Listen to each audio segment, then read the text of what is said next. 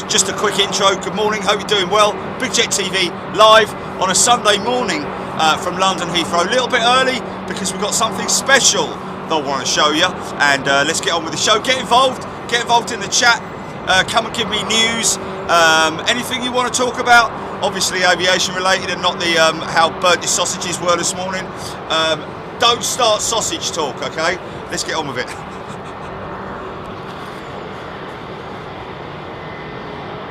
Have a look at this.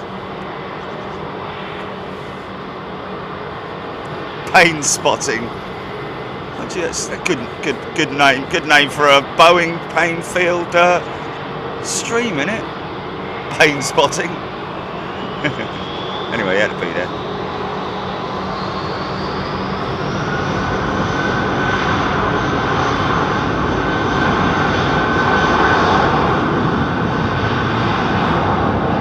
Straight out of the box.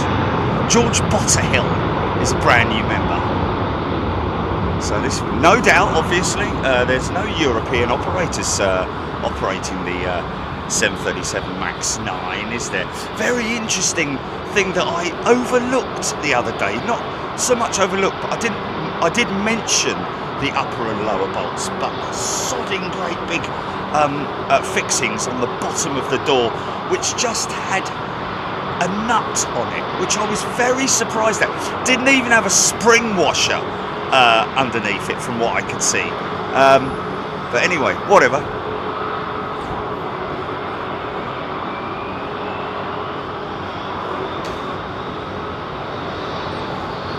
Jane Quinney's son flying a United jet to Denver. We're going to jump on that one, folks. Is that on the chat, Julie? Oh, there we go. Jane Quinney, Jerry. Good morning, my son. I thought it said good morning, my son. I'm like, oh my god, it's mummy. Good morning, my son. My son is flying United Airlines UA26 to Denver. Estimated departure 11:54. I asked him to flash his phone. Flying. Oh, he's flying on it. Okay, he's flying on it. Right, okay. I was going to say, yeah.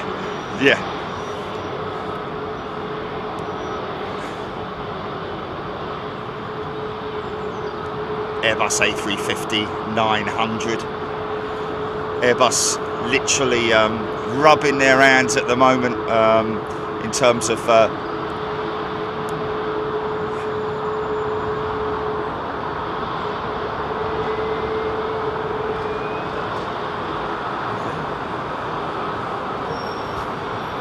Alan and wife as well, and this is something that I didn't want to miss as well. Singapore Airlines pushing back for departure. Yeah, 20 new Airbus A350-1000s ordered by folks at Delta.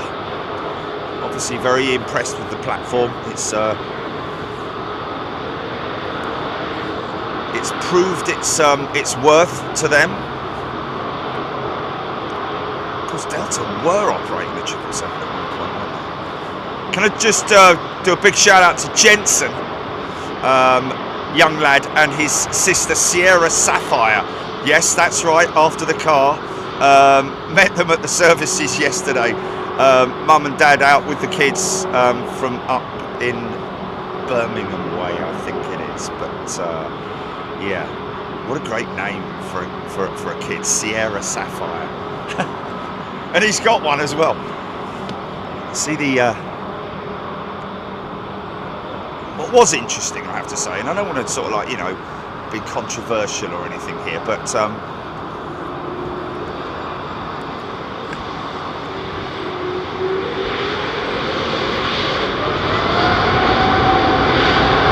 okay, there we go, Jordan Charlie. Give them a shout out, they never listen. They're just too busy. They're just a busy couple of people. Oh, your camera's all cockeyed. Yeah, interesting. I said to Jensen, come on in. What are you going to be, a pilot when you grow up? Then he said, I can't be a pilot because I'm autistic. I was like, okay, fair enough. Looked at Dad, and he was like, yeah, that's the case. It just did make me think, you know,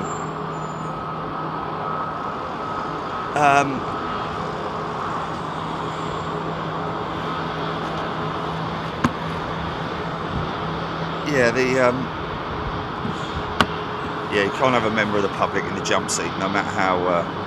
Anyway, so I said to him, listen, mate, you might not be able to be a pilot, although you probably would, if you know what I mean. I can't see as that would hold anyone back. But anyway, I said you could be running an airline by the time you're 25, 30 years old. Nothing stopping them doing that, is there? Rolls-Royce, Trent XWBs.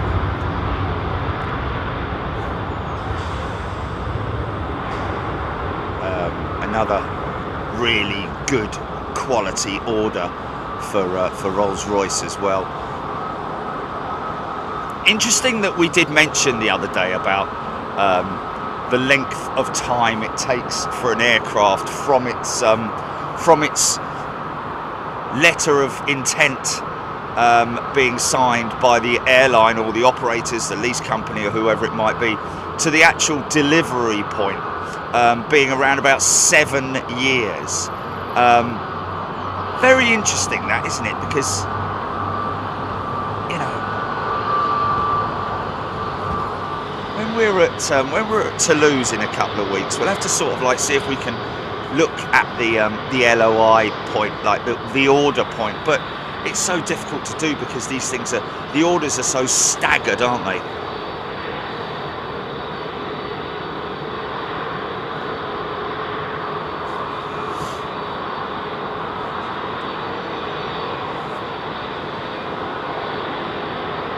There we go. Somebody mentioning that apparently. Okay. Jilly just googling now that apparently in the United States, as long as you show certification, medication, all that kind of stuff, if you are taking any medication. I mean, not all people with autism. The process is long and complicated, but it is possible. It depends how much, how patient you're going to be, but hey.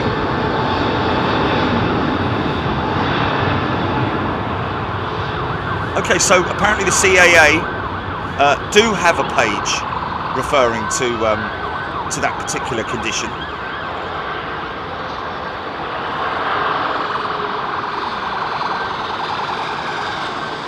don't like to call it a condition. It's just a bit like it's like I said to Jilly yesterday. I've got a condition, haven't I?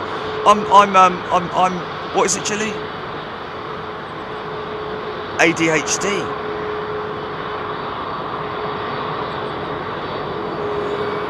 Yeah.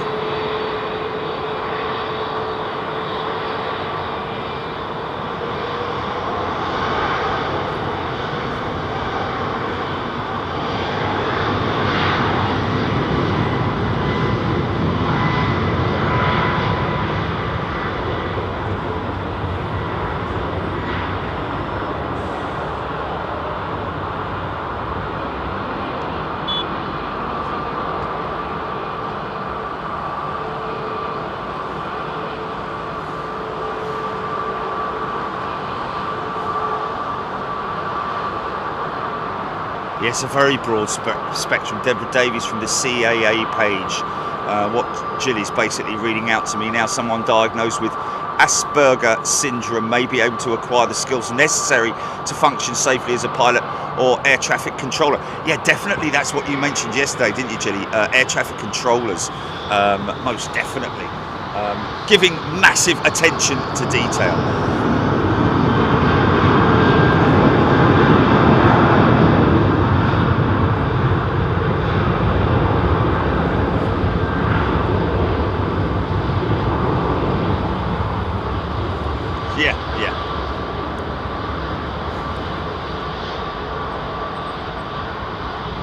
Loving the look of that 737 MAX. Good looking livery, wasn't it?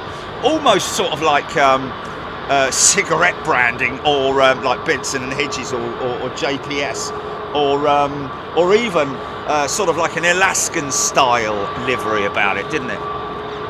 Reza, Brian Stewart, good morning from a frigid Wisconsin. Wow, -6 degrees Fahrenheit, -21 degrees centigrade.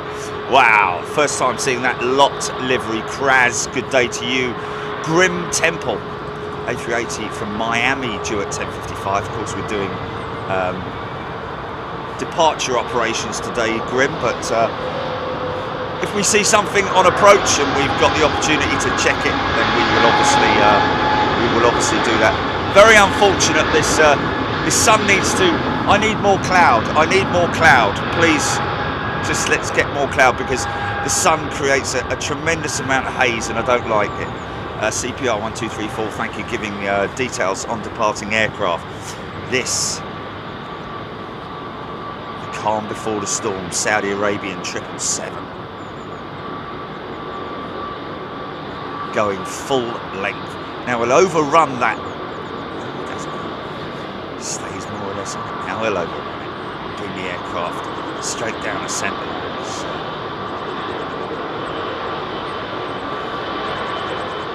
We've got the folks from Sri Lankan going out around about midday as well.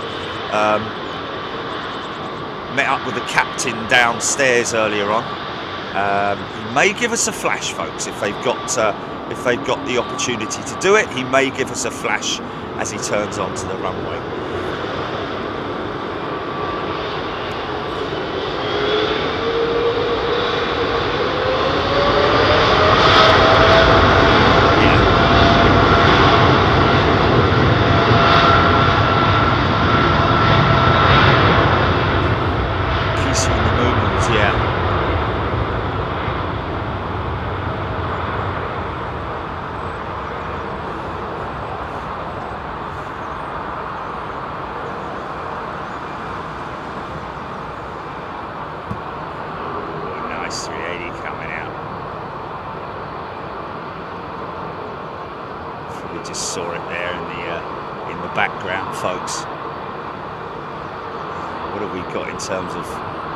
Moisture in the air, everywhere I look around.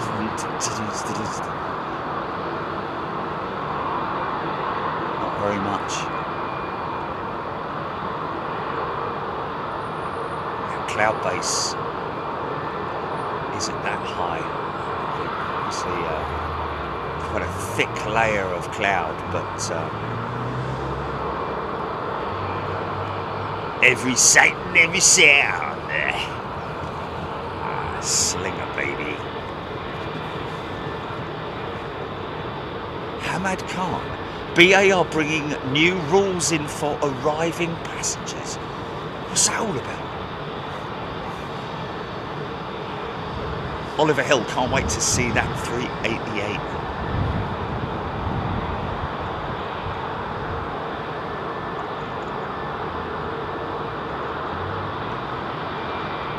Oh, right, I see. What, like giving them in the instance of a delay, they're giving them longer in the connection.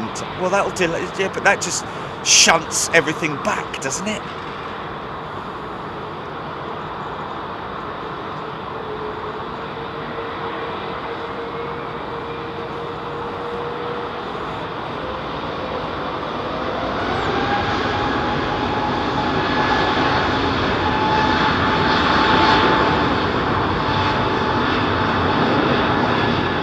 There we go then. They've obviously looked at they've diagnosed the numbers, haven't they? Delved into the numbers from last year, and it's obviously apparent that they needed to add on a little bit more time between transfers. 15 minutes. I don't know if that's actually a bit crazy, isn't it? 15 minutes.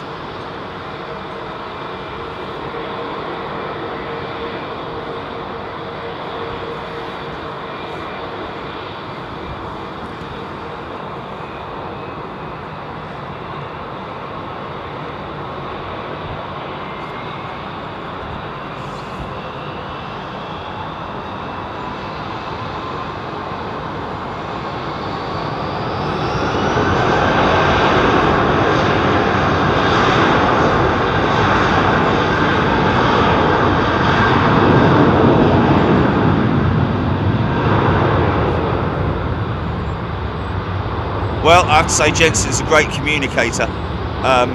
Hey, listen, how many 10-year-olds do you know, or however old he is? I'm not sure how old he is, but it gave me an impression he's around about 10, something like that. But how many kids of that age do you know that you show a picture of a DC-10 to, or a TriStar, and he goes, oh, that's a TriStar, that's a DC-10?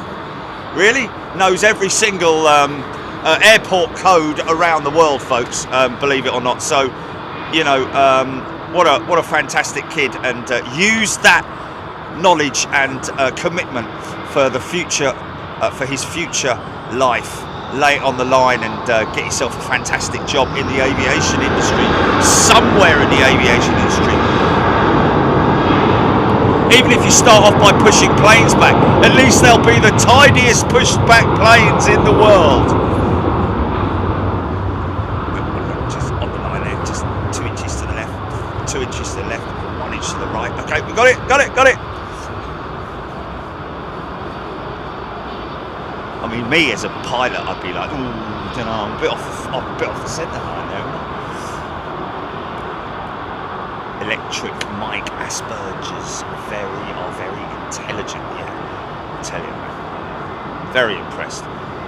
Asperger's, sorry.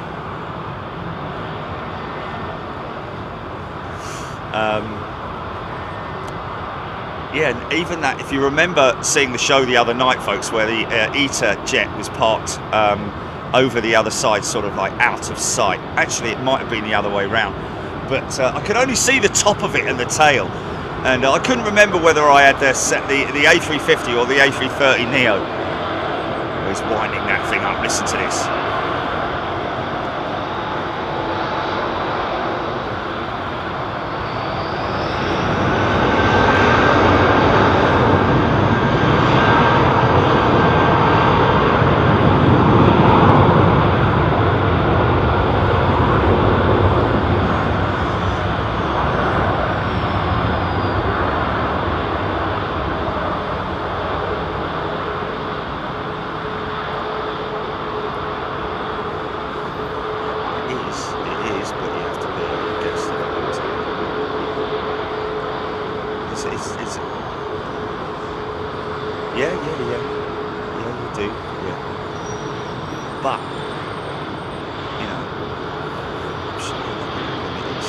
Someone's parked a Jenny underneath him, look.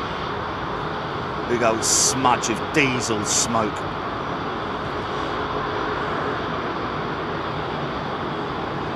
Yeah, look at that shot, man.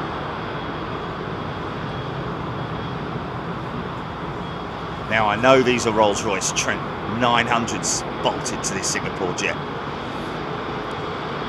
That's the best window in the house there. Right at the back there. So you can look across at the flight surfaces, and if you are flying on the top deck, I would say just around about over the A of Singapore there.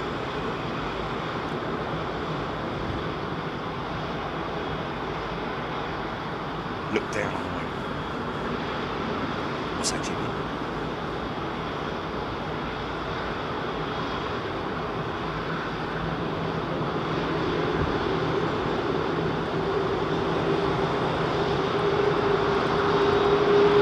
Fire it up!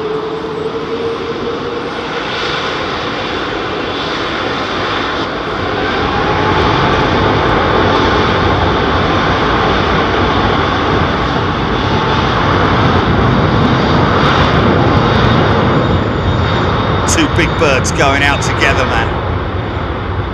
Doesn't take long to get that thing going. Once that big hulk is moving,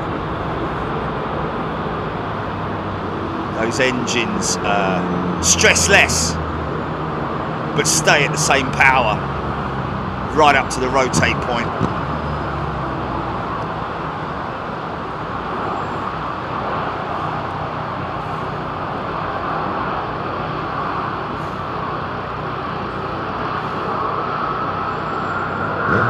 Clive Clark, my dad, has seats over the top deck when see, now you don't need to worry about any shouldn't really need to worry too much about these are rollers as well, man. Gladly emblazoned on the side of the engines. She can turn and burn. Here we go.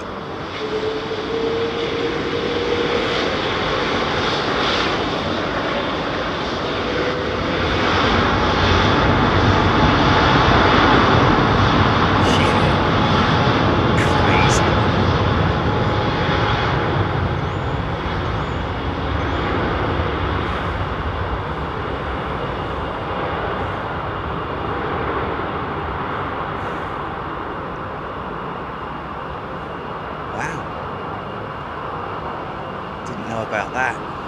Mirrors mentioning about some BA pilot who got mugged and held against his will in Joburg. Oh, that's not good. That's not good.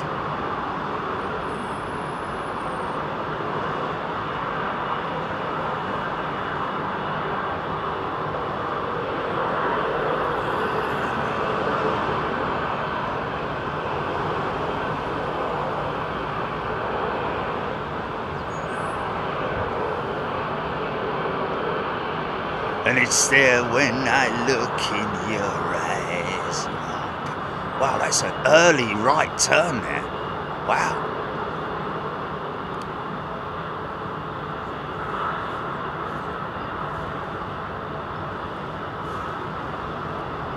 Jules Harris, this 380 off to Dallas.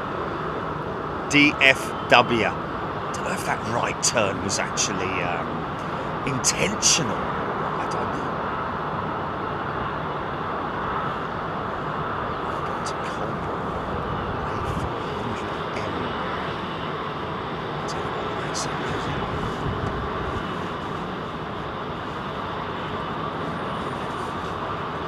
Bicycling vagabond. Nothing beats the feeling of sitting on a plane during a turn and burn. Well, to be honest with you, my friend, Mr. Vagabond, I prefer it. A slingshot departure. Hold it on the brakes and then boom, back of your seat. But I know what you mean.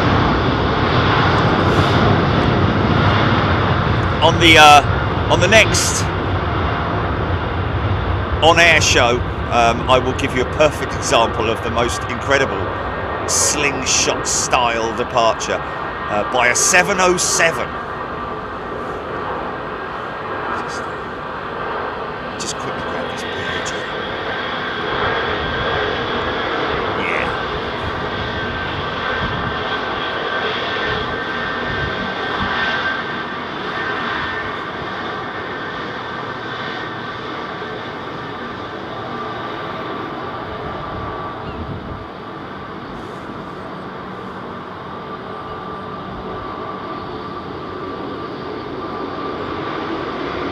Wind them up.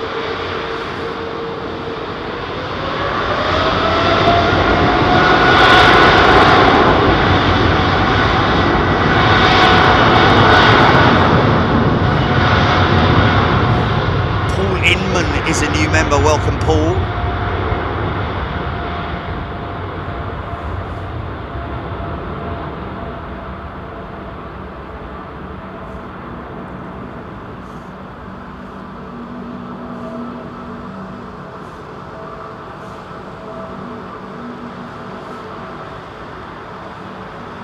Oh, Chrissy, yeah, I've witnessed, been on board a slingshot departure at London City, and you're right, because they need the power. You don't get many D-rated departures out of London City, especially if they're aimed at the city. If they're the same operations as we are today. I think the runway's 00927, isn't it? At London City. He's right there. William Plazibat, tuning in from Tucson, Arizona. Wow. Tucson, Arizona. That's going to be quite late at night, isn't it? Isn't that Arizona? Isn't that sort of like more west than it is east, or is it mid? Sort of like mid. Yeah. This is more west, isn't it? Or is it southwest? Southwest, isn't it, sort of thing? Yeah. But it's still early in the morning, isn't it?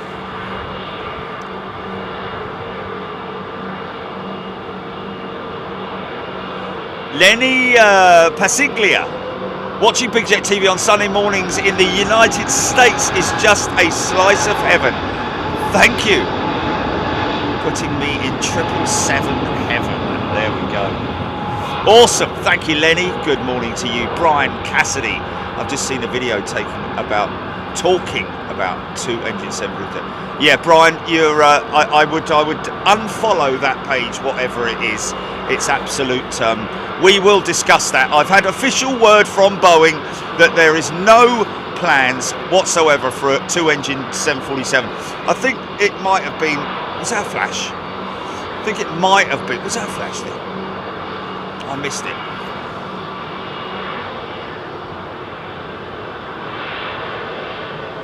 Andrew Hickeybottom, is this the first time you've been at the courtyard since the New Year's Eve Bangra extravaganza?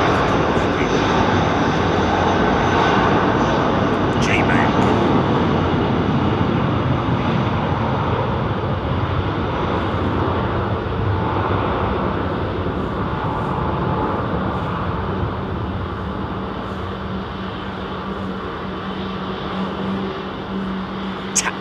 F-27 John G. Was it a flash or was it lights off? Just taxi lights off.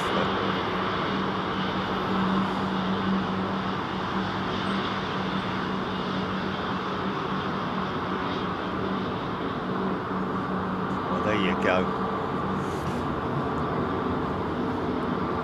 Electric Blues. Good morning to you. Arrow flash question. It's going down to Gatwick. So this is an empty aeroplane, ladies and gentlemen, off down to Gatwick for either storage or maintenance. Don't quite understand. So it should be light as a feather, this one. Could go up in like 500 yards. Good, son.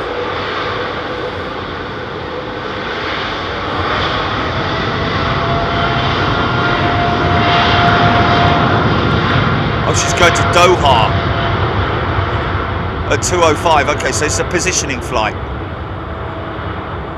Okay. Get ready. There it is. Look at that, man. What a pleasure to do that. Now, I wonder if... I'd imagine that is just a ferry crew rather than the actual crew themselves. Blimey, look at that thing go, mate. What's the climb rate on that, folks? 3.5, 4.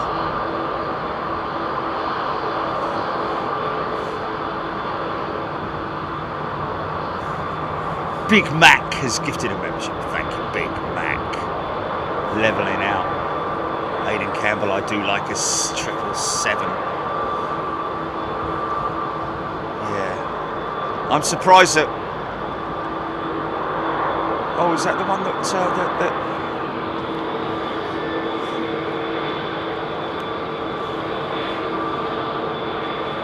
Oh, okay, so that particular 777 had an entire section of its fuselage replaced, or at least the skin of the aircraft after a rather severe engine fire quite some years ago. Michael 8 Jackson, typically only the pilots on the aircraft when repo the plane. I wouldn't imagine that they're the pilots that are going to be doing the Doha flight. Nick Gray.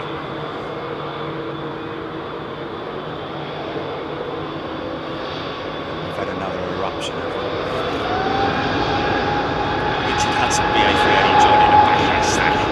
Nigel Gale, 2,048 feet per minute. Okay, so not that high. Max Harris.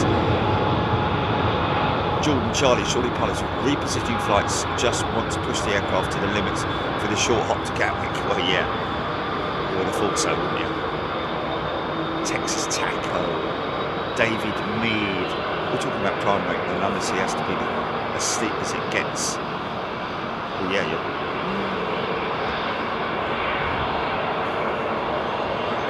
Yeah, they've got to get up there pretty quick. Depends if they're on 9ers or 27s. I think when they're on 9ers, it's a little bit more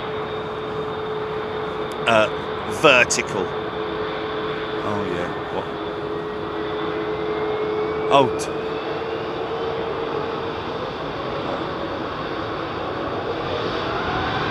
It's a late night sweep. Chris Savage, ARD, have posted that they have a Cessna in stock needed for stains. How small would that Cessna be? I don't know if you could actually make a Cessna that small in 1/400th scale, could you?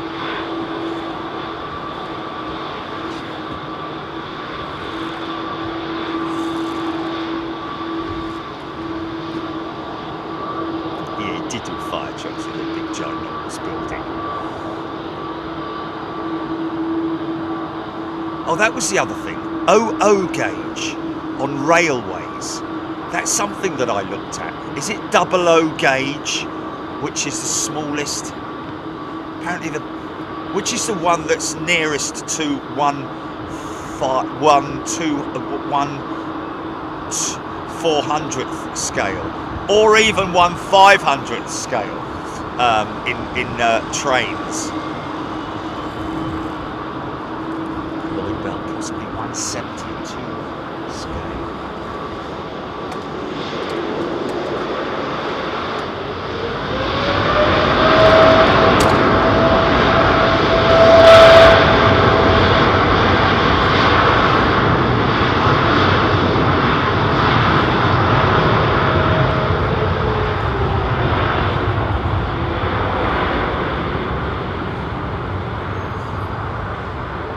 Okay, Ben Thompson, no, OO gauge is not the smallest. I think it's the most popular in train collector.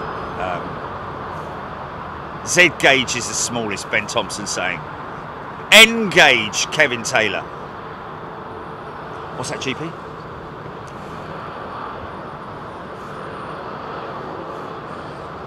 Trevline also saying Z gauge or Z gauge. Well, I kind of need to know, because you can get little people. That's it, HO gauge, Captain Bob. That's the one. That's the one. And there's a fire department thing. Because I'm just worried. It's just nice. It's quite smart, isn't it? That Brussels jet. Very unique.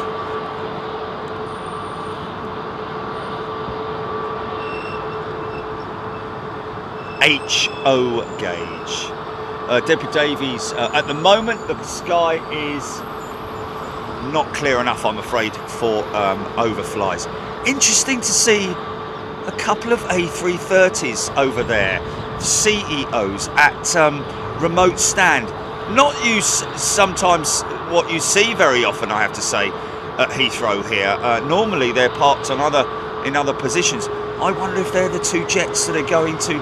Did you say it was Thai Airways, GP? That I think it is Thai. I wonder if those two jets are the two that are.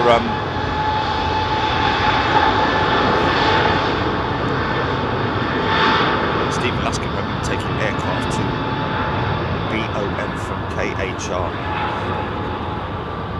Yeah, but they've got to get them prepared, haven't they? They've got to get them stripped down. And John Freeman's gifted 5 memberships. Thanks, John.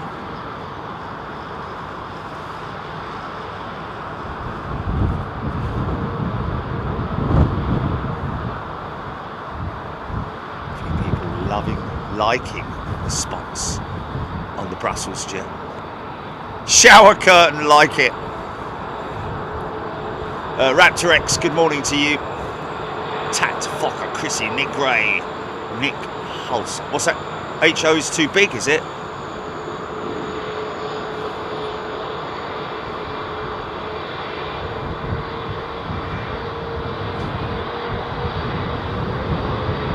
There we go. That was it. That was what was the most popular scale of model railway that I was reading about yesterday. So HO scale is not the right scale. Sorry, I've got a little bit confused there. So HO is the gauge that is the most popular amongst model train enthusiasts, but it is the one that's very, very small.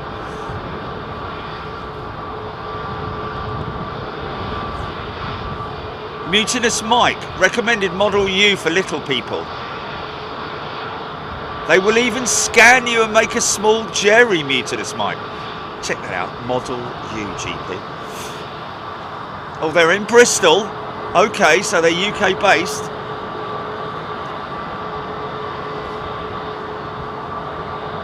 Scott Thompson, I like the Brussels livery. I think it's unanimously agreed that it's fresh. If you look at the old Brussels livery, then you'll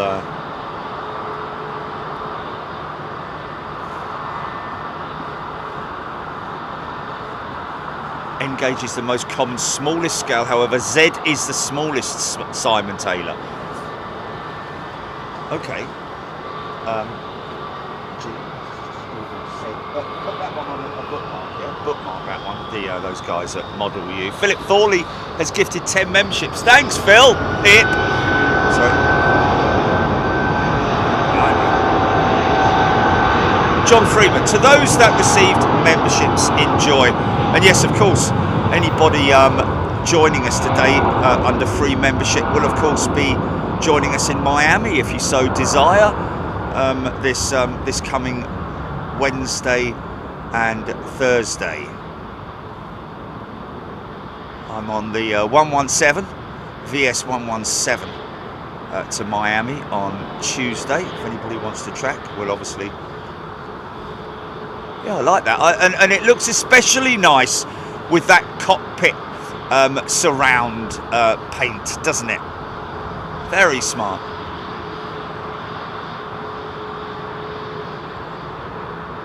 Oh, really? Oh, send us a picture, Jilly. Brian Cassidy. No, I'm not looking to add railway to Staines International, although that could be. We could have a local... we could have a bus, couldn't we? At the terminal.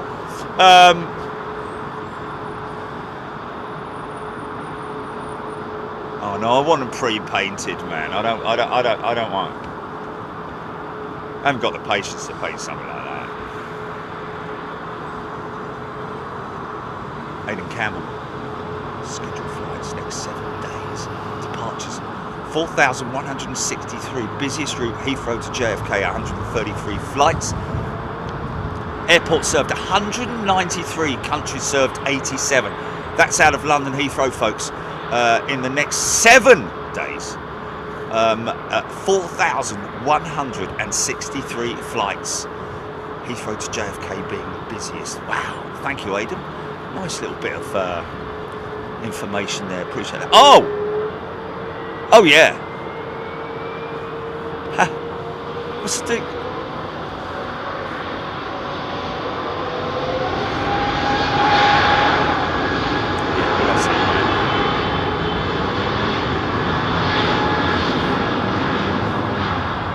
We do need a fox. Cats in gangs.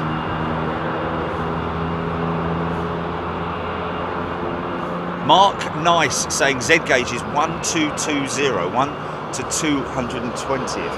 Well, that's too big, isn't it, Z gauge now?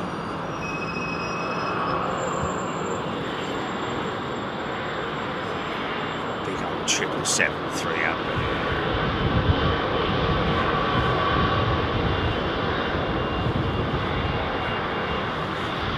Last night somebody said that the HO gauge was the most popular. I know what you're saying, Raptor X 00 was the most used model. Well, maybe that is the case, that 00 is the most used, but HO, I believe, is the most popular. I'm not sure how that all works out. Virgin's 330 Neo. I don't know if I'm flying on a Neo or am I flying on a CEO, actually. Oh, is it? Oh, cool.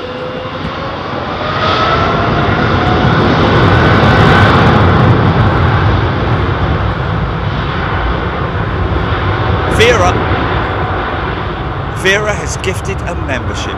Thank you, Vera. Okay. breaks in the cloud coming up. So yes, we're going to get an opportunity for some cruisers if you've got them, folks. So keep your eye on Flight Radar 24. I hope you're doing well. Our good friends at FR24. And oh, Tony Cook saying T gauge is the closest to 1/400th. It is 1 to 480. There we go then. Okay, so T gauge. Jilly, search T gauge figurines, T gauge figures, or Reza American. This is I think it's a clip wing, isn't it? A clip wing jet. CPR. One thing I only recently learned is that 777-300s are quieter than the 777-200s. I don't know. How did you arrive at that? That's an interesting one, because both basically use the same engines. I mean, obviously different power settings on some of them, but you know, if you've got a big, heavy 777-200, it's going to make as much noise as a 300. That's for sure. Marlene Joy, thank you, Marlene. Love this program. Love that. Thank you, Marlene. Kiwi Tao, Chrissy, Guna72. Does like the tail on the American Airlines, stands out beautifully. It's quite clever, actually, isn't it?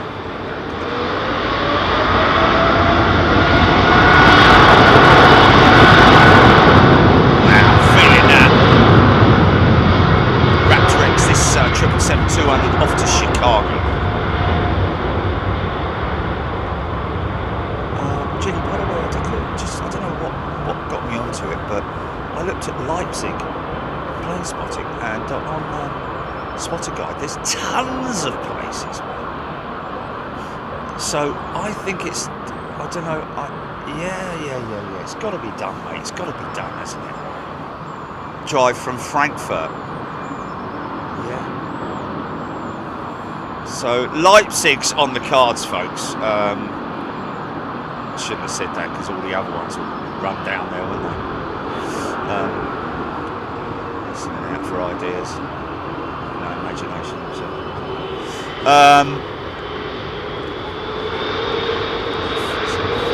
Followers are everywhere we go.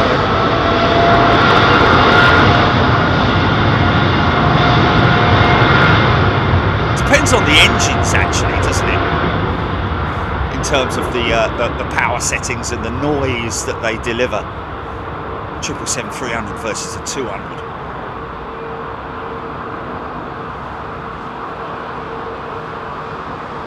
Yeah, I'm going the opposite way, aren't I?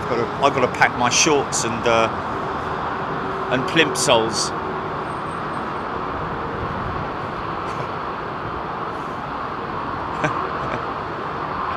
Black plimp soles, by the way. Still got them from PE. Look at that beautiful aeroplane, ladies and gentlemen. Now that's a perfect example of an aeroplane that is based on an existing airframe, but with a revised engine and wing. The A330neo, big engine, Trent 7000.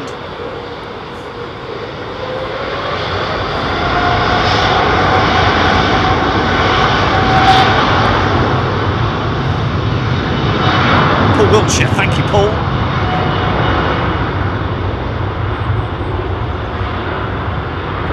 And great to see Jensen and Sierra Sapphire's mum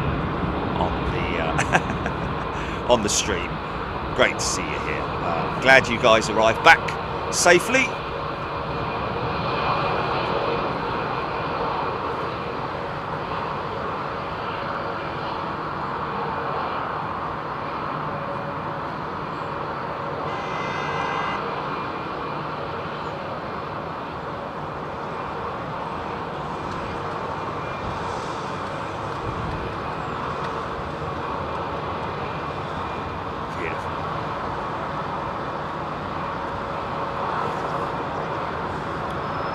Jamie Reed loving Virgin Atlantic.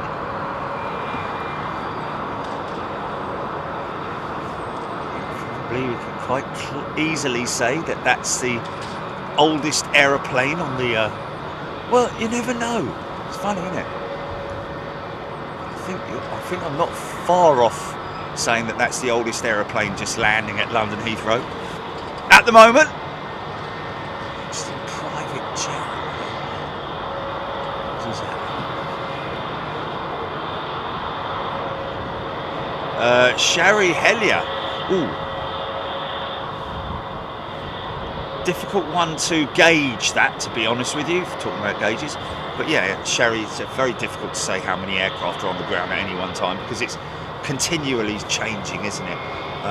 It's a live airport, isn't it?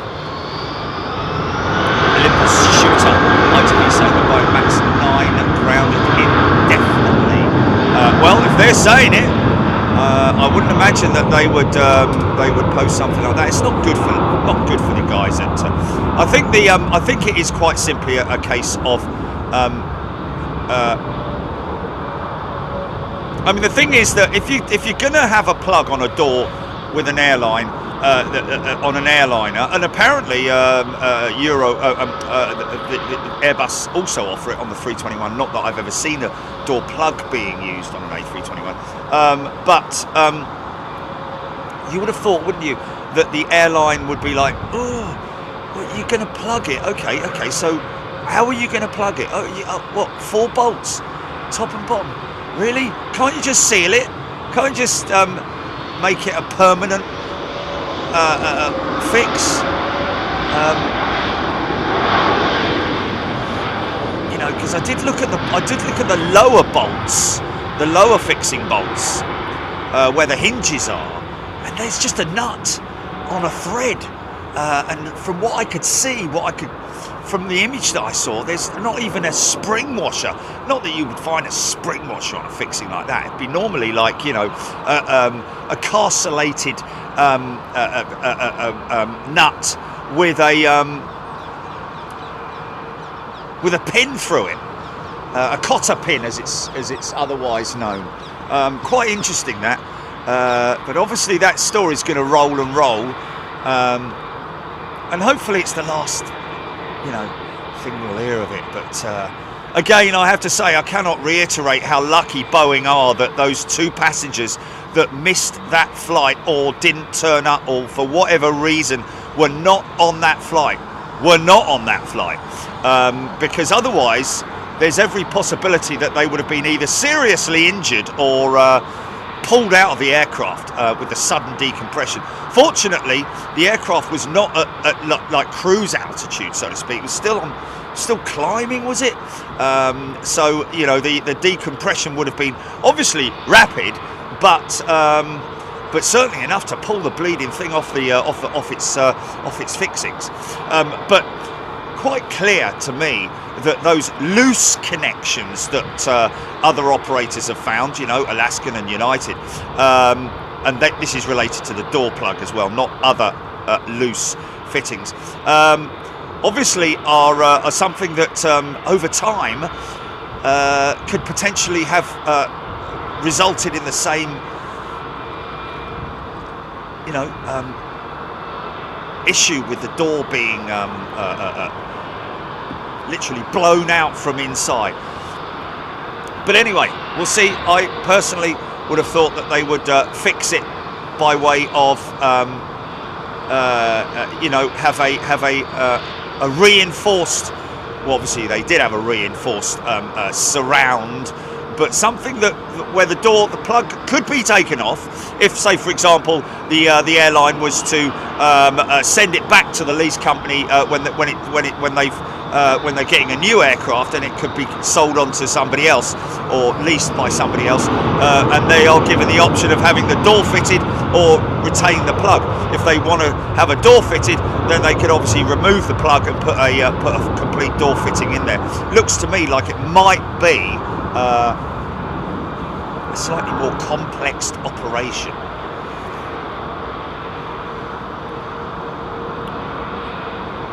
Simon Twitchett, 18 degrees in Lithuania. Raptor X, thank you. Just giving a shout out on the departures. Nigel Armstrong, the KC-135 tanker we saw the other day. I wonder if it was practice for refueling search and military aircraft recently used. Well, yeah, but that was a it would just have been on a mission. It may well have been coming back from Cyprus or thereabouts. We don't know, but we do see them from time to time. And of course, the fighter jets that went out Cyprus it was a sudden, almost like it was planned, but very short notice. Steve Batty, good day to you. Paul Newell, what is your flight number for Miami? 117, Paul. VS 117. East Anglian. This is cold air is denser than warm. It's easier to take off, less power in cold conditions. East Anglian, you're right. Absolutely. The air is thicker, is it not? So therefore the engine enjoys these kind of conditions. BA 380 sneaking up behind that 350. Go on, brake checking, mate. Brake checking. Go on.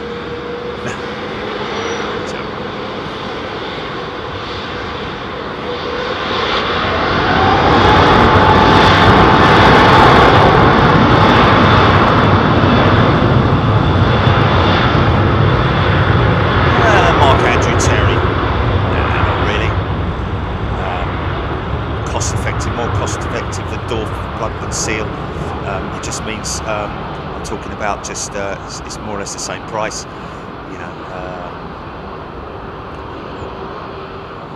just surprised that it's a bit like when Boeing offered the 737 Max. They offered it with the option of having the MCAS on it or not, didn't they?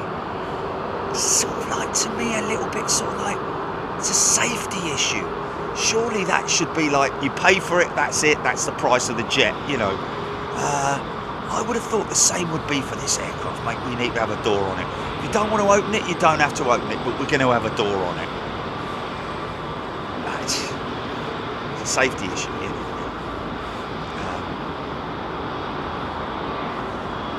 but, like people have said,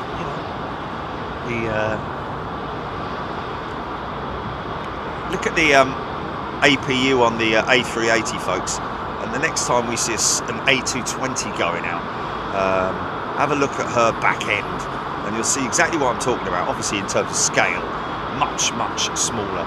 Hamad Khan, loads of Virgin aircraft today. David Bone, the plugs can't be permanent as the door needs to be installed as the configuration changes throughout the life of the airframe. Needs to be installed as the configuration change. Oh, yeah. In terms of like the seating configuration, yeah.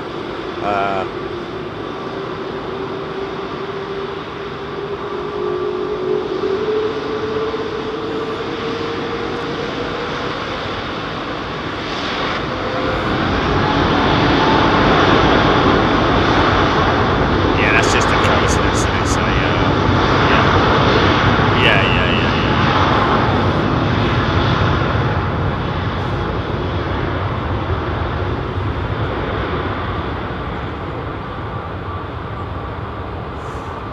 I see what you're saying, David. Most definitely. Is that a bit of de-icing fluid or anti-ice on that wing? Looks a bit green, doesn't it? And the horizontals as well. I think she's been definitely anti-iced. You can see it flooding off the wing now, actually. Yeah, that's definitely got some Type 2 on it, I think. This is amazing when you look out the window and you see it flowing down the wing. Once it reaches a certain velocity, it starts to break down, and then now that is the sort of thing that will obviously, it sticks to the, obviously most of it goes and comes off the wing, but it does stick to the flight surfaces, and that's where you sometimes get all that grubbiness as well, with that sticking to exhaust and also tyre, well, mainly brake dust more so.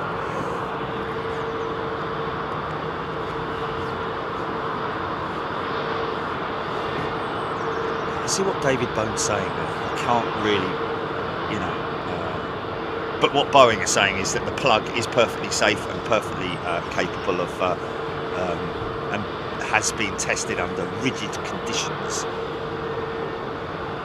A deactivated door is another option for the replacement of the door plug. Bob Shalvin. Deactivated door. Interesting. David Mead, how does Jilly moderate this monumental stream? Years of practice, my friend. Years of practice. Ashley May, Airbus A300B4, 29 years old. Thank you, Ashley. What's that, GP? And a very fast mouse, yeah. Oh, unbelievably fast. Too fast for me, mate.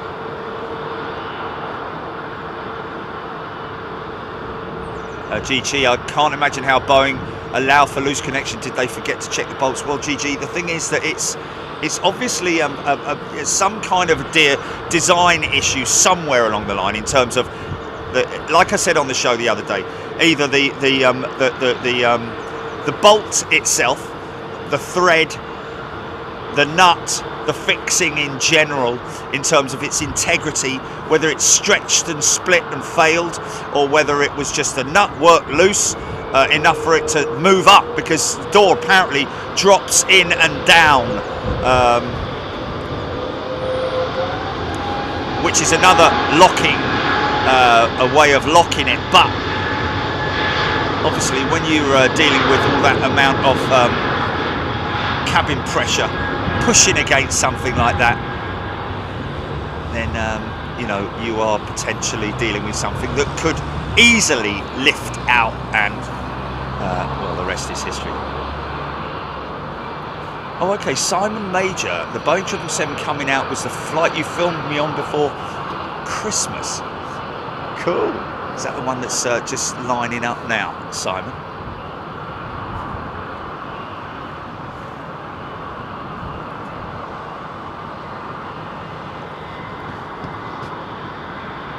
G'day to all our friends down in Australia as well. I see we've got a few people watching. Ryan from Brisbane, g'day. The Max was clocking at around 16,000 feet. Luckily she wasn't ever cruising out to 30,000 feet doing a 72. Yes.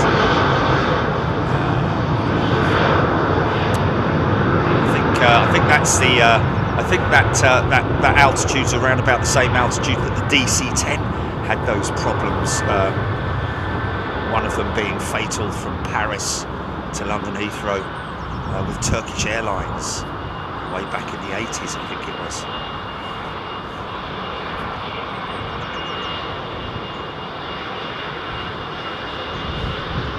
Yeah, 17th Mustang, you're right. Design did, of course, pass inspection because everything was fixed down properly. So obviously they were torqued to the right settings, but obviously the material, or the integrity of the material, is what's a question at stake here, I think.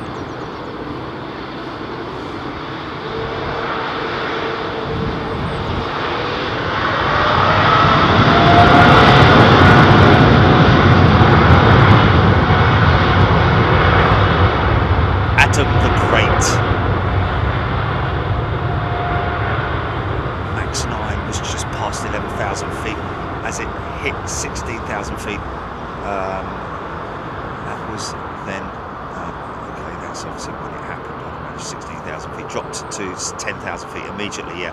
The reason for that is because people can breathe at 10,000 feet and below. Otherwise you need oxygen, which is why the masks would have dropped. Drop it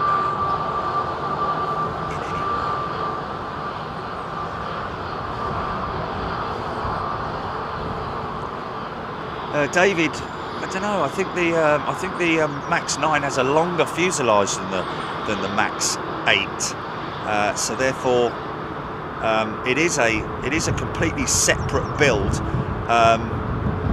obviously the front end and the back end are the same, but they've got a midsection which is slightly longer. Whether it's at the back or the front, I'm not sure, or whether they've extended the front and the back section, you know, forward and aft of the wing root itself, or the wing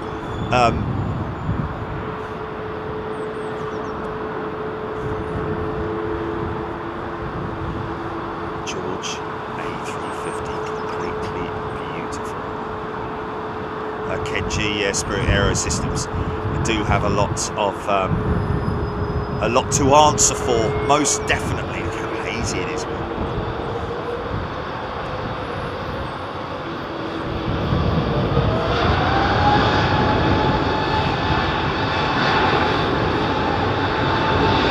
Yeah, because Ben mentioned obviously that you know, Spirit Aerosystems delivers the hull without the door attached. Or maybe it's attached but not completely fully attached. It's, you know, cause, you know, anyway, either way they have to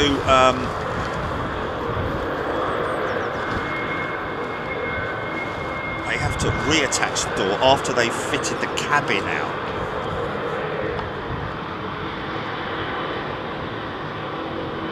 So, you know, if that's the case, then obviously the Boeing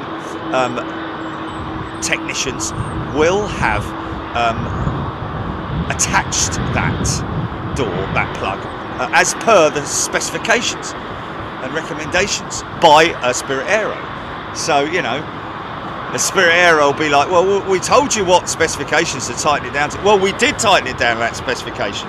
Well, in that case, it's... really, it goes back to, you know, how much testing and how extreme was the testing of the integrity of those bolts, of those fixings, in terms of the fact that they, I believe they failed, didn't they? Adam the Great, very nice black framed window.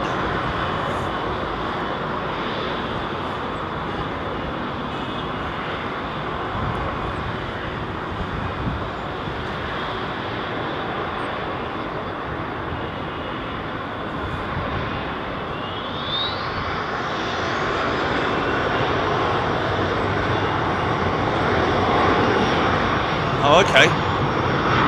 Okay, so apparently the door is not fitted again or removed at Spirit attached the door and it is not removed apparently. Somebody mentioning there about the Wi-Fi system and the fact that it might have been removed to. But as far as I'm concerned, I did discuss this actually the other day with Jilly. Of course, the Wi-Fi system, which is, you know, well, that's the SATCOM, satellite communications blister. On the Max, I'm not sure where the Wi-Fi system is positioned in terms of its receiver, but I'd imagine it trails all the way down the top of the aircraft.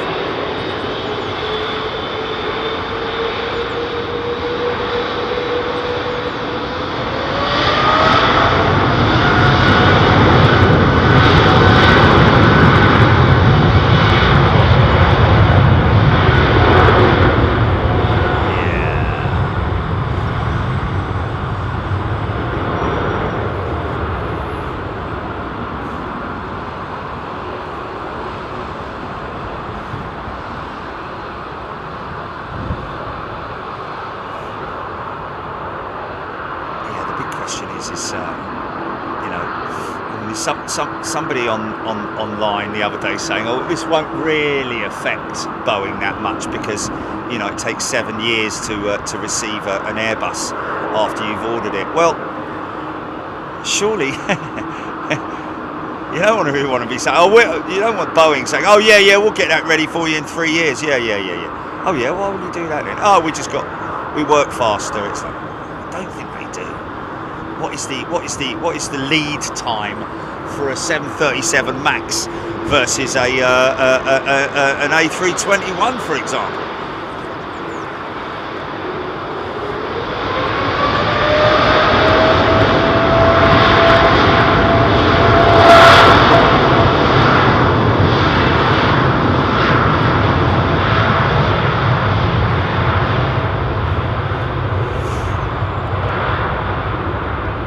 David, you're right. If you, I don't know if you were watching the show the other day, but I did mention about Airbus and the EasyJet aircraft that they operate. And back in the day, you used to see A318s or A319s with an extra door over the wing, which would usually indicate it's a 321. But apparently, because of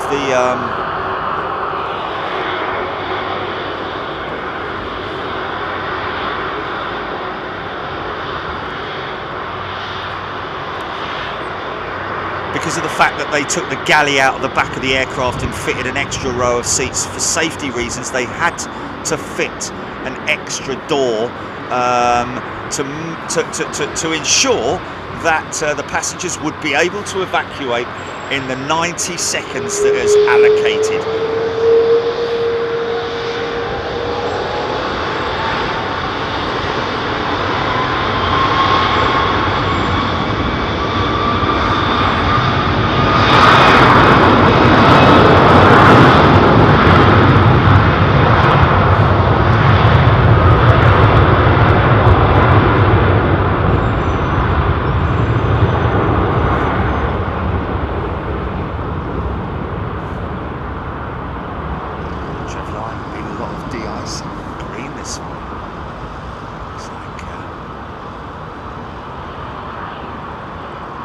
What were they called? Weren't they a Star Wars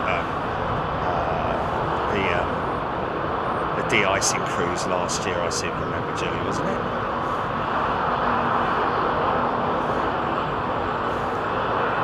Jedi and Vader, the de-icing cruise at London Heathrow.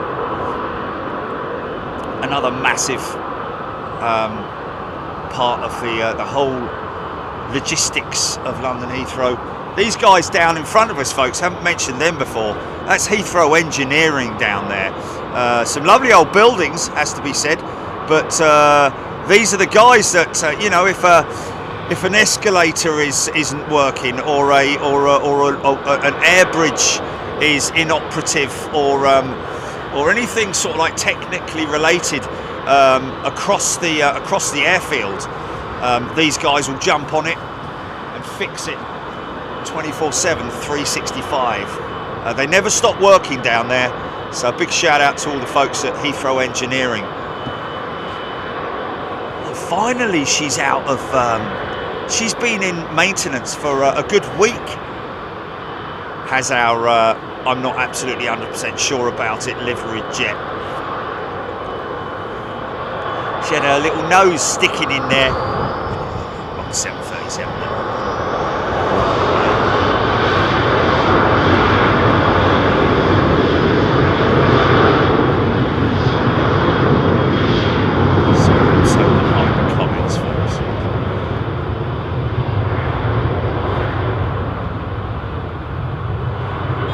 Bob, yeah, the first A321 has actually now been delivered out of the Blagnac facility, which was the old A380 facility, which has now been refitted with A321 assembly lines, which is pretty impressive, I have to say. They did that in such a short space of time. Cruisers, mate, cruisers. Delta.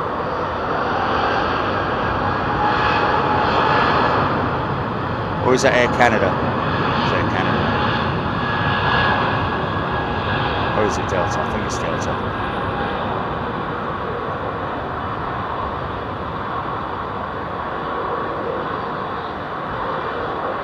Delta 330 headed to Boston. Or Boston.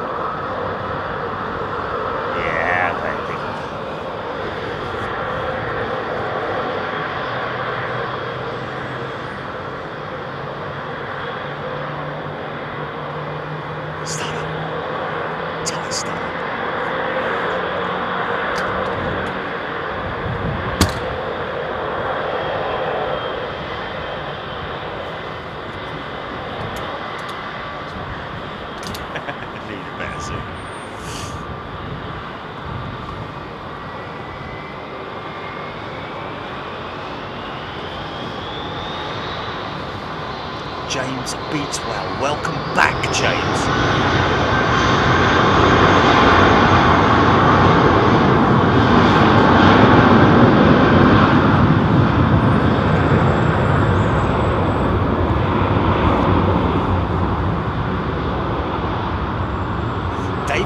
How much longer have Rolls-Royce got A350 engine exclusivity?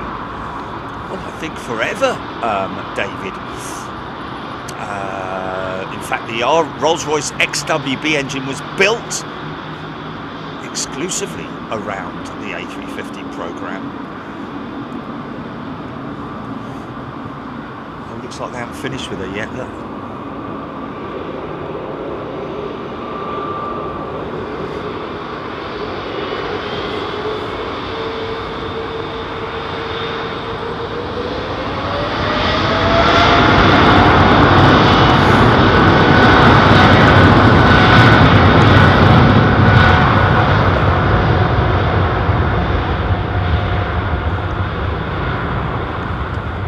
It's only 3 years old, that 777-300.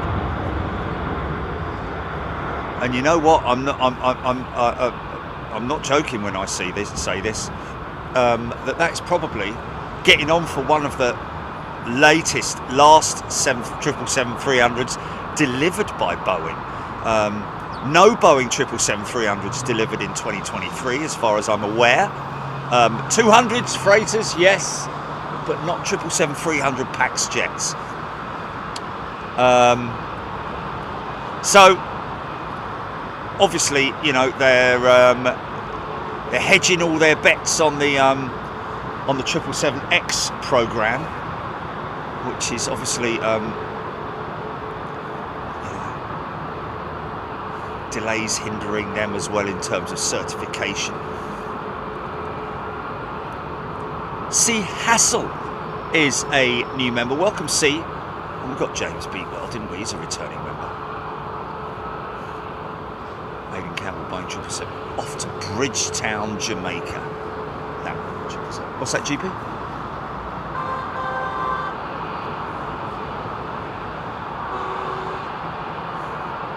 For what? Oh, okay.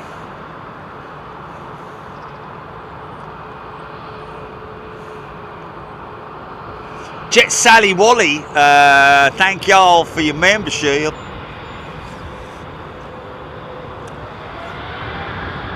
Did I say Sally? Jet Set Wally, sorry. Did I say Jet Set Wally? I did say Jet Set Wally, didn't I? Oh, okay, Jet Set Wally. Sorry, Wally. Sorry about that. Trev Line, Raptor X. Yeah, the A350.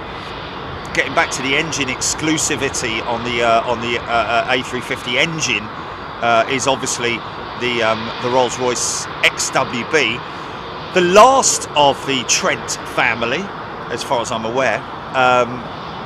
Before they introduce the Ultrafan. Now, as far as I'm aware, Rolls-Royce have mentioned that the Trent XWB can be used as both an engine on new aircraft, but as far as I can see, there are no new wide-body jets in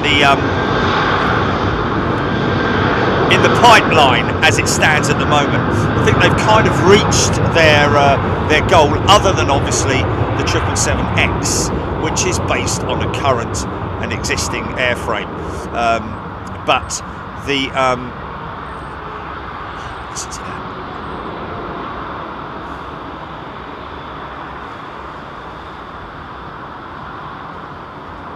Who is that guy? His missus didn't mention that. Anthony Allen has gifted a membership. Probably Colton, didn't he? Wow, Rohit Parkal, according to Simple Flying, one of the BA 777-200s has flown over 1 million hours. Doesn't surprise me that, you know. You want to look at the number of miles that has covered as well. Turkish 777 pushing back. Fire up those Trents, man.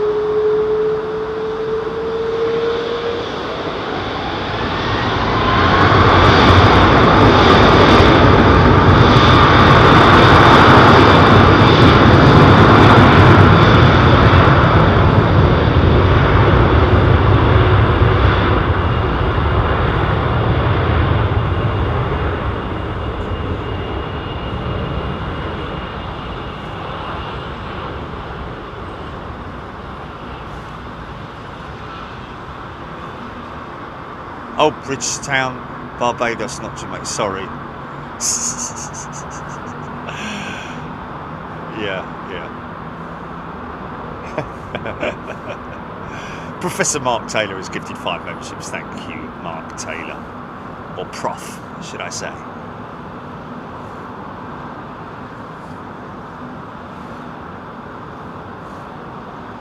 Spywalk's hearing that Qantas are retiring their Boeing 717s in their fleet in mid 2024. Yes, Spywalks, that's probably correct. I think they're replacing them with A220s or that thereabouts, because we've just received a very beautiful. Wow, look at that smoky startup for that. Wow.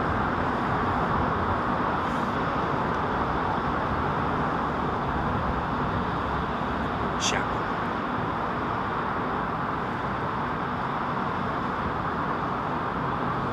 Is it 777? I can't start on the triple.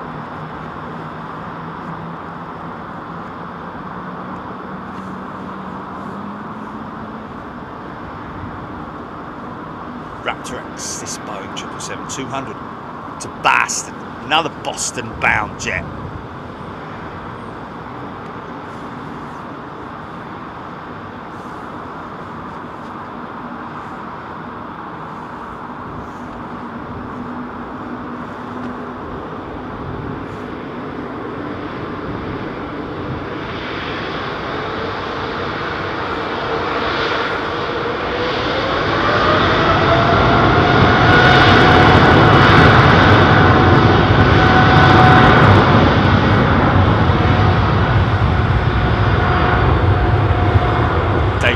A220-300 start at Melbourne, but he doesn't know when. I think they're very close to operating, if not already started operating, that beautiful livery on the latest Qantas A220, the green livery that we saw.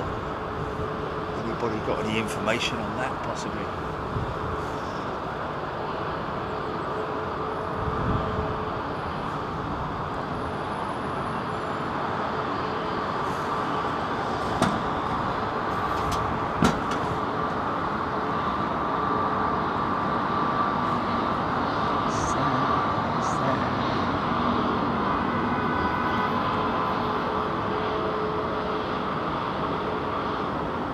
Oh, I need a better zoom, really, don't I? I need a better zoom. It's really bad, isn't it? Look at that. Come on, Jerry. You should be able to see the rivets, mate. Terrible. I'll speak to Panasonic next week. Tell them that they need to get their act together.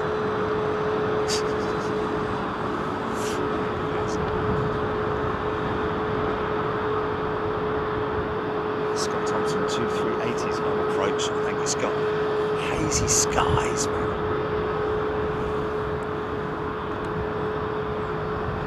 Nigel Armstrong looked like a plume of diesel exhaust. Well, it was probably just a little bit of oil sitting in the bottom of the burner. You know, the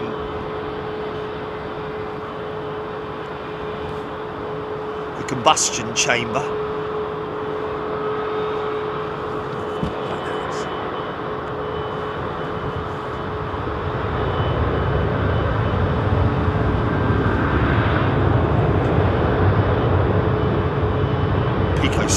Loves the 777, best big jet. Lots of people love a 777. We all love a 777.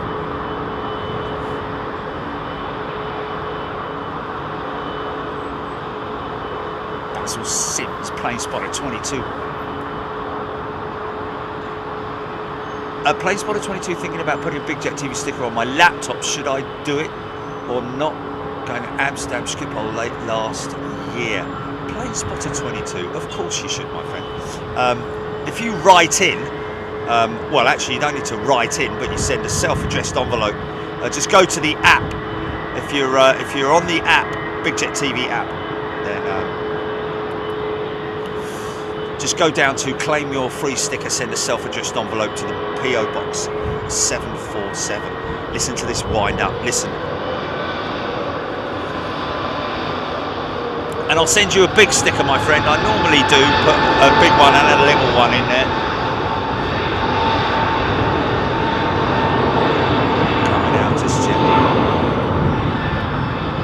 See the number 2 engine start on that 767.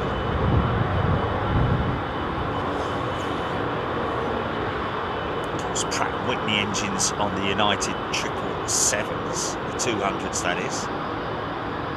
Smoky startup. So a little bit of oil just sitting in the combustion chamber or thereabouts. That's you know, when they fire it up and ignite it.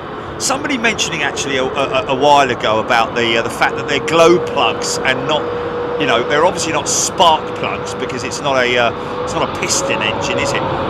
To ignite the igniters. Ignite the combustion chamber. It is, I think it is just igniters or glow plugs. I think there might be just igniters that are turned on temporarily. Oh, listen to that.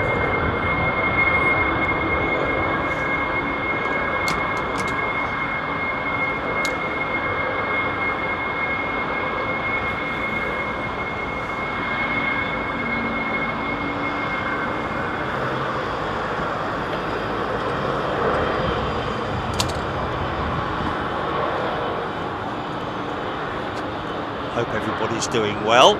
Thai Airways, beautiful 777-300.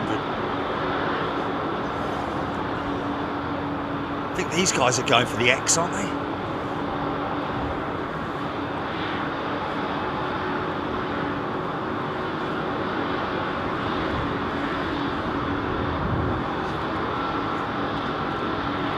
Trevlon, shout out to the courtyard. There we go. Richard Taylor. Guna 72.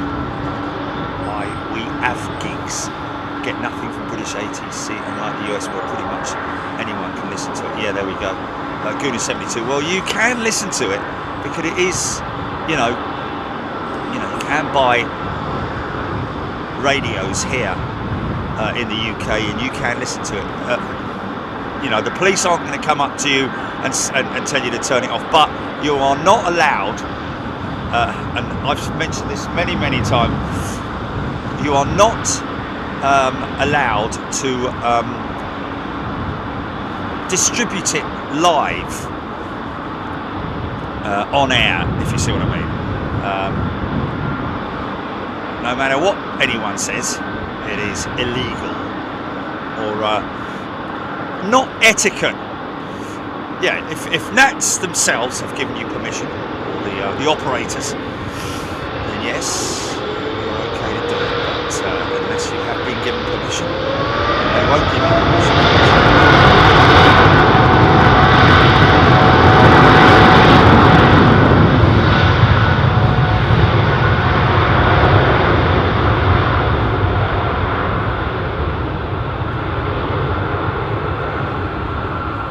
Yeah, I mean, I'll be honest with you.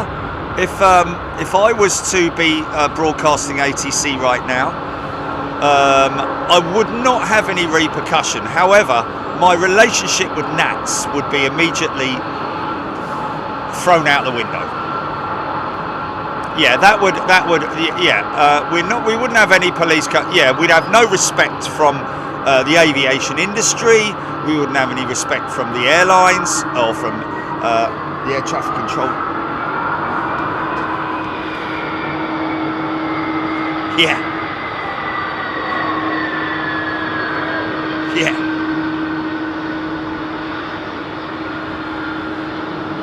Nick Rose. Not really. I think it's locked, the engine reverser system.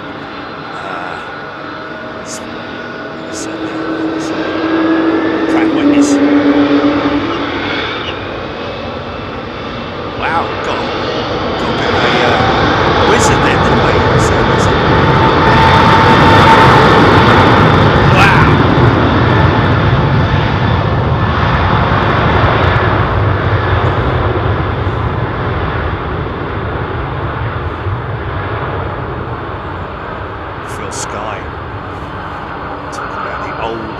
Sky livery. Yeah, have a look at this. It's a lovely old jet. Now, this is going to go up at 3,000 feet per minute, I would imagine.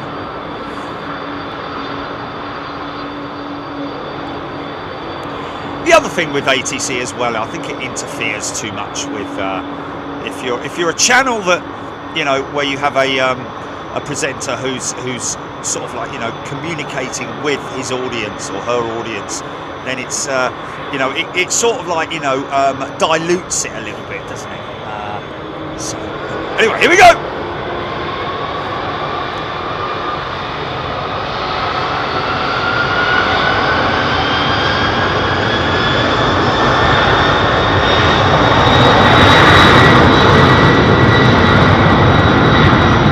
Doing about 100 knots already, isn't he? Only joking, but wow, that thing's going to go up quick.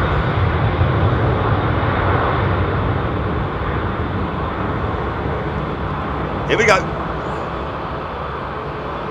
Oh, okay, gotta be now. And up she goes. Look at this.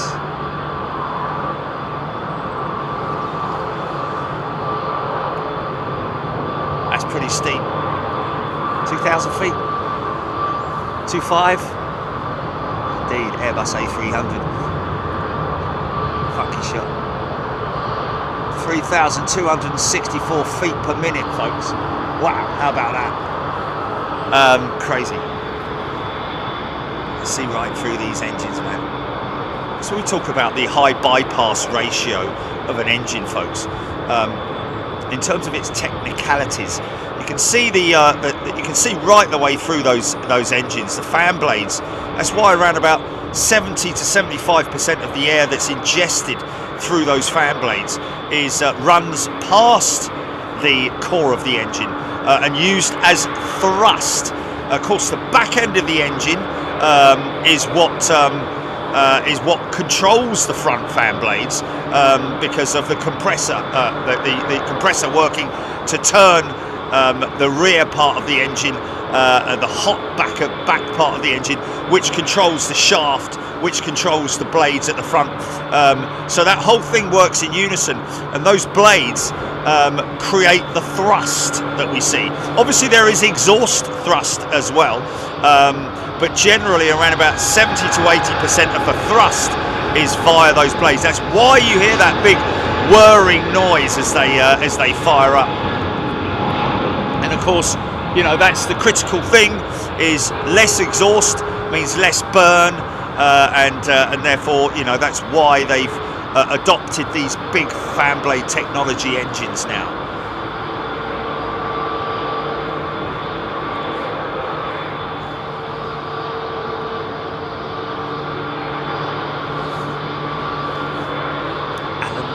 Imagine how much fuel is on the 787 for a 17-hour flight. Oh yeah, did we do that? Have we done the route yet? That is the route right there, isn't it? That's the little Joey, isn't it? Yeah, 17-hour flight. Ooh, good question that. 110, 120 tons? Maybe more than that? I don't know. What's that, GP? Thomas Maggs on the EK31 coming in at 4:10 into Heathrow from Dubai. Thomas Maggs.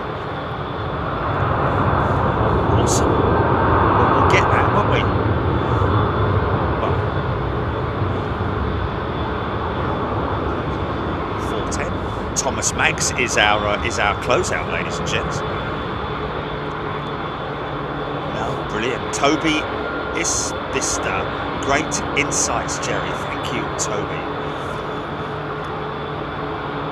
William Weiss, I think that is 777 on its way. Jazz. Chrissy. 737. 787 max fuel capacity, 125 tons, Kujro saying. Well, I did say 110, 120 tons, didn't I? So maybe around about that mark, Kujro, they've topped her out, possibly. Of course, you need to also allow for your contingency fuel as well, of which there is a lot of it, ladies and gents. Elf Hunter is a new member. Welcome, Elf Hunter, to Big Jet TV. First 1234, put it to ADSB exchange. The DHL 306 was climbing at 3,840 feet a minute at one point. Now that's steep. It is CPR 1234.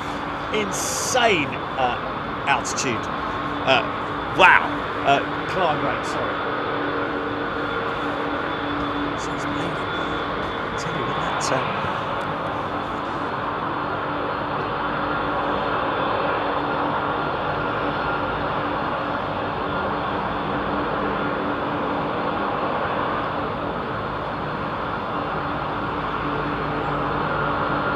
Oh, we've got an email apparently from somebody, Mad Margaret, we're hearing. Maybe she was sane when she left and now she's mad. I don't know.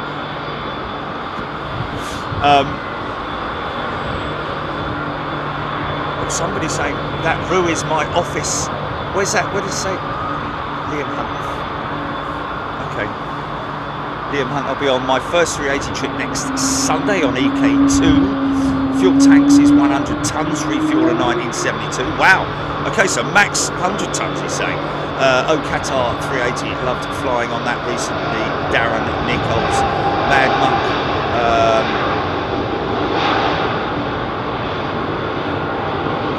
Naylod saying that the Rue is my office doing the Perth on Thursday.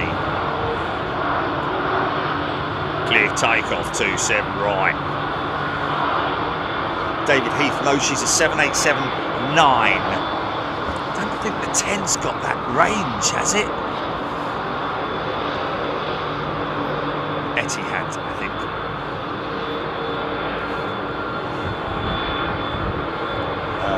Michael K, yes, that's one of the, you know, most airlines operate Wi-Fi on their flights, but I have to say, especially the Atlantic bound ones, any that are over water, wow, you see that tyres, nice, man.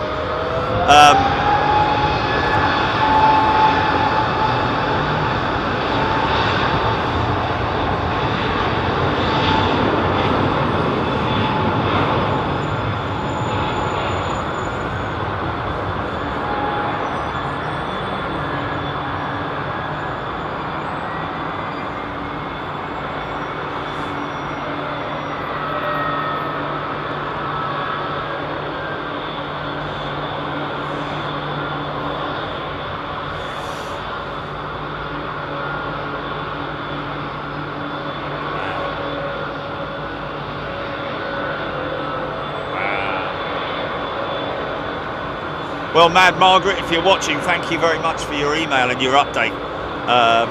Great insight into the flight. What was the overall consensus of opinion, Gilly?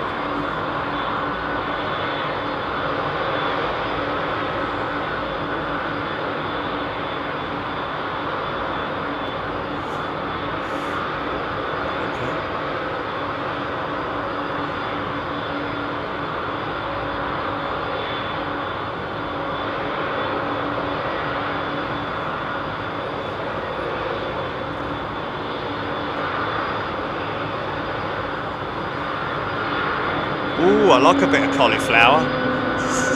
Uh-oh, I just mentioned. Oh dear.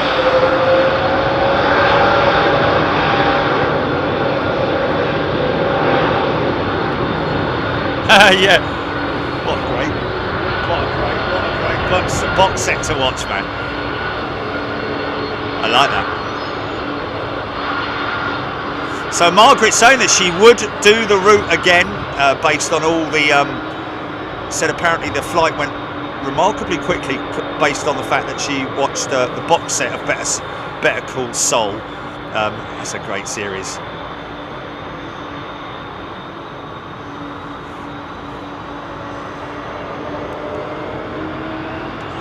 Planespot's going to put it on his laptop. Good on you, mate.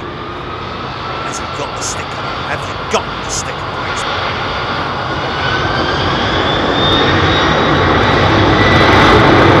A best pilot.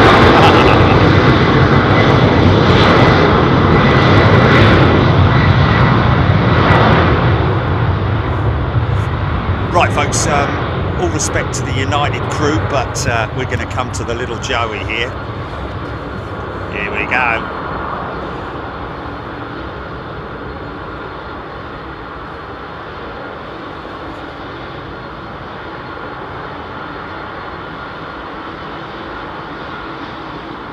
Yeah, Mad Margaret saying that she would do it all again without hesitation, minus the cauliflower.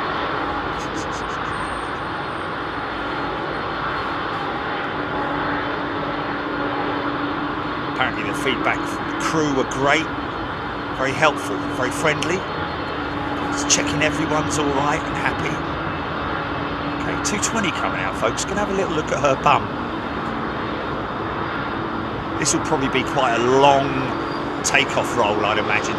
She's got a lot of fuel on her.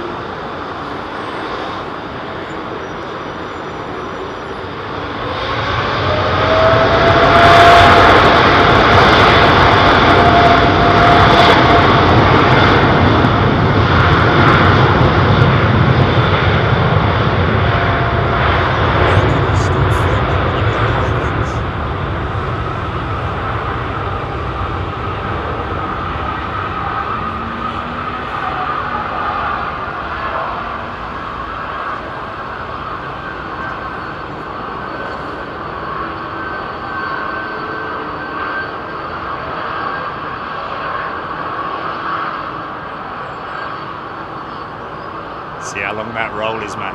Wow. Only got about 300 foot of runway left.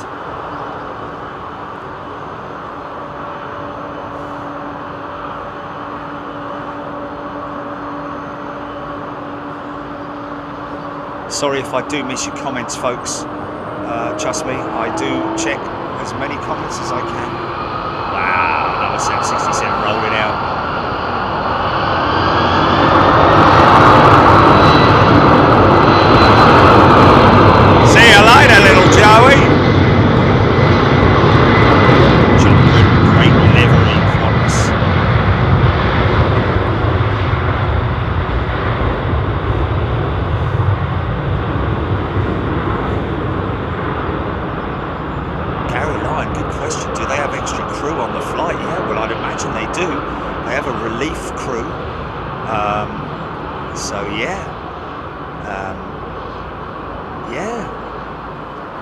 That they do have two sets of cabin and flight crew, wouldn't they? I think it's a maximum. What is it? Kujro may be able to answer this. Is it 11 hours maximum flight time for air crew?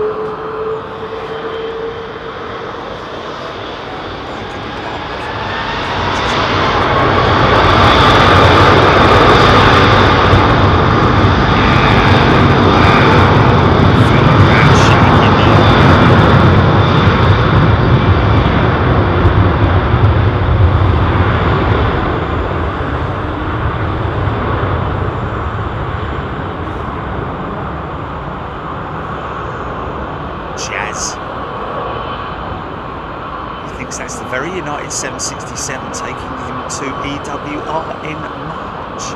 Wow, how cool is that? Spiderman, as in Spider-Man, is a new member. Welcome, Spider-Man. Spider-Man, Spider-Man. And just Spider-Man has just gifted a membership as well. 10 in the cabin and 4 pilots. There we go. So 2 flight crew and well, rotors. I guess they do rotors, don't they?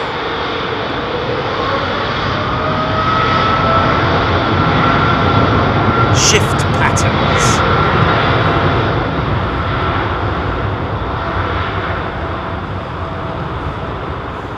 Brian Owen has gifted 5 memberships. Thanks, Brian. Yeah, it's quite amazing when you look at the cabin, or sorry, the crew rest areas on these big commercial jets. Obviously, they don't have them in the smaller ones. But yeah, it's quite interesting. I think the A330 is has a galley downstairs as well. I'm pretty sure it was an A330 where I kept seeing, it's a bit like a sort of like a secret door where I kept seeing people disappearing and not coming out, and then somebody else going in there, and then somebody walking out who's completely different than the person who went in there. So it's obviously, you know, a downstairs galley sort of like cabin area, crew rest area on the A330.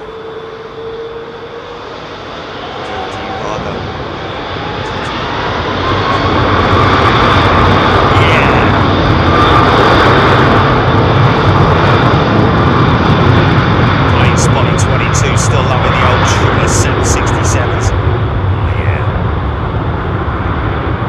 I think amongst us nostalgic aviation fans, anything that has old engines on it, you know, like the old Pratt & Whitneys and the CF6s or whatever they might be, RB211s from back in the 80s, they do sound so good when they're lining up, don't they? And when they're going out, just add that little bit of nostalgia to the sound envelope.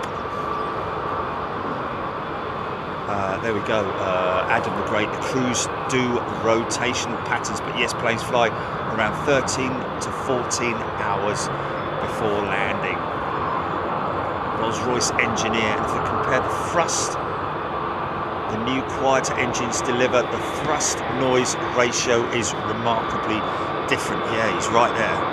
Well, part of the reason for that, as far as I'm aware, is because of the multitude of blades that are on the older engines.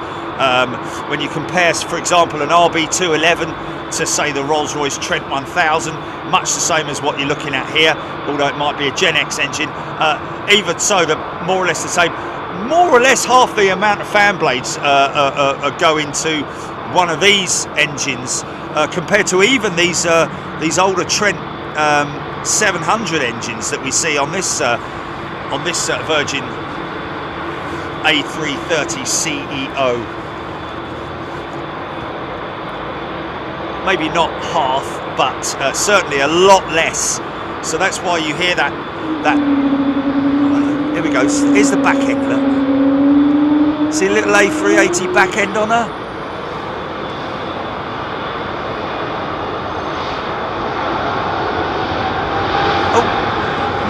Thing. See what I mean?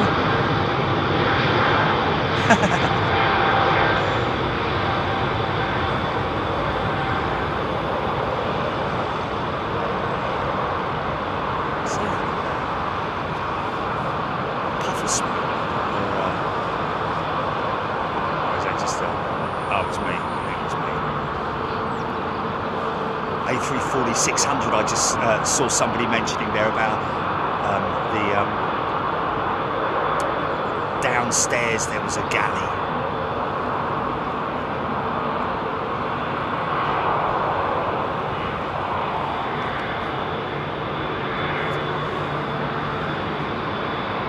David Mead, longest I've done was 13 and a half hours, Oakland to London Gatwick. Scott Thompson, loving the sound. Paul Skilling, Adam the Great, the vibration you feel when those engines spool up. Yes. Spawn up in. The aero of the fan blades are also way more complex now. If you compare the RB2LM to the new Trent fan blade geometry, the new ones are so much more complex with twists. Yeah, literally a thing of beauty, I have to say. You can take one of these. You can take one of these fan blades, ladies and gentlemen, especially these, especially on the GE90 engine, which is a very old engine, the carbon blade. But if you look at these, the fan blades on these modern jets, they are a thing of beauty, and there is, like he's saying, twists, and the geometry is absolutely beautiful, a thing of beauty. Imagine the amount of testing that they had to do to find the optimal design for these new engines. But yeah, the older fan blades are literally very sort of like basic in comparison to these new modern engines. Good to see you here, Rolls-Royce engineer. Thanks for swinging by. Would the JFK Singapore flight over the Atlantic or the Pacific? I think it would fly over the Arctic Circle. With the JFK Singapore flight.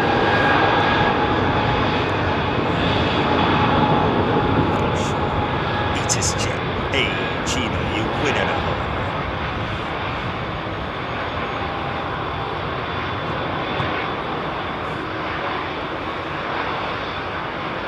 Jenny Saddle, Chakura.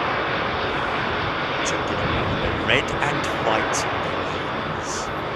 So this is a CEO A320.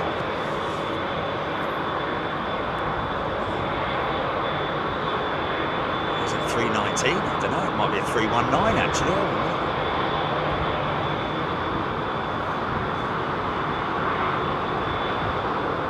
don't know. You see the overwing door there, folks? See that overwing exit? That's what EasyJet had to, because they took the galley out of the back of the aeroplane and added another row of seats. It meant that they needed an extra door to cope with the 90, to conform with the standard 90-second evac by the CAA.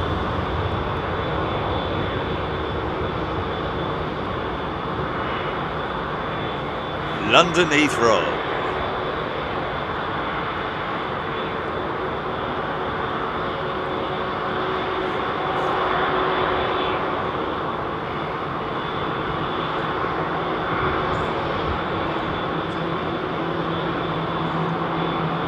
Okay, so one aircraft that we do want to watch out for, if you're on flight radar at the moment, folks, our closeout flight for today is going to be the Emirates flight with one of our members on board. EK2. Is it EK2?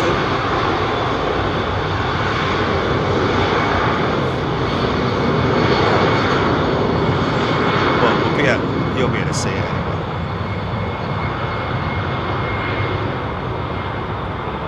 Yeah. So this is the older engined EK31 is what we're looking out for, folks.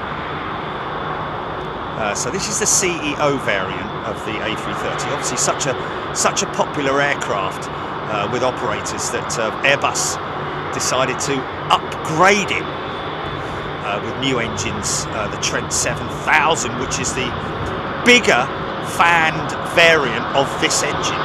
More or less the same core of the engine, obviously with new materials and uprated this, that and the other, electronics and starter systems possibly, but in general much the same core of the engine, just bigger fan blades.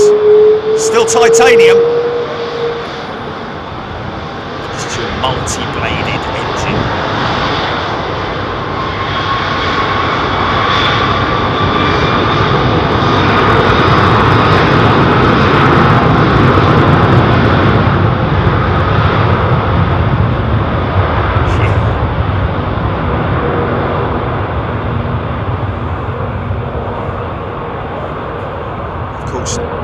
When I say newer wing, in terms of its, I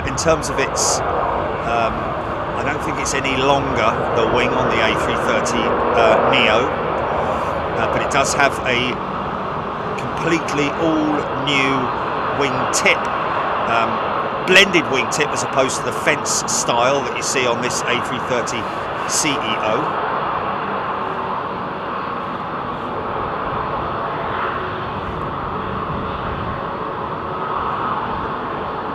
Sorry about that.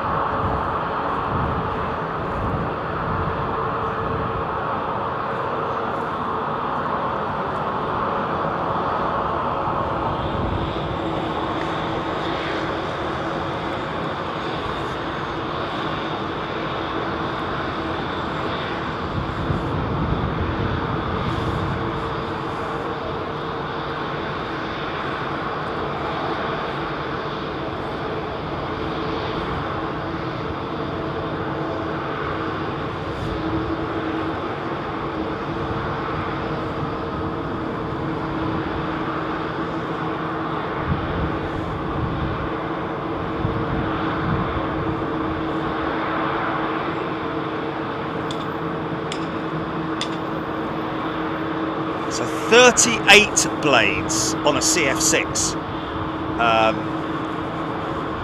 That's pretty crazy. The Trent 800, which is the engine that powers the 777 with American Airlines, for example, runs around about 26 blades. The United 777 Pratt & Whitney PW4000 around about 34 blades. As you can see, quite tight and complex.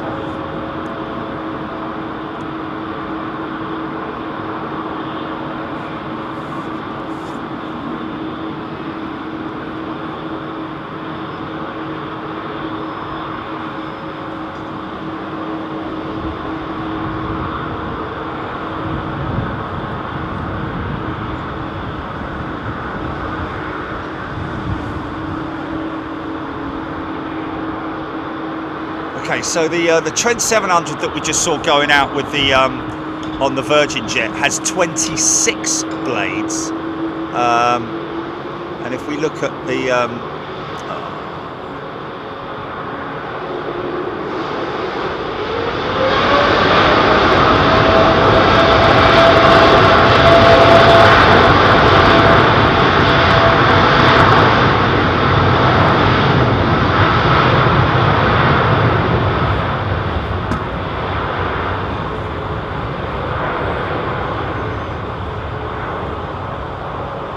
Trent 900 that powers the A380, 24 blades, so obviously a lot less. Trent 1000, 20 blades.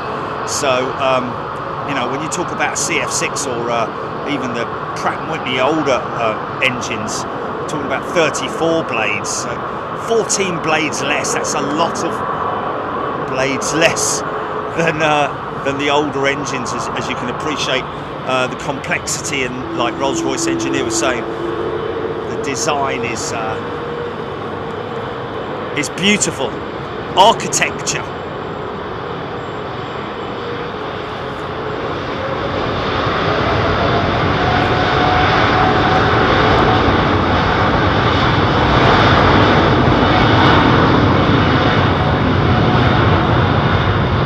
Almost the equivalent we're here talking about is, you know, when you look at the aerodynamics of the front end of a Formula One car, and look at the front wing of a Formula One car, it's a thing of beauty. It's not you know, made to look beautiful. It just so happens that because aerodynamics require smooth edges and just it just happens to be that they look beautiful, and it is an amazing thing, man. To be able to get hold of one of those fan blades is incredible. This is the Trent XWB. Of course, the Trent 7000 is actually not showing how many fan blades are on the Trent 7000, but I'd imagine that we're probably talking around about the same number, around about 20 blades.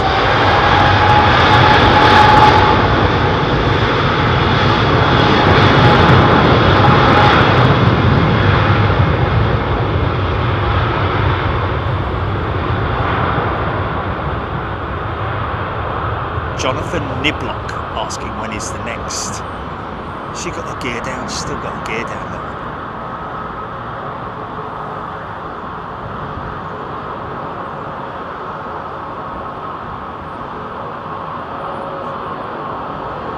Wow, Bob Shalvoy, thank you, just gifted 20 memberships. Thanks, Bob. 20 very lucky people going to be joining us in Miami next week. The runway that was closed last time is open now. And Nick Gray, I think it was Nick Gray, telling us that apparently the air conditioning system is a lot quieter, which is great news, isn't it?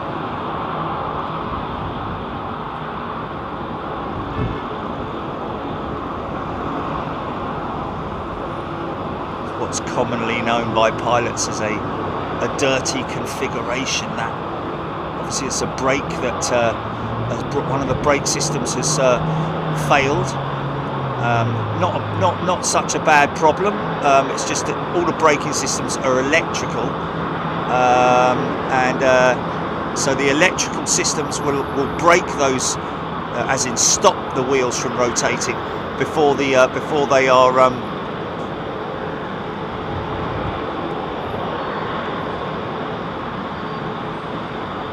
they're put up into the undercarriage bay.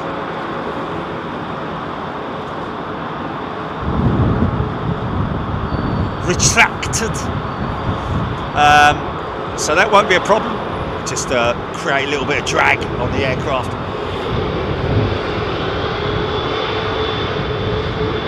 Give and go duck. Yeah, it certainly seems to be more common on the 787.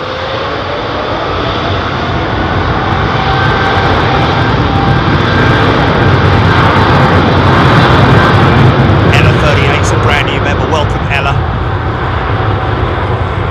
Shaking the ground. That 773, more cloud coming this way. Good thing, give me a little bit of a break. Duncan, Dreamliners love to do this. They do.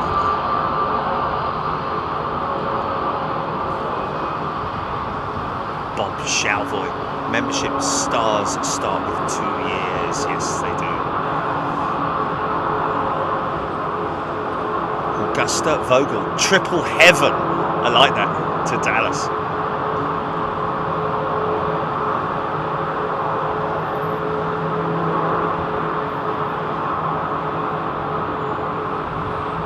Philip Lowry, Wednesday 22 degrees centigrade, Thursday 24 degrees centigrade.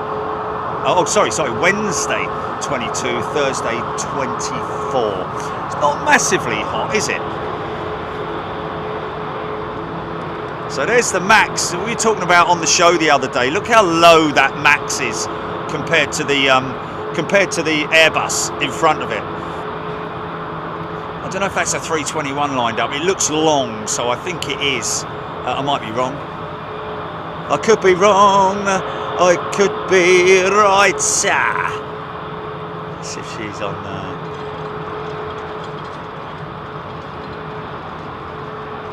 Yeah, it's a 321. I think that's the Malaysia. Is that the Middle East Airlines A321? Even so, all A320s and 321s and all Airbus jets are all more or less the same height, I think, in terms of their undercarriage. Or ground clearance, should I say.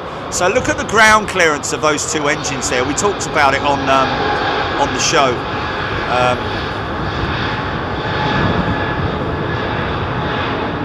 Obviously on the Max, it's a bigger engine, and therefore it has slightly less ground clearance than the A320. It appears that way anyway.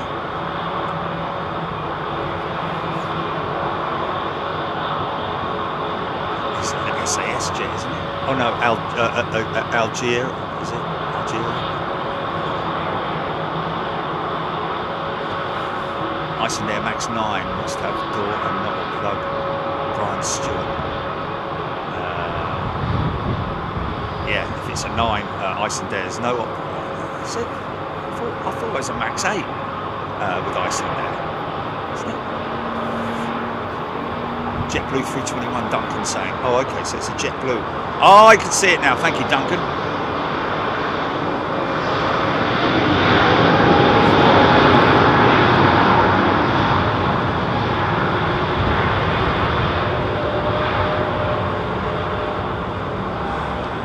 So this is going across the Atlantic, ladies and gents.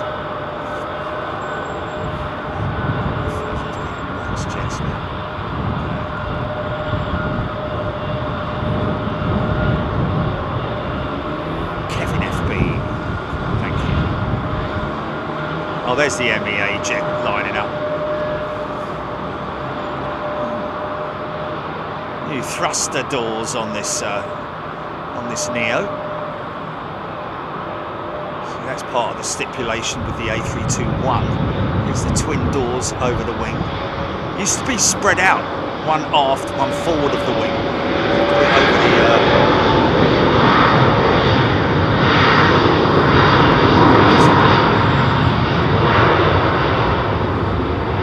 and of course when we talk about exit doors, they are literally emergency exit doors. They are not used for normal boarding procedures. They're a lot smaller, so that you can just get out on the wing, get down the evac slide, and then off you go. Thanks, Bob. Hello 38's a new member. So here comes your Max. I think any European operators are. It is. My apologies. Is it a 9 then? There's the plug, ladies and gents. My apologies for doubting that. But it's a door, isn't it? It's not a plug. The ice there, Jim. Is that a 9? It's a 9, isn't it? Is it a 9? Or is it an 8? It is a 9. William Weiss has a 1/400th scale model of the JetBlue 321. No, all the Icelandair jets do indeed have the evac door, although it's not used for boarding, as far as I'm aware. It is as used as purely an emergency exit.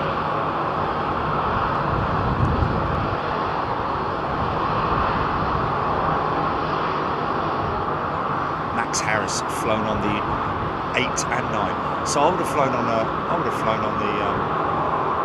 when I flew on Icelandair. I think I flew on the 8, didn't I? 787-10.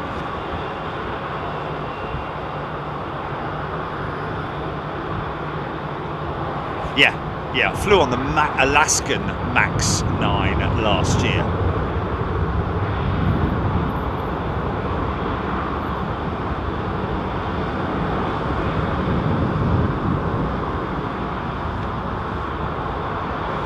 This is the 217 headed out to Washington.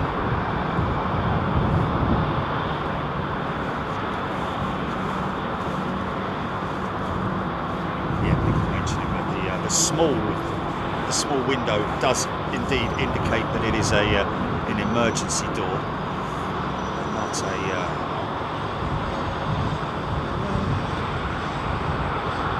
don't know actually. I don't know if that's the case, because some, the. Oh right, if it's a plug, it looks like the window. If it's a door, it's smaller, like the other doors. Okay, yes. It hasn't got the toilet seat on the inside of it.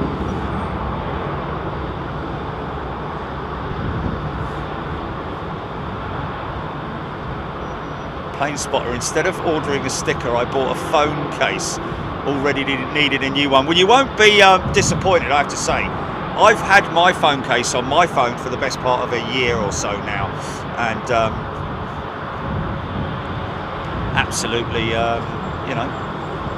trust me, I've dropped it a few times. But like I say, Slinger self-addressed envelope. Well, next time I'm out there, Planespotting 22, I think you're out in Schiphol, aren't you? Try and come by and see me, and I'll hand you a sticker personally.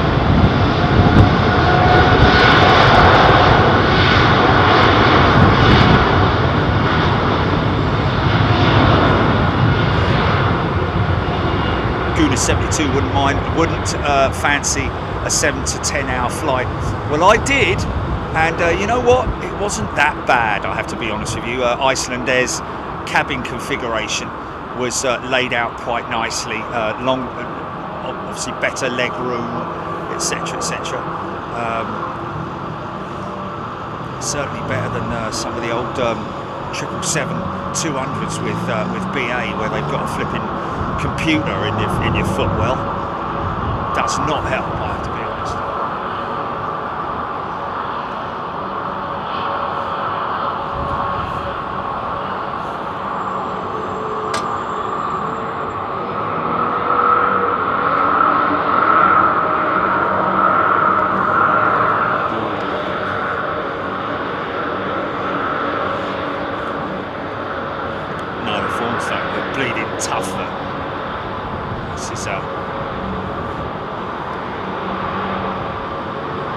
See when they power up these engines. This is the Trent 7000 on the Delta A330neo.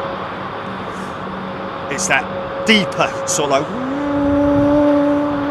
noise rather than the high-pitched noise that you get from the multi-fan bladed engines like the CF6 or even this United jet that's pulling in behind this Delta 339.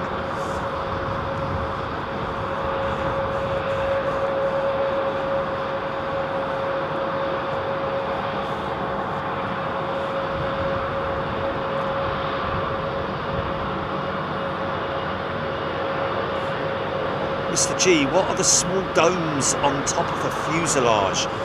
Well, there's a number of different masts along the fuselage, but that's basically the satellite communications blister.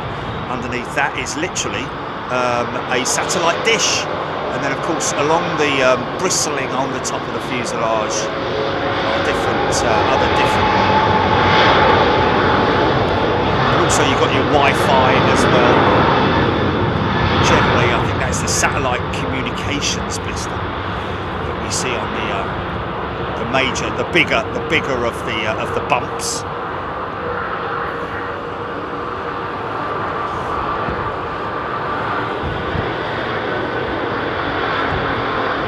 See how nice.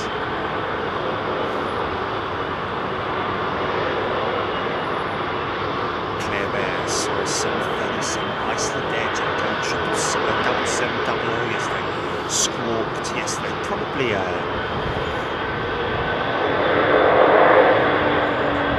listen to this thing. Big fan blades though. Still a big aeroplane in terms of its fan blades. So just generally sort of like to compensate the to compete against the General Electric.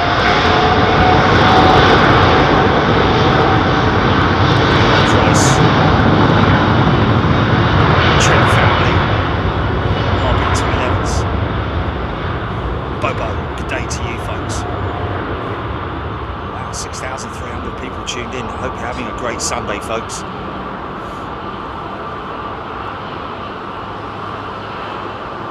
Thank you for the like, by the way. If you are one of those who've given us a like, we really appreciate it. What's important is that you subscribe to the channel, folks. Not that we're looking for, we've got 48 million subscribers. We're not looking at anything like that. We just want to I'd rather have less subscribers and have a good quality amount of legitimate subs who enjoy watching the show. One thing to mention is that it's important that you subscribe just because we're live twice a week and we don't want you to miss out on anything. Cool, it looks like the reverser, looks like the core panel's open, doesn't it? Yeah.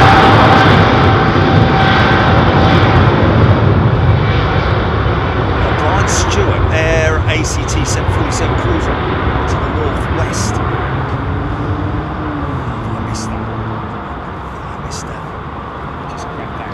That is a jumbo by the looks of it. That is a jumbo. I've got to be careful because my zoom's terrible in it. No, that's an A340. It's a lufty 340, isn't it? Terrible zoom.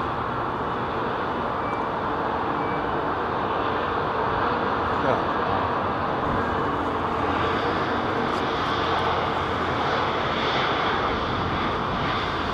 Okay, here comes our Sri Lankan crew, who I met in the lobby downstairs earlier on.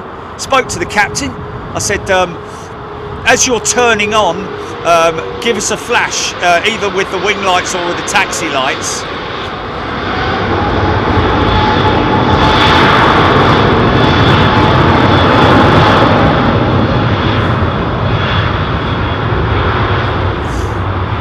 Little bit of a breakdown in communications. He said that might be a bit difficult for me to give you a flash with the taxi lights as we're climbing. I said No, it says you're turning onto the runway. Oh, right, okay. And I said I wouldn't expect you to give me any kind of a flash when the aircraft's in the air either. So it's only if you've got time. And early rotate for Daffyd Lewis has gifted 5 memberships. Thanks, Daffyd.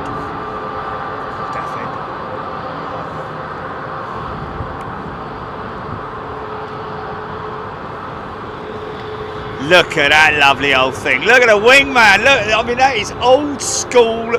Everything is old school about that aeroplane, isn't it? The first ever wide-body passenger jet to come into service. Even before the A320 was launched, that aircraft was flying the skies. The GE's creating their own weather in the engine intake is awesome, Simon Switcher. It is when we get to see it.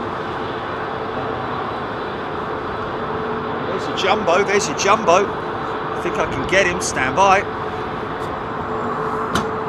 I'll just about get him. Where's that?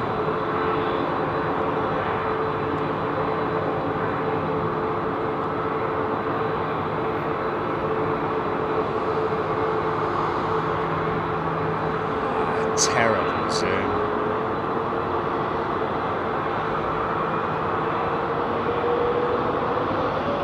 Maybe he was being sarcastic. Maybe he was just being funny. There's one.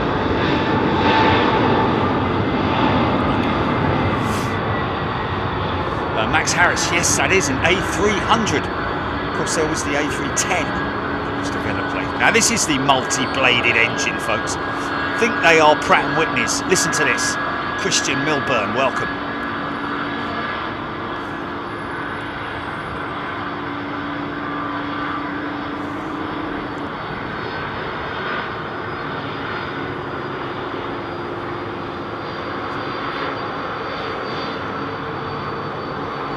See, normally if there's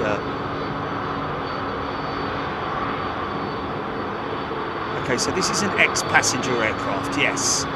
So any exit doors would have been plugged or sealed or fastened. I'm not sure. That's obviously one of the emergency exit doors.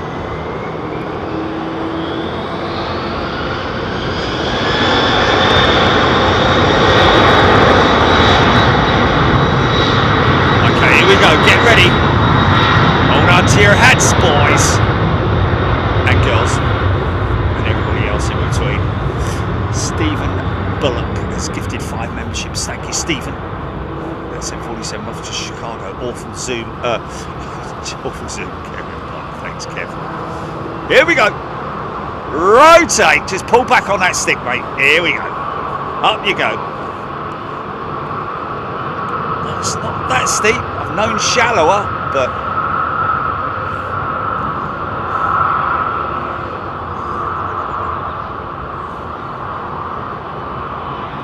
She's an old aeroplane.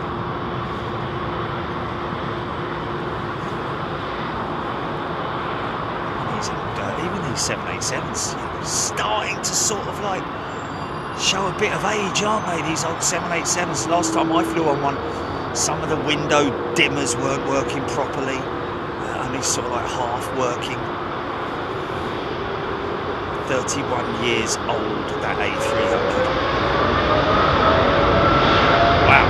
Started life in 1993 with Garuda. Richard Hudson saying thanks, Richard.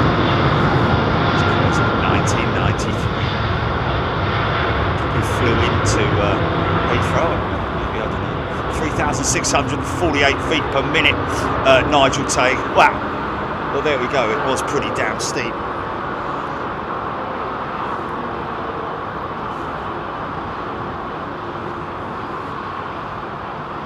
Raptor X 787-9 off to Seattle.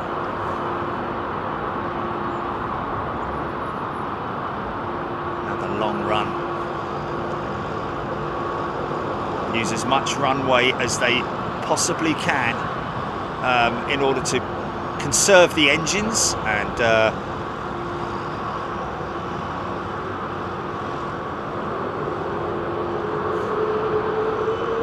maximise efficiency.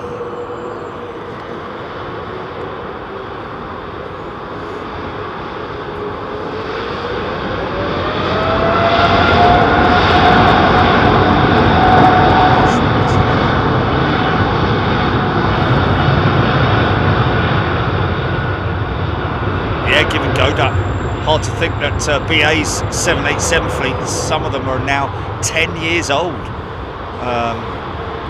Yeah, they were newbies when we started Big Jet TV, weren't they? Ish.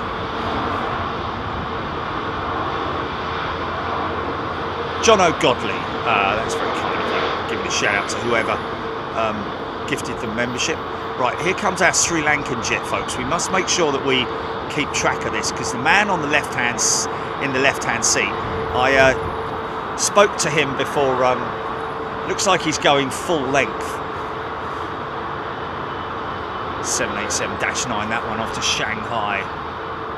Brian Stewart, oldest 787's now 12 years old. He's not hanging around, is he? Bitterchol.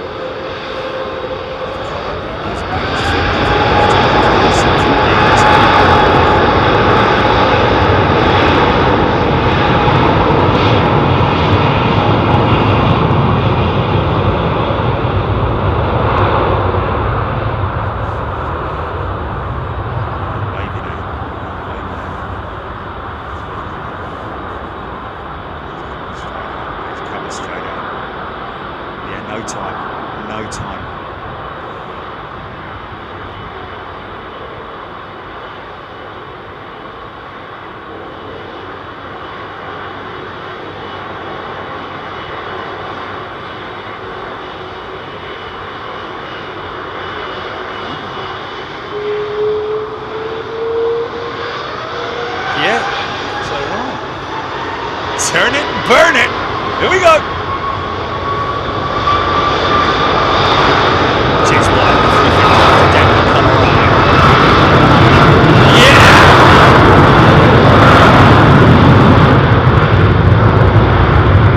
Nice.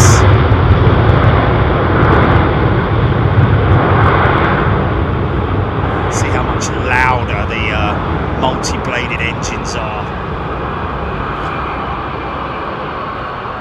Spotter 22, good for you, mate.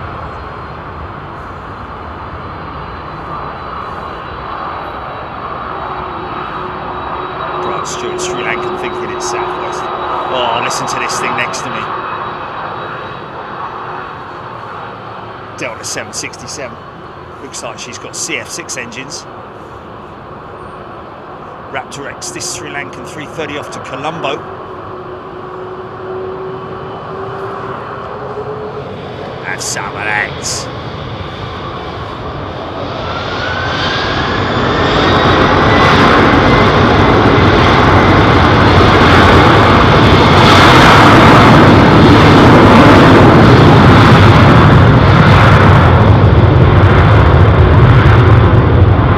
Feel that rumble, man.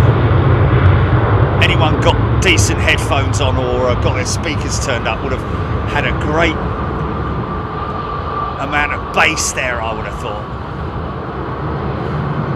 767 400, that is, with a raked wingtip. I think the 767-4 was the first foray, the test bed for the raked wingtip, I think. He's gone, he's gone.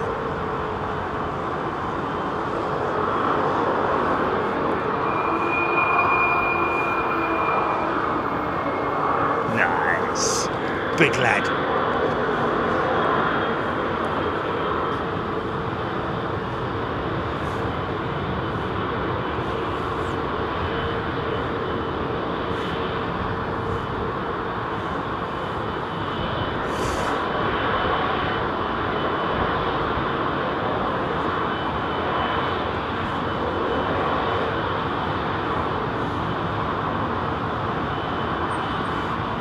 Alex Novak got a solid base to it. Awesome. That's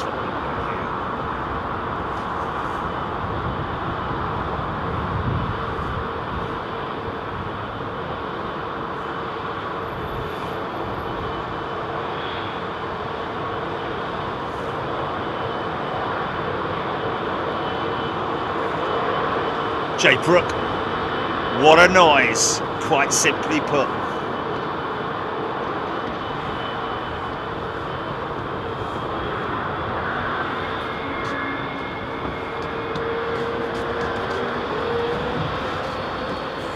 Oh, say it back there.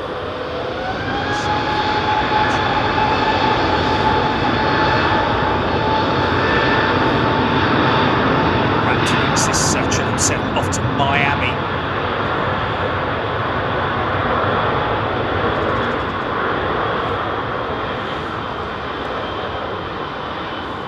Hopefully we'll have a lot of runway changes during our time in Miami.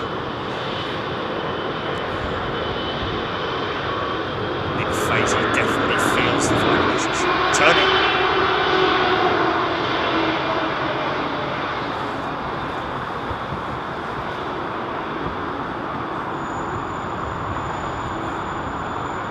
Welcome back, Tom. Tom, to the same show.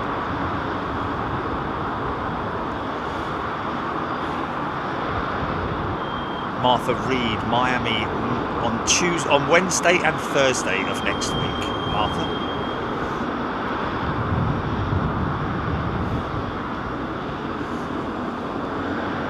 Clear takeoff, 27 right. Winds are calm, I guess you would say.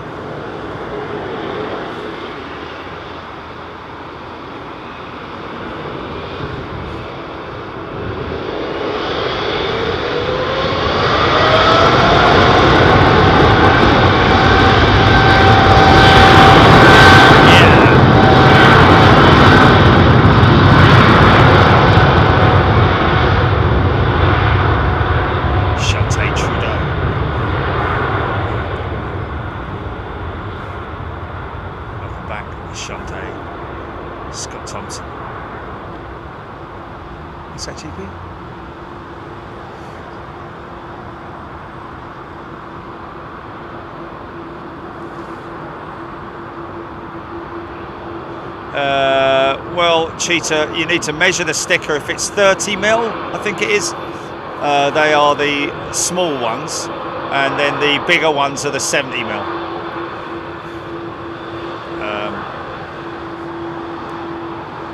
No, we haven't done the hundreds. We didn't do the hundreds. We gave out because the cutting process, the die cutting process, was bleeding useless. It's like a 50p piece.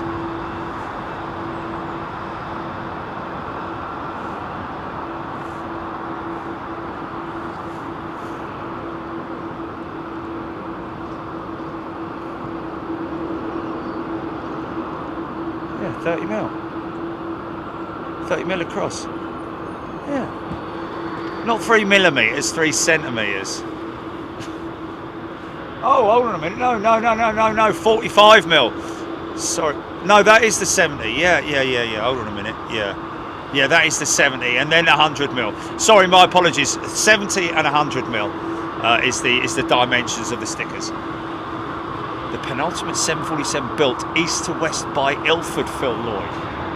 Okay, east to west. Ah, we're not going to capture, are we? Might get a glimpse of her through the clouds. Poncho, thanks for the gifted membership. Yeah, 70mm and 100mm are the sticker dimensions. Sorry, 35mm would be very small.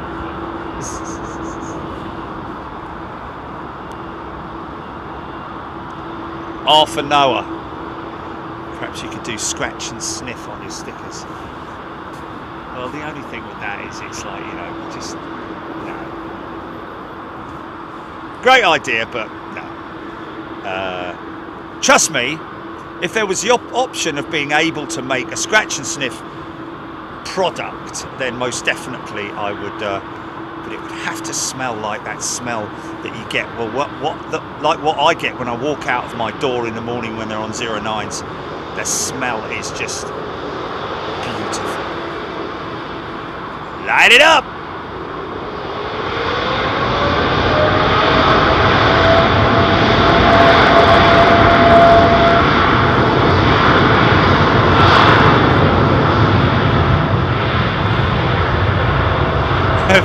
Rohit Parkal. I do get so. Well, I've got a lot going on, mate. Got a lot going on. Yeah, I know. 30 mil. Come on, Jerry, mate.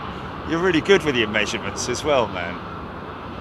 Claire Bear, what's the plane with a yellow tail in the background? Lots of people always ask that, don't they? It's the Royal Brunei flight, which goes out around about 8 p.m. every night.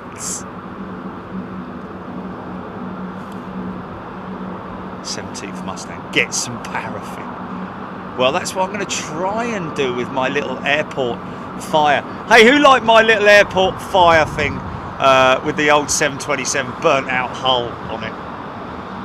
That was I sacrificed an Alaskan 727 for that. Terrible. Mark JB, that wing engine combo is very Batman. Which one are we talking about, Mark JB? And of course there's your Royal Brunei flight off there in the background. Again, I'm not sure what those two A330 CEOs are doing parked up there with Virgin Atlantic. Whether they are the two jets that are going to Thai Airways, I'm not sure. It certainly seems like Virgin have got enough aircraft to service there. What's that doing all the way over there? That's a bit odd, isn't it? Have they become best mates or something, Virgin Atlantic and BA? Have they signed some kind of like armistice or something? We love you guys. Oh, we love you too.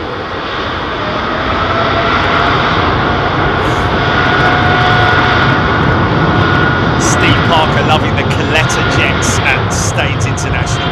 Yeah, the face mask 747 was actually in on a tech stop. I did learn that from Coletta themselves. That 747, it was going through flap checks. Staines International have got a great Boeing mechanics lineup available, and so that's why the Coletta jet was in at Staines International undergoing a technical check. But she's gone now. Who knows, she may be back one day. She flew about 1,000 yards to Chili's house. Landed on her top shelf. I'll have that, I said. Well, I did fix it though, didn't I? At least it's got his bleeding engine on it now. John Walton, lots of aircraft sat around today. Yeah, unfortunately, she's still sitting there with no engines. No engines at all. What is that fan? GV fan. Who is that?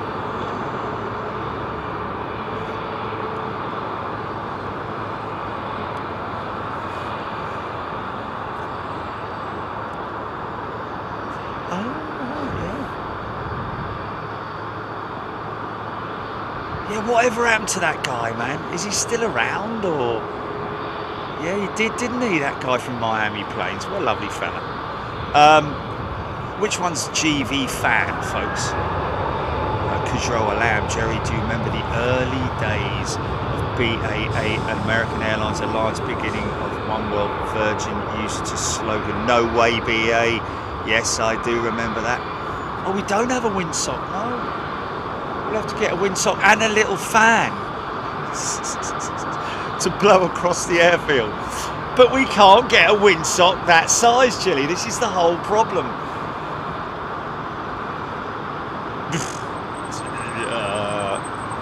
It'll be about 1 millimetre long, mate. I mean, yeah, get a bit of orange tissue paper. Yeah, and roll it up there. No, matchstick's too big. It'll have to be a slither of a matchstick.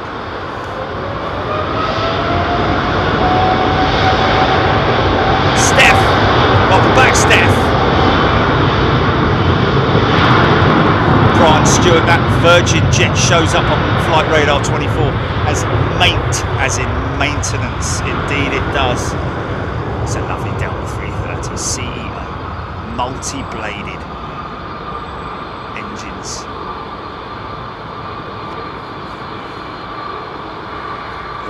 Sydney apparently all last week. Global flooding, Arunta saying. It was a bleeding heat wave a couple of weeks ago, wasn't it?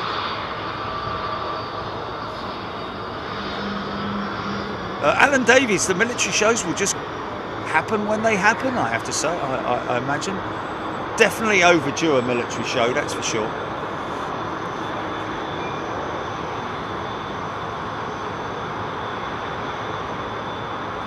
Pratt Whitney. Engines.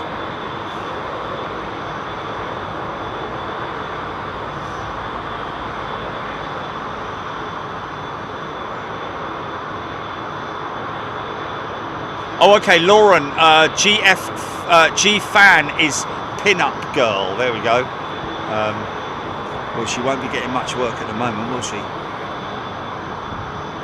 They've cleaned that. Mr. Bit Sam.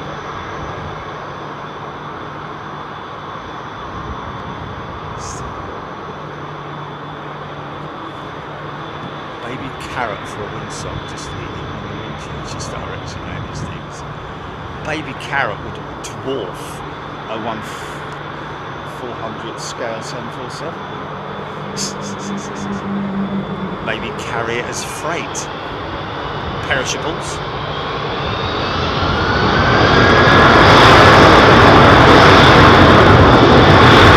Just wide, there we go.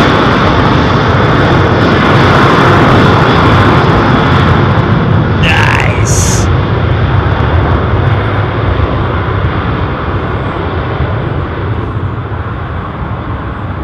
So Jez White saying apparently that GV fan arrived on the 1st of December on my birthday at London Heathrow, or its last flight was on the 1st of December, and she has been here ever since.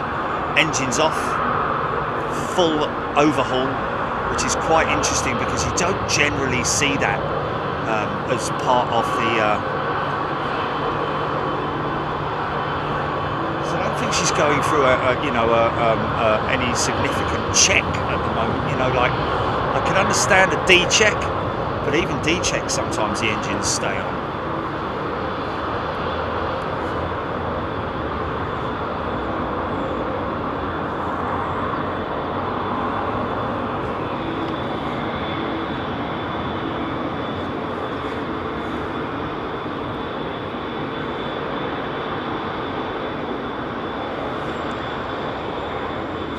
Gary Lyon, update on EK31. That's our closeout shot today, folks. EK31 near Bucharest.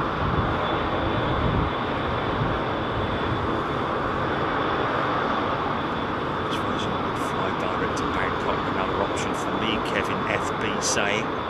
Randy Bushbow, good day to you. Tuning in from Palm Springs, California.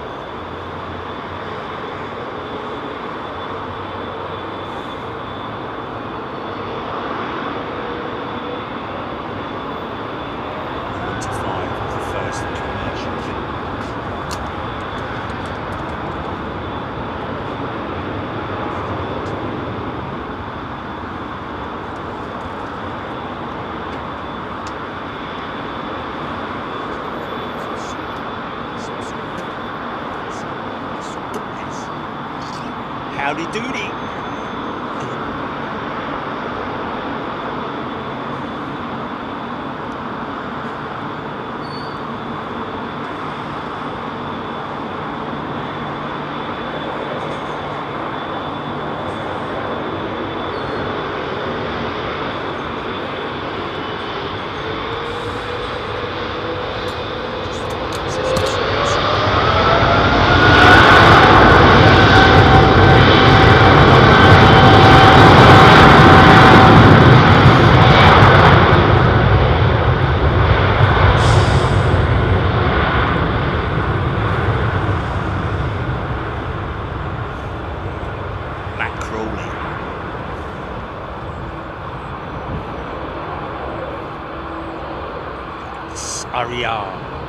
It's Ariel.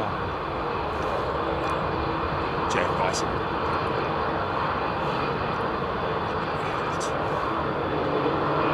Bobo.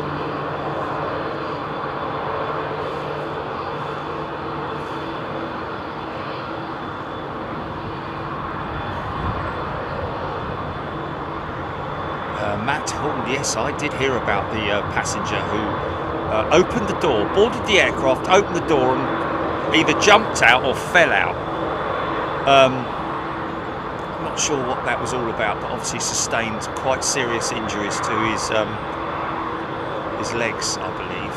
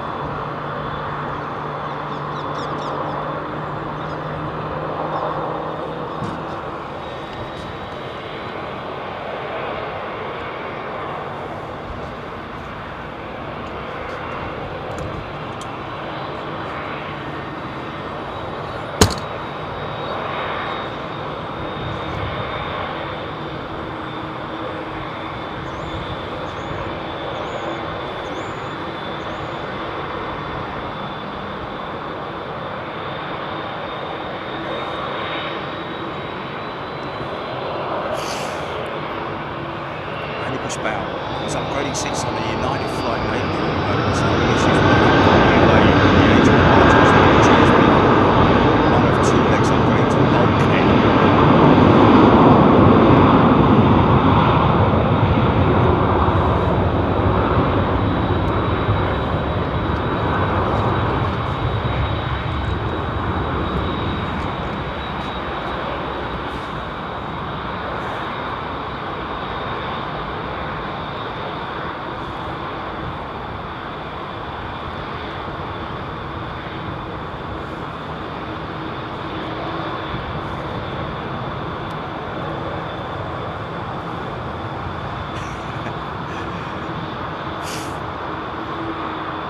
Ian Saunders, Big Jet TV live stream on the laptop and my bird feeder live stream on my phone. Yeah, if you want to freak your cat out, then get that on, play it on your big TV. But clear all sensitive equipment and you know, any sort of like, you know, model aeroplanes and things like that from around the televisual area. Otherwise, you will sustain a significant amount of damage.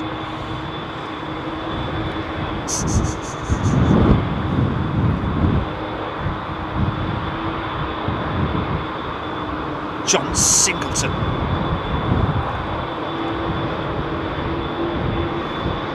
Should be turning that Etihad jet and the Qatar jet around about the 3 o'clock mark, maybe a little bit late.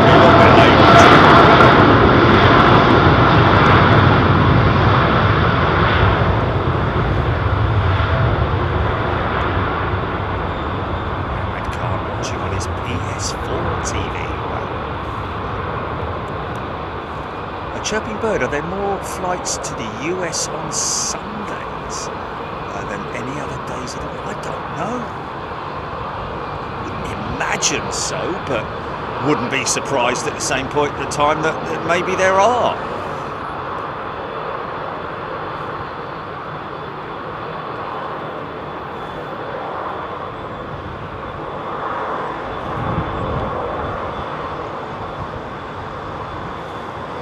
Jessica Rainbow, giving a shout out to GP. Well deserved shout out.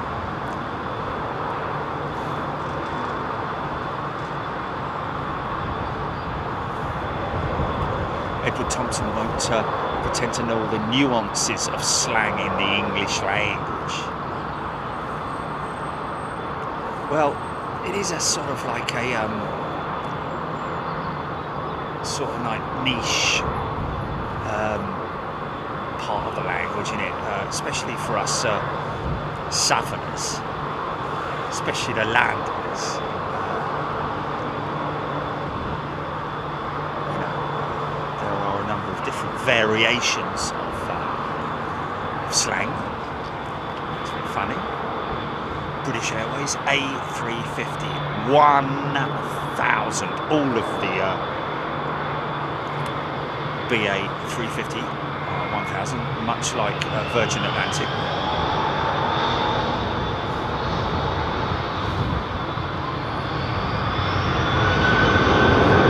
Alex asking if Staines has got a Staines International as a planner.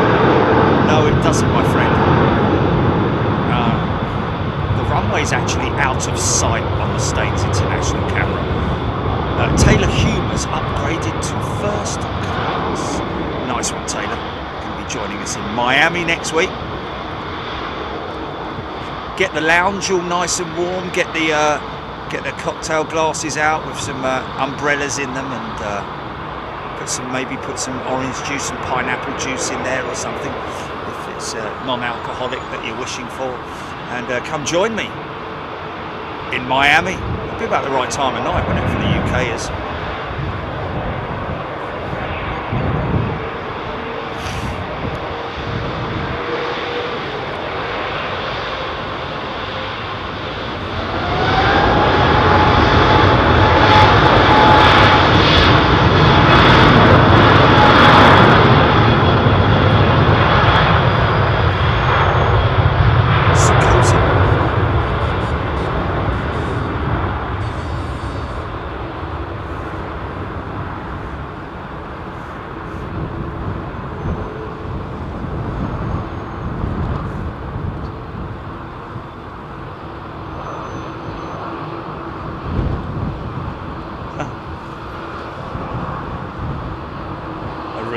Nice looking piece of kit, the 350.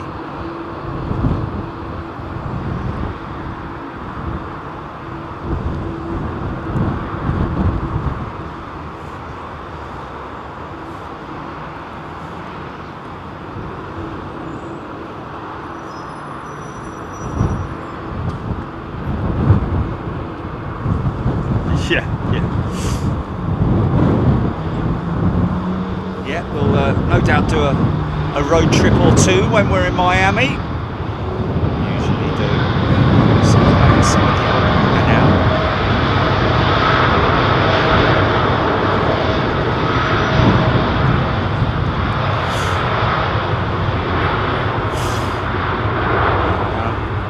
Yeah.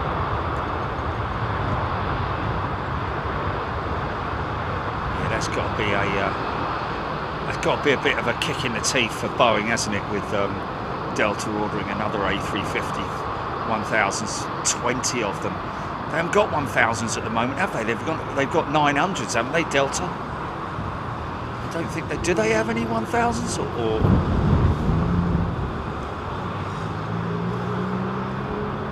Raptor X off to Mumbai, that Dreamliner.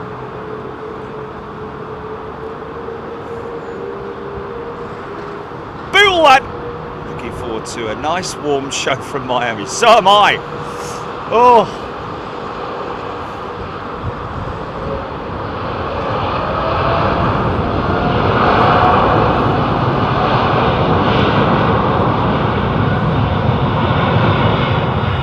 A run to 5, yeah, very true indeed. In fact, Airbus have even been quoted as saying that the A380 was a learning lesson for them in terms of development of future aircraft, especially the A350.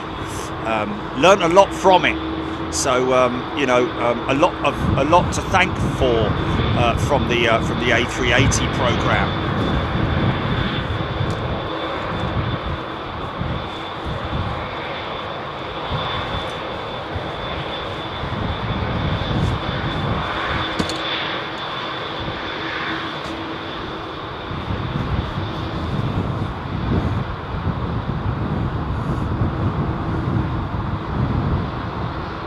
Gareth Blair. Well, that's what we're trying to work out, Gareth.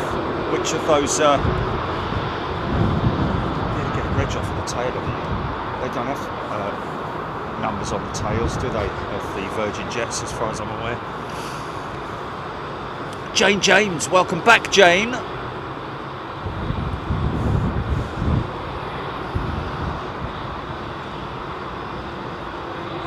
Fox American 787-9 to Chicago. Got the Victoria Whitlam is a new member. Welcome, Victoria. Using the head-up display. 787.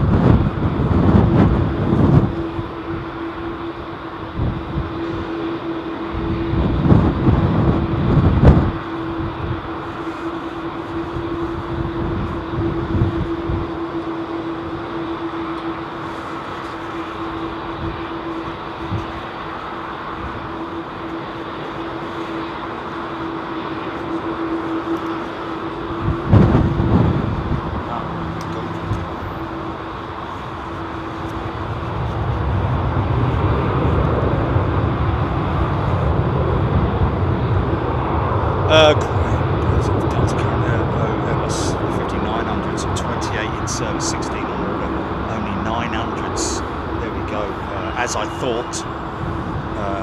So obviously they were waiting, I'd imagine, for Boeing to give them more updates on their 777X program, and they've probably turned around to Boeing and gone, sorry guys, but you know, we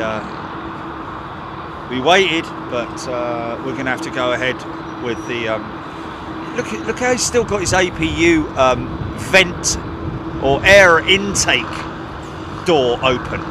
That hatch there can withstand a certain speed, but normally by now that hatch is closed. Obviously it's the air intake hatch for air that feeds into the auxiliary power unit.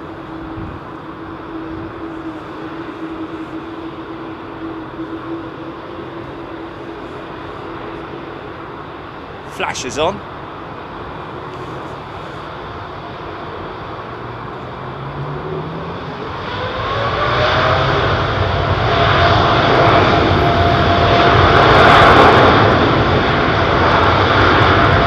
It's closing, is it closing?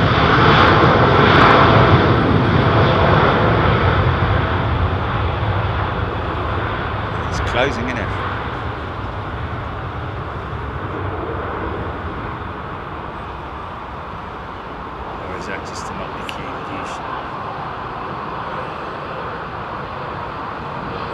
It's not odd to see that, and there's no safety issues with that at all. Wow, that's an early rotate.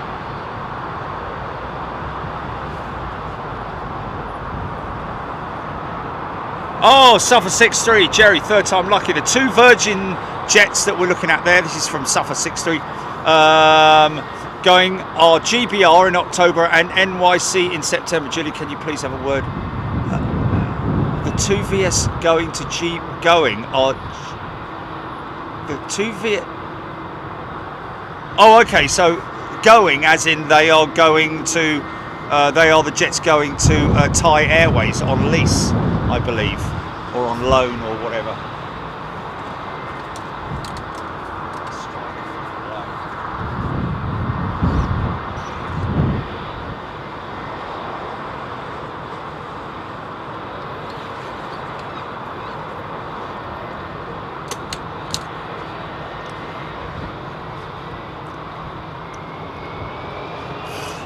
Robert Maple, the Dreamliner nose looks like the nose of my neighbour's cat. Oh bless, he must like the neighbour's cat a lot to get a good look at his nose.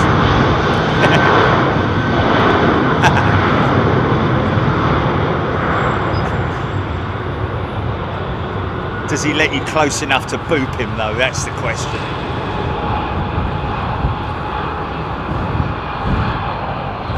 Still open. Yeah, the auxiliary power unit air intake hatch. RT, they may have an MEL that requires the AP to not be shut down. A maintenance, it's something or something, is that? Wow, I thought that hatch door could only withstand a certain speed. Certainly I wouldn't have thought not that kind of speed, that bit overfeeding it, or giving it a lot of stresses on the attachments.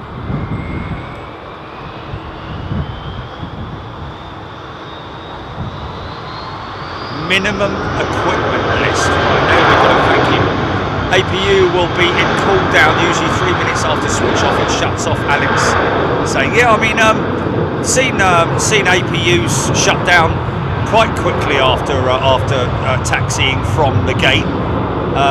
Again, it is something that we've talked about on the show before and noticed, and so on and so forth. But I was just saying that, you know, I picked that out as you would see, that it's not normal. I have to say, it's just not normal practice to see.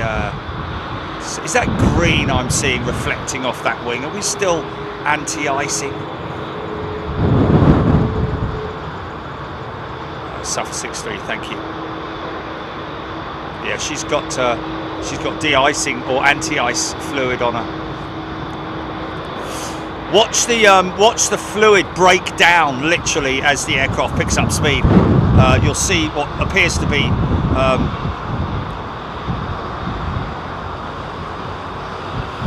a mist, a fine mist. Well, that's another fine mist you got me into, Stanley.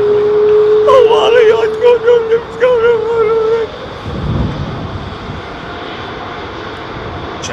James, currently recovering from major foot surgery, shows up giving me life. Oh wow, James, that's great.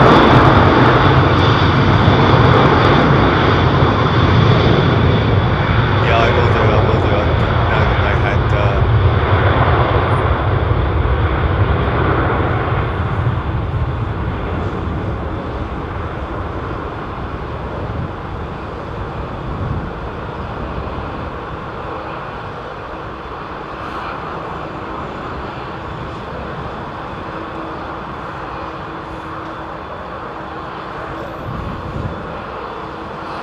I remember when I was anti-iced on a 319 or a 320 with BA, and you could see the stream of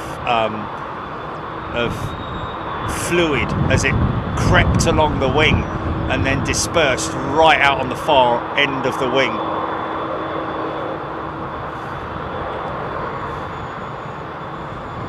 John Walton, BA 380 on its way out for Dubai. Thanks, John. And there she is.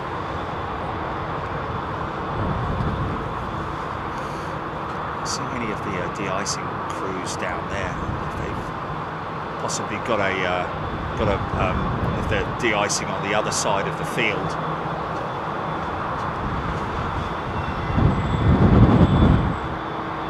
Oh, there we go. Yeah, we do. I can't really see. Can I see that? Sierra? Is that Sierra? And November Echo. Stephen McRae. Thank you, Stevens. Gifted 5 memberships. Finally, that BA, that Virgin jet is released from the BA.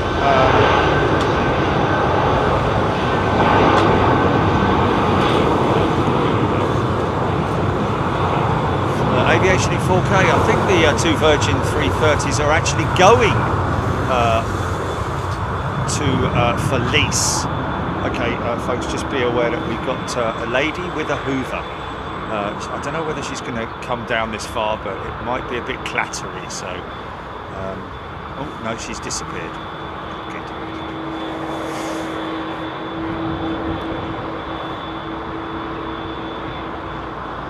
HGC BA 107 is number 5 on flight radar. Interesting.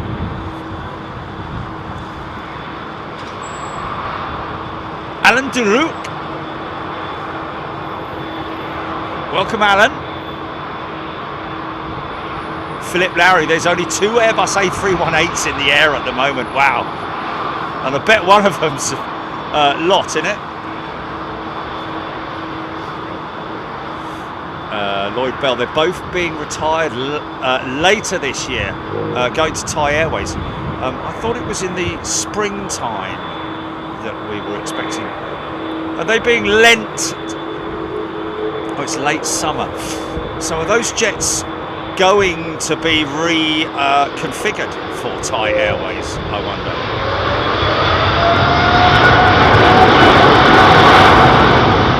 Nice, the lovely engines, man.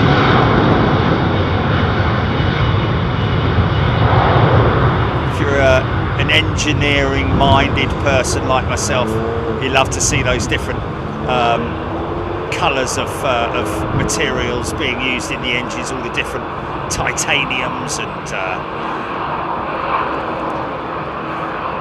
metallurgy. Funny enough, the interior of the A3 of the Virgin jet could potentially be, it's almost along the same lines as the Thai Airways, although I think it's got branding on the seats, hasn't it? On the seats of the Virgin jets. I don't know. I'll have to look. Raptor X, that 339 off to JFK. John Walton, Taron Baby Jet doing 1 hour. So one of the two A318s that is circumnavigating the globe right now is actually a Taron jet. Luke Reynolds, 5 planes passing overhead over the house, led by KL691 to Toronto in the 100 livery, which made an appearance at Staines International last week, didn't it? That KLM jet with the 100 livery on it.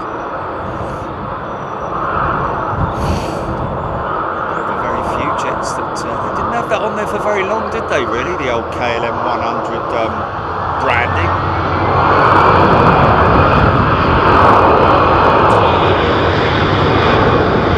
Nice, clean Iceland Air jet there.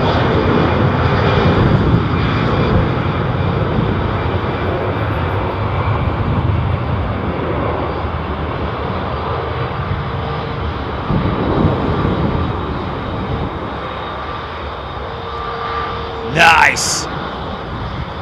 Touchdown!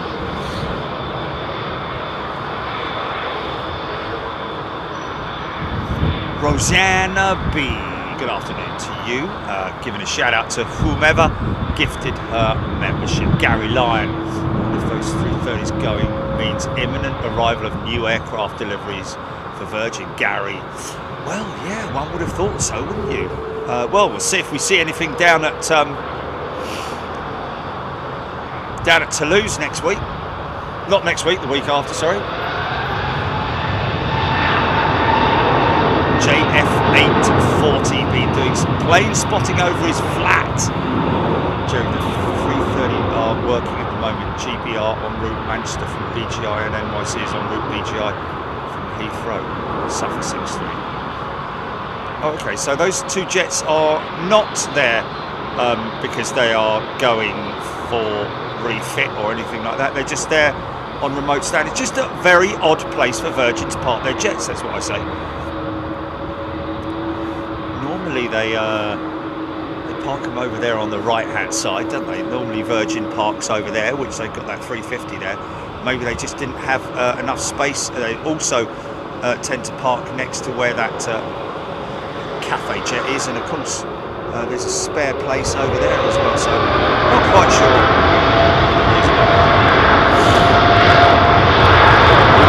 Reynolds just had a Royal Jordanian jet pass overhead to Chicago. Cox family, good day to you.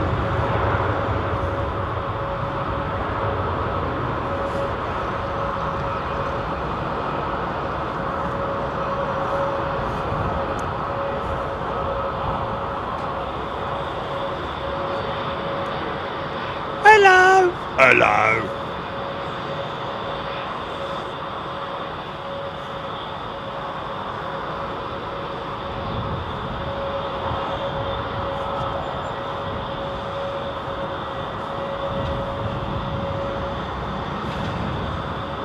Scott Thompson, very smooth landing. 330. Well, I think the have another 787 brake issue, ladies and gentlemen. Indeed we do. Gear doors will go up now. Watch for the gear doors to go up, and the wheels will remain extended. So another very common sight, I have to say, on the Dreamliner.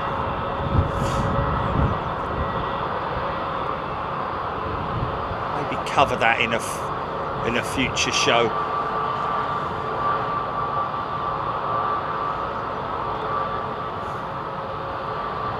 Bootle, that beast on the move. It's like dragging a ball and chain behind you, trust me. Or putting a big sail on the back of your car. Creates drag.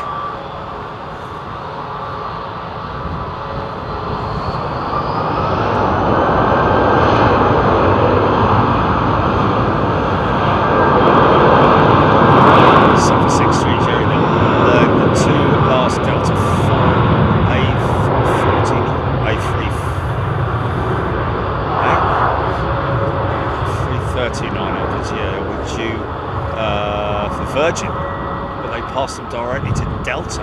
Okay, well, Delta and Virgin do have a code share agreement, don't they? So maybe they, perhaps your contacts at Virgin will clarify. I'm not sure. They give very little away, I have to say. Oi! Who's that behind us then?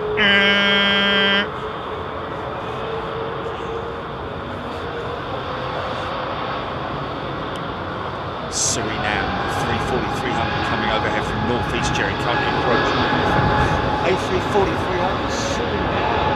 Wow.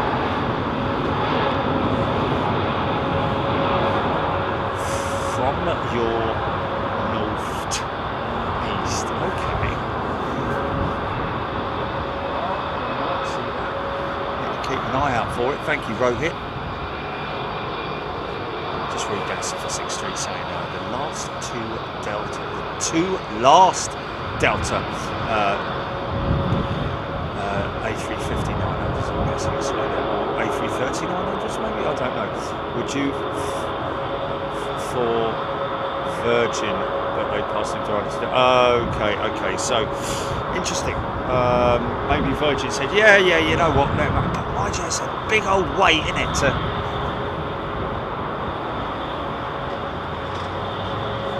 to have any much. Stephen McRae, I think, has gifted 5 memberships. Who is that behind us?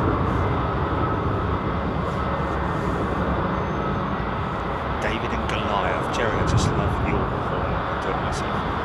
Now, with that in mind, Sutona. Who's boss? Good morning from Tampa, Westcon. Good day to you. Cool shot, father and his son.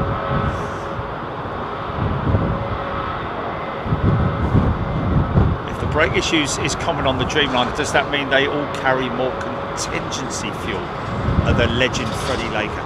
Not really. I don't think that would play a part in it because it's normally around about 2 minutes of flight time. Before the gear is retracted, so it's not really, you know. See the green inner lining there? That indicates that it is a Pratt & Whitney engine. It's a Kevlar lining, almost like a, you know, if there's a blade off the. It's almost like a blanket, like a thick blanket. It's obviously a solid component, but it will.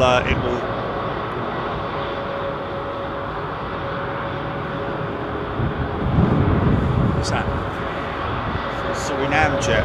Yeah. Is it heading south?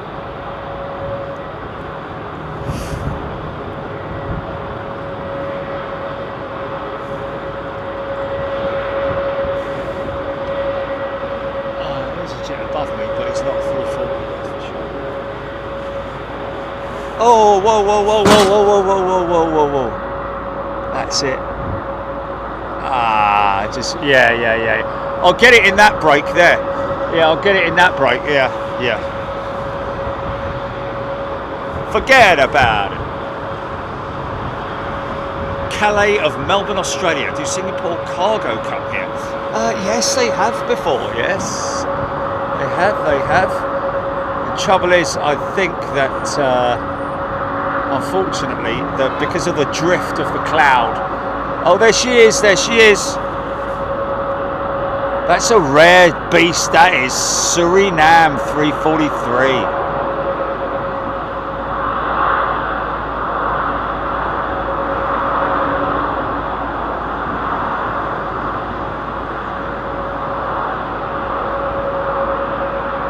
See if they might be coming into Staines International with that jet. It's a diver.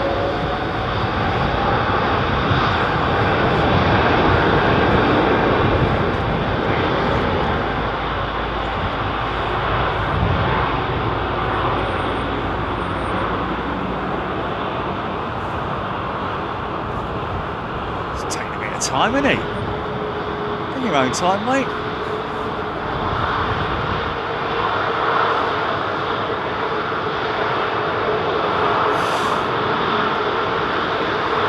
Alex Hilton, yeah.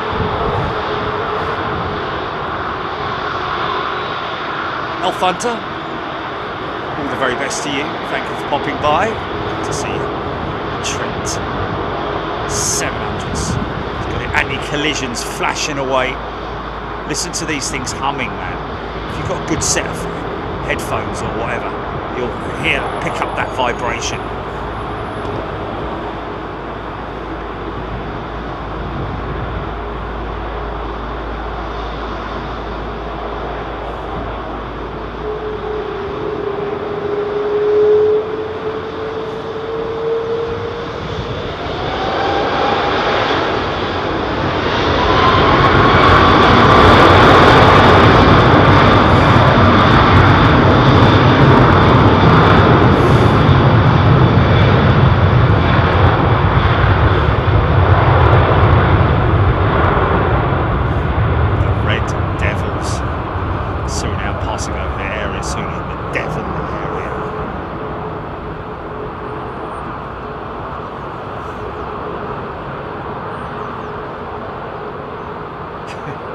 Staines International, his own tube station.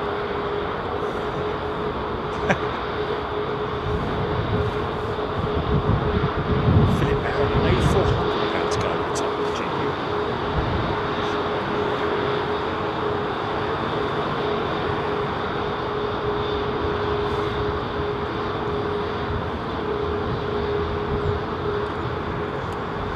See all this panelling. Something that I've noticed on the A380s post-COVID, I have to say. It's a technical change. Mark Andrew Terry. Go on, son!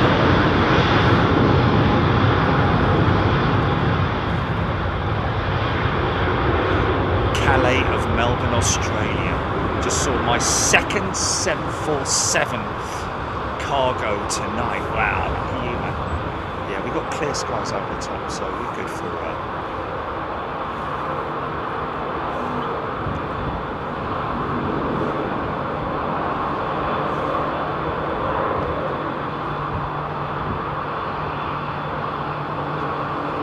rotate. You see the elevators flick up, man. It's great, isn't it?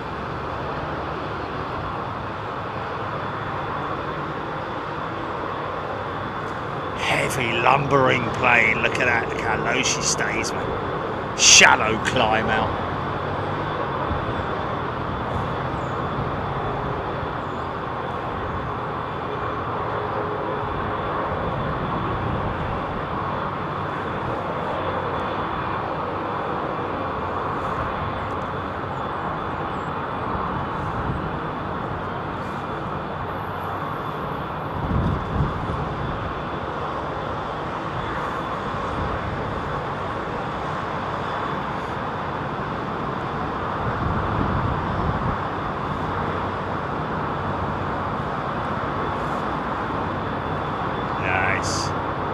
Is that a Dubai bound jet?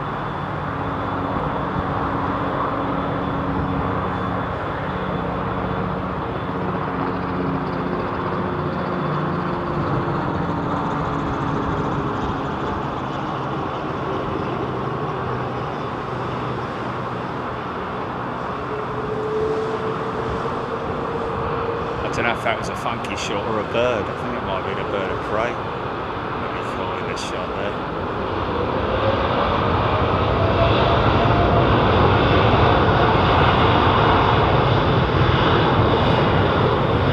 Embrace Aviation. Another 787-10 with BA.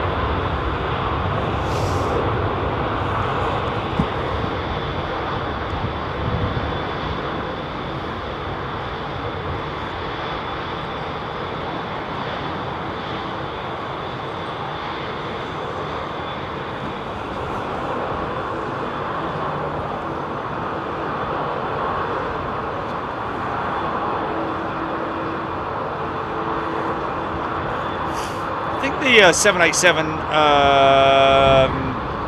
pilot flying the Dash 9 still has to go through a type rating for the Dash 10, just purely on the basis of it being much longer, I think. Same wingspan, but just a longer jet, so possibly. Oh, I can hear the A400.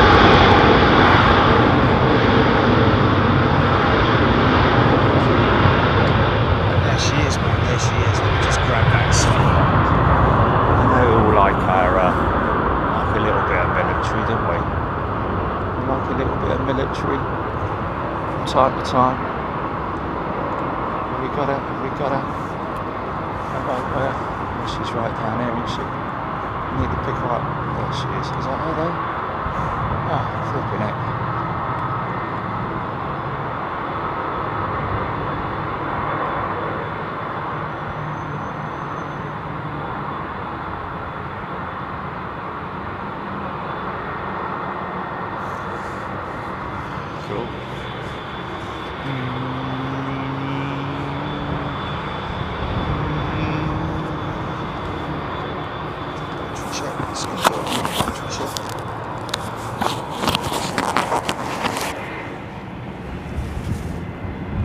It's all good. Sorry folks, just doing a battery level check. Sorry about that. Nice TAP jet. Tap, if you want to call it a tap. Hot or cold, up to you.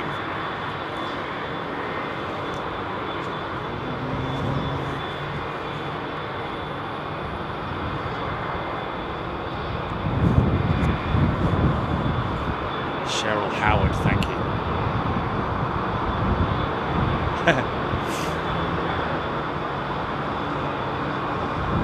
Rowan Park Alley, is that the same plane from Mission Impossible?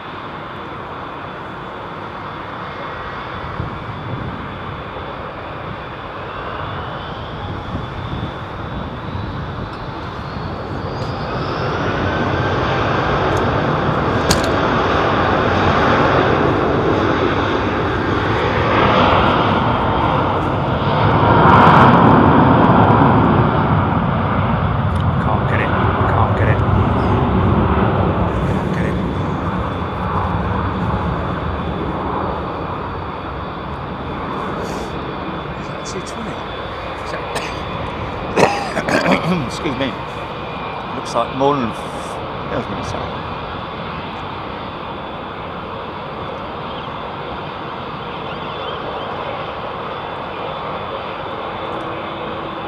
That don't look like a 350. That looks like a Dreamliner or a 777. Might be wrong, but don't look much like a 350. Is it?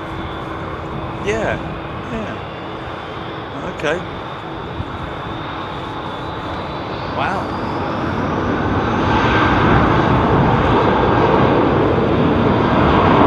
They've 350 Haneda.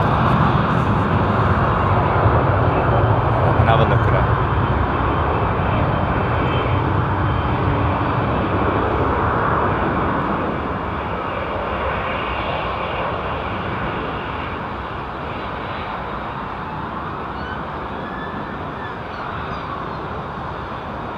Okay, we'll take that.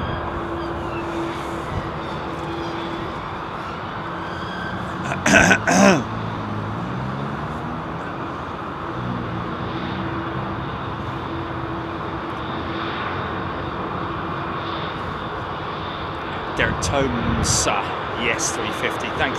It just a bit odd. It looks a little bit fat for a 350, to be honest with you. But there you go. PP loving the 1 month membership. There we go.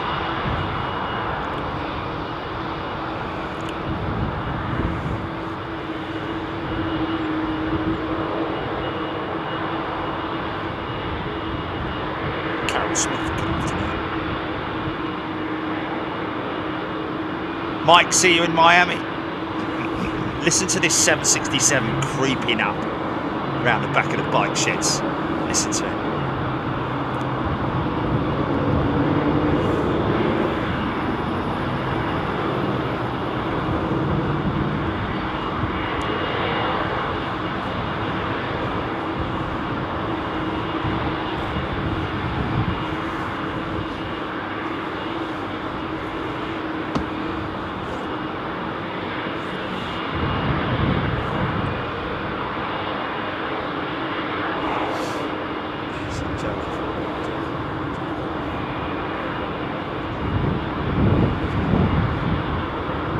Yeah, I know.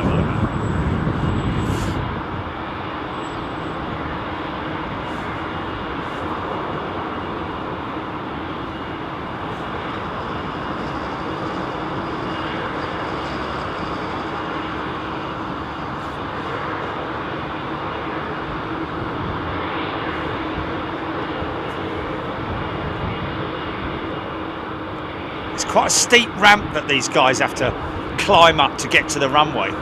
That whole ramp there, he's at the bottom of it there, so, or she. You'll hear them power up as this Kenya jet goes.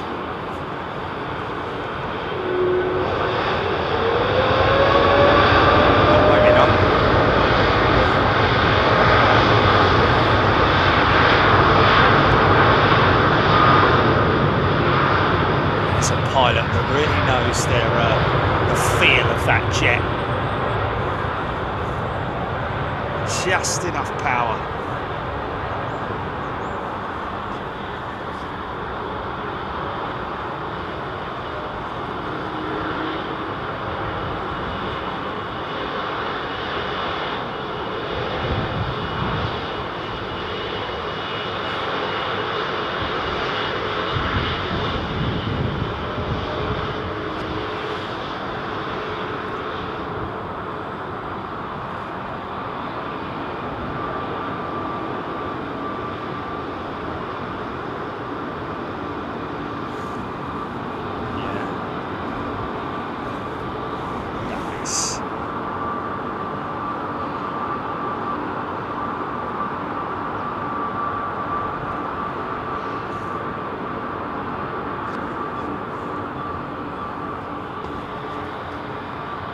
Fair it up. Pratt & Whitney's. Or are they GEs? I think they're GEs. They're GEs, aren't they? They are, aren't they? GE90s. Okay. So that's interesting. So it must be a mix of GEs and Pratt & Whitneys in the PW4000s on the trip.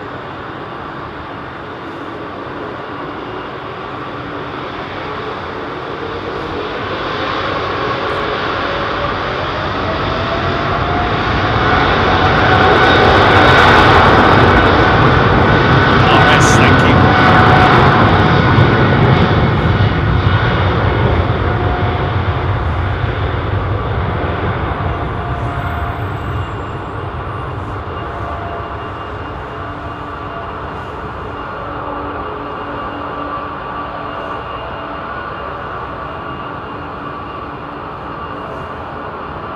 Rascasse. Famous part of the circuit at Monte Carlo, isn't it, Rascasse?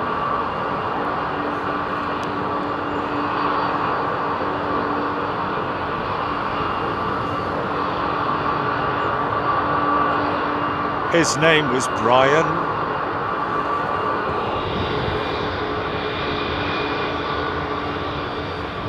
Look at that. Listen to that 767.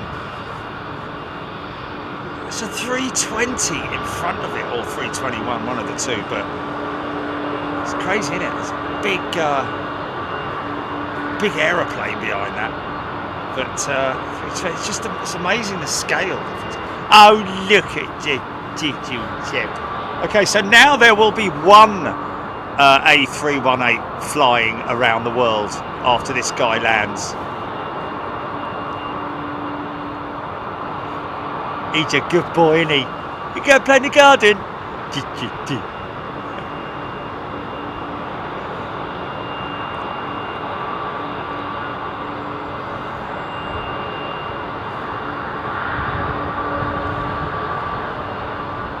Which aircraft's actually? Is it lined up or is it?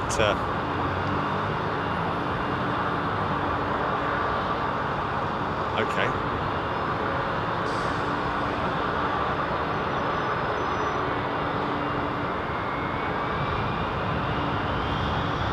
The last in the queue, Yankee Bravo. Did you say, Julie?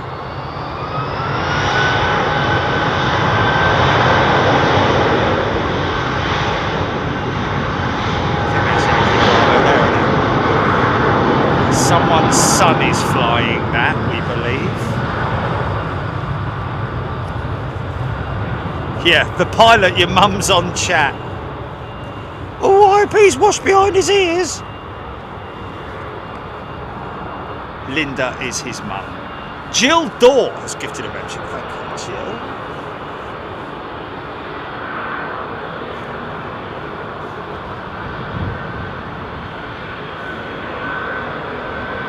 Rebecca Weaver.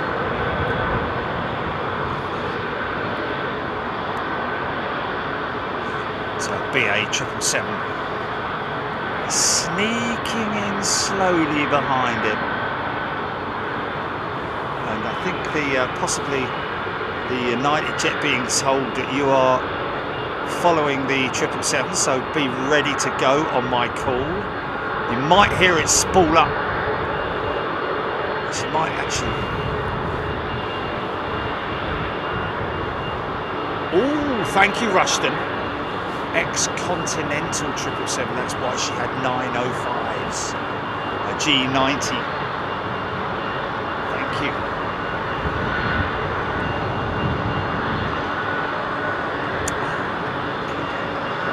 Continental Airlines. There is a private Airbus 318 that is in India, owned by one of the big corporations.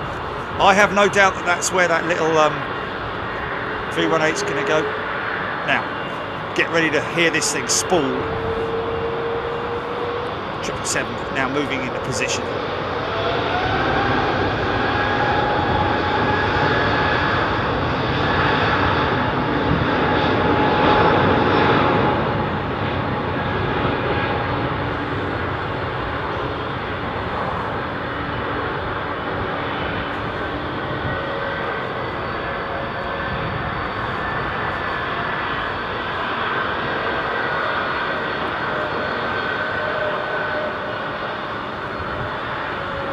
Isn't that nice? Jill Dorr able to now to return the gift membership I was gifted last year. A lovely thing to do. Thank you, Jill.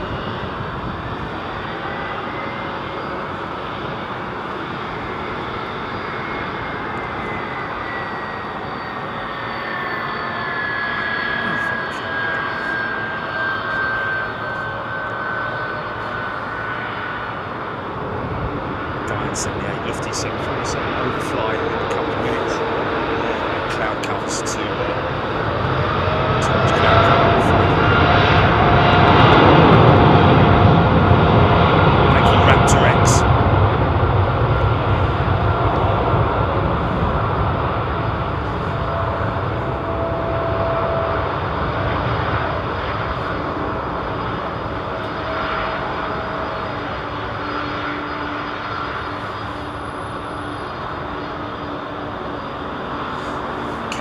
That plane looks happy. I think she's possibly describing the 767 that we're looking at now from face on. Yeah, the livery does give it that smiley look, but you want to see a smile, check out the 777. It's an interesting puff of smoke just come out that Aer Lingus.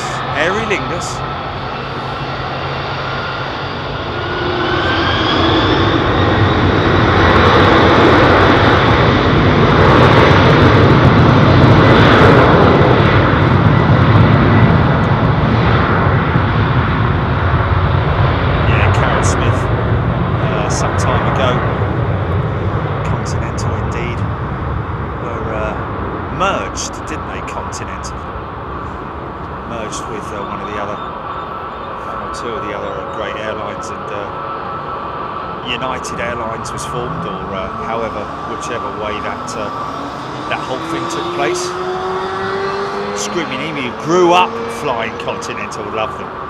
Yeah, I was lucky enough to fly the Continental DC-10 LAX to Gatwick. Well, Gatwick LAX and then back quite some time ago.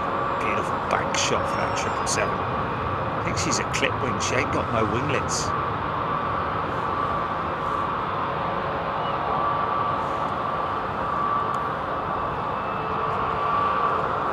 Smoky old 760. Nick Gray, pretty sure I flew a Continental 747 Newark to Heathrow. Wow. Yeah. Stasies Airport has been renamed the Clam. Stuart Ross. It's a 3-letter airport code. Okay. Well, we've got it down as STI, haven't we?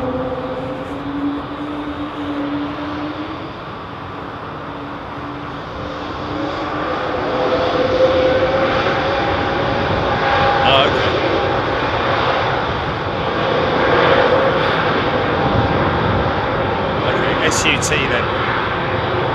No.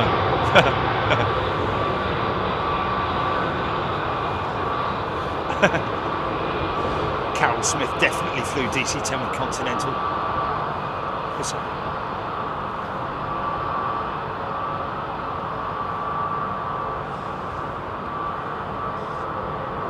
Oh, okay. He more than likely will. Aviation in 4K's dad is operating the Virgin 350 out to Miami on flying back on Saturday. There we go. No.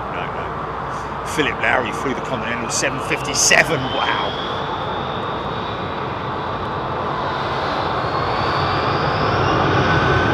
Oh, okay. There we go. Philip Lowry, Rohit Parkal, Continental, Northwest, and United was the merger. That the United Airlines was eventually branded. I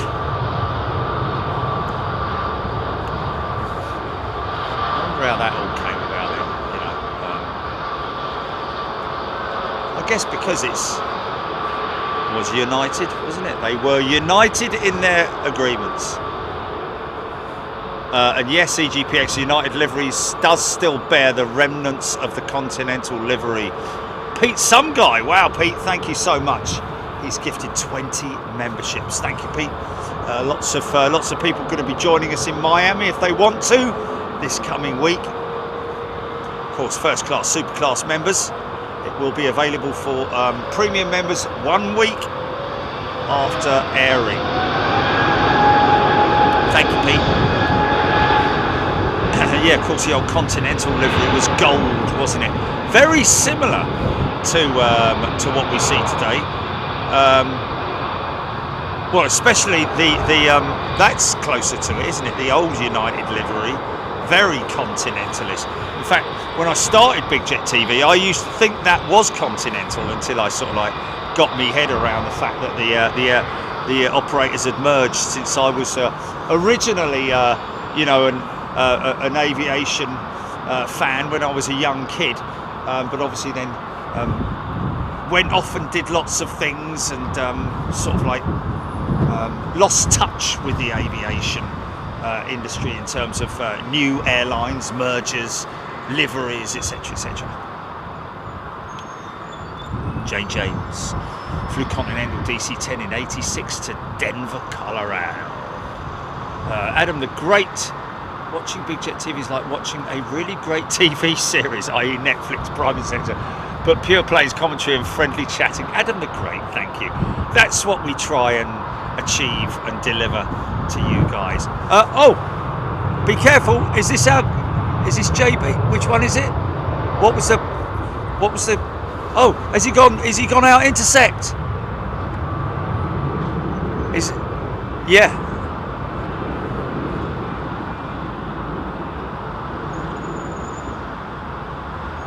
Proud of her lad.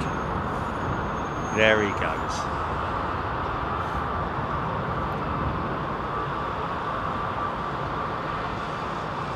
Make sure you do a time check, mummy.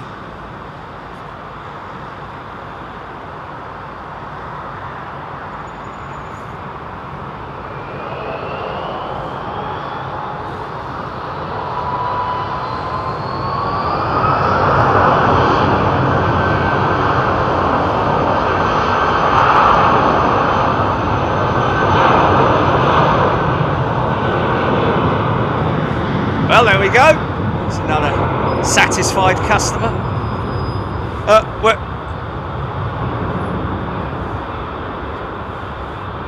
So where's Freddie then? Which is it? Okay, so Flugelshaft telling us that apparently 90 people are watching in a group apparently. Hello to everybody watching in that group. We're waiting for Freddie to come out, who's operating. This isn't Freddie that we got a week or so ago on top of the Hilton, was it, Gilly? It's not the same Freddie, was it? There was definitely a it was a lufty pilot. He actually messaged us, didn't he?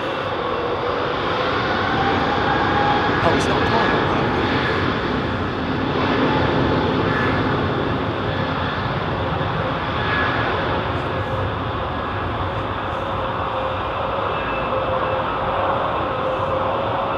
Aviation fan. Northwest Orient 747 coming in fast. Yeah, Northwest Orient. Remember them at Gatwick. Hello. We got to push back. That's probably that's the Etihad jet in it. Etihad 380.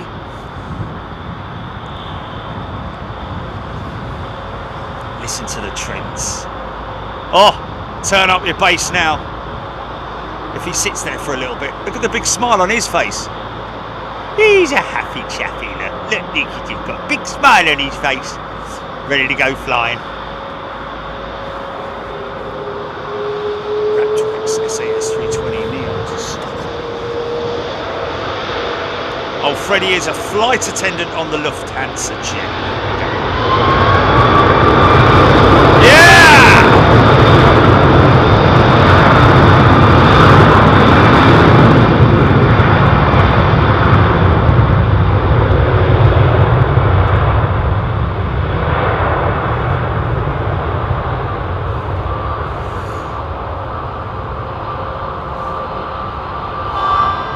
Those Trents up there.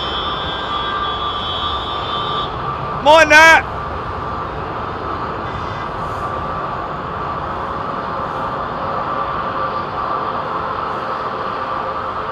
Melanie remembers Northwest Orient coming into Manchester in the 80s. Big shiny, polished chrome, crazy aeroplanes back then with the chrome. Dustin Jackson's gifted a membership. Thank you, Dustin.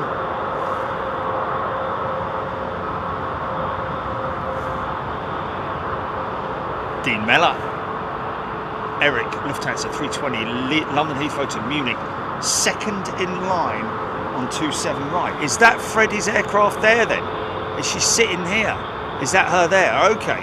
There we go. I thought she was taxiing out. Right, okay, there we go.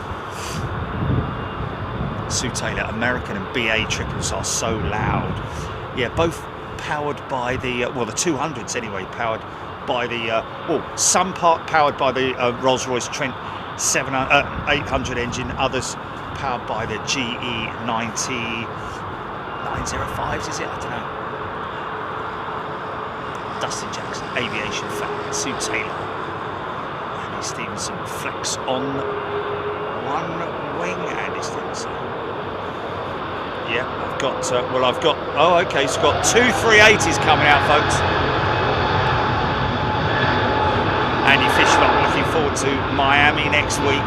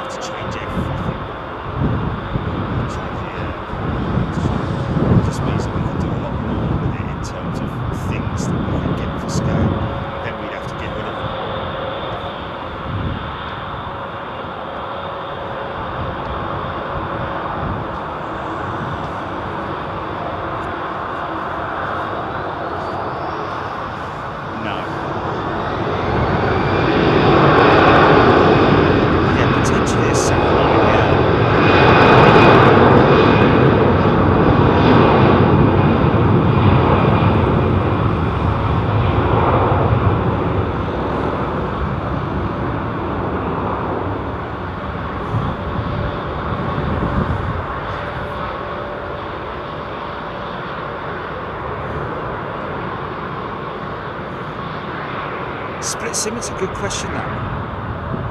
Why do BAE 777s have two engine types? The early variants of the 777s, at least the British Airways. British Airways were the launch customer for the 777. Talk about that in a second, standby. On your way, Freddie!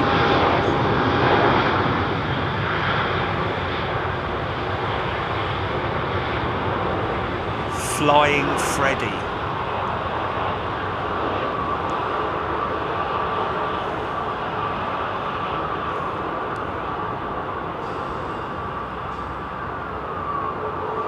Yeah, the British Airways were the launch customer for the 777, believe it or not. Initially, the aircraft were delivered, first batch of aircraft were delivered with the General Electric power plant, but very quickly they came across problems, technical issues with the engines, and the next batch were powered by the Rolls-Royce Trent engines.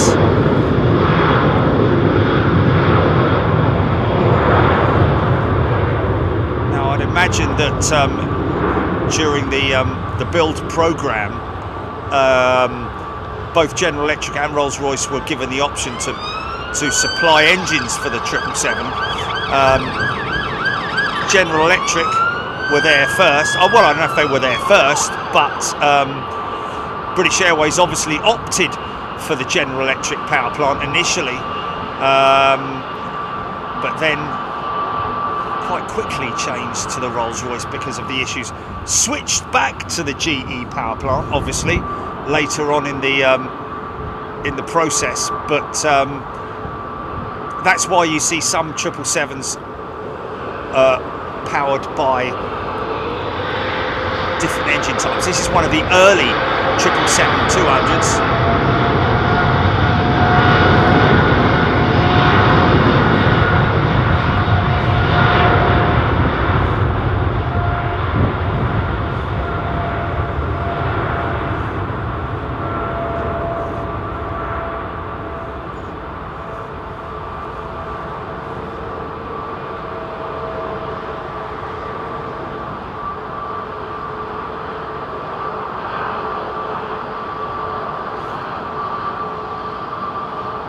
Oh, Lloyd Bell, United was the launch customer in '95. So my apologies, I thought that BA was the launch customer for the 777. So I was wrong. United were the launch customer in 1995. Wow, there we go. Oh, Alex, thank you so much. Well, I was born into aviation, that's for sure. My old man being a pilot, back in the old days, swashbuckling freighter pilot. What engines have the highest dB level? Is the 777-800? Adam the Great. Well, I would have said it would be, yeah, the 777 with the Trent 800. Yes. It appears that way, but you do sometimes get some proper growlers, don't you? With the General Electric power plant. Depends on how heavy they are, really. At the end of the day. Darren Nichols, actually United, that launch customer for the 777-200 BA, was joint launch customer for the 757 along with Eastern. Thank you, Darren. Russell Sprout sounded derated. Well, when you've got decent enough headwind and all the parameters are set right and everything's working in your favour, I would imagine you would not need that much in terms of power. Again, depends on aircraft type, weight,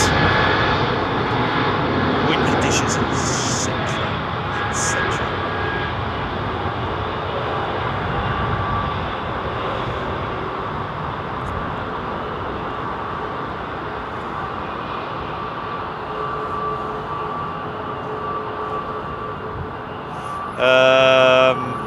Alec Scarisbrick mentioning about the Delta A350-1000 orders. Yes, indeed, 20 new A350-1000s.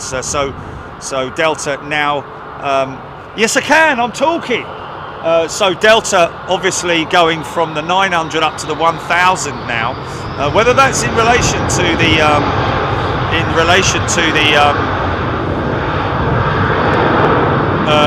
777X delays or what, I don't know, but anyway, yeah, sorry, what was that, GP?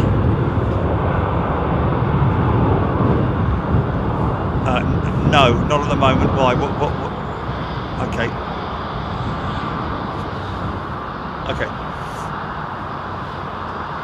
Raptor X Aer Lingus 320 Neo just departed for Cork.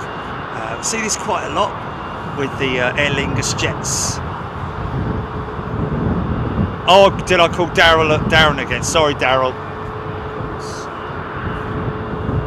Sorry, Daryl.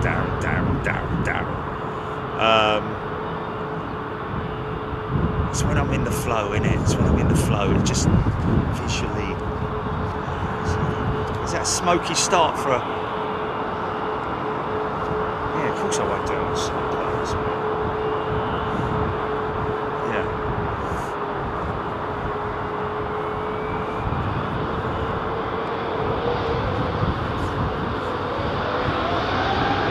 Oh, okay. So Delta, Sananda saying that they stayed with Airbus for continuity reasons. I can get understand that. They've obviously tried and tested the Airbus now, the A350, and decided to go with the 1000. Obviously, Delta used to operate the 777-200s, didn't they? As late as as recently as when we started Big Jet TV, didn't we see Delta operating the 777s into London Heathrow? But now it seems that they've primarily become Airbus, certainly for the long haul routes anyway. But they would have been in talks with Boeing. There's no doubt about it. I know you say that they did it for continuity reasons. I can understand that. I don't know if that's official.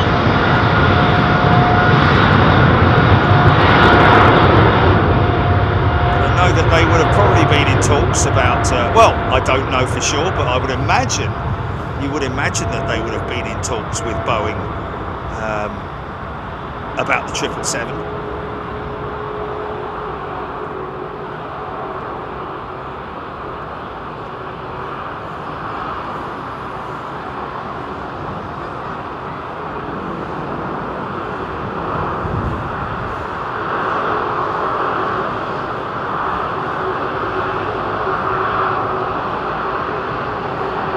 true. Alex mentioning the 767s that they're operating with Delta.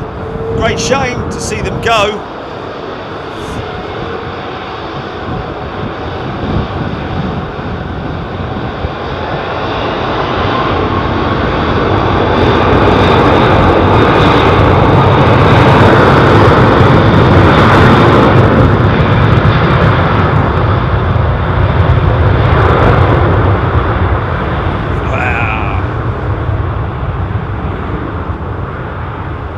Very bullish departure from that 777.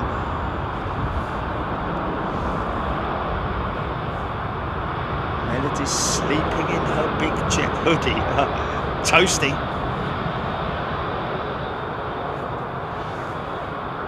Tricia Alderman loving the 380. Lots of people do. A feat of engineering, even if you don't, if you can't accept it as a beautiful aeroplane, as I do, then at least appreciate the technology and the engineering that's gone into that thing. Screenshot, GP.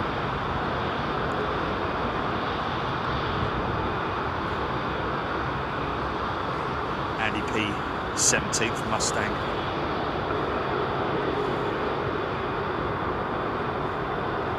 Okay, we're looking out for EK31, by the way, folks. Inbound with one of our, we've got 2:31, we've got 30 minutes left of departures.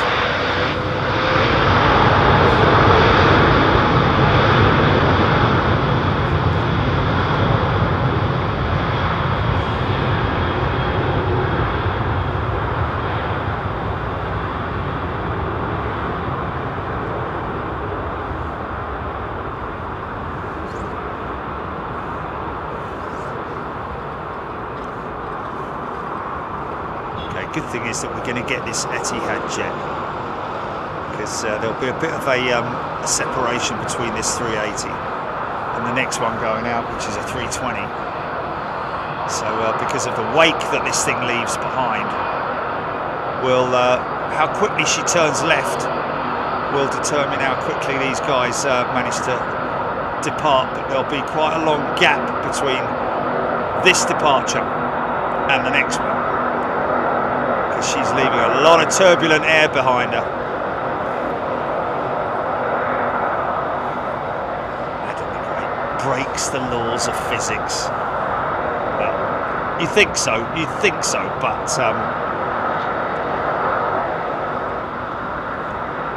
it's all relative, isn't it? Like we've talked about before. If it's a big giant aeroplane, needs big giant wings, powerful engines. And aerodynamically, not that much different in terms of the arrangement, if you know what I mean.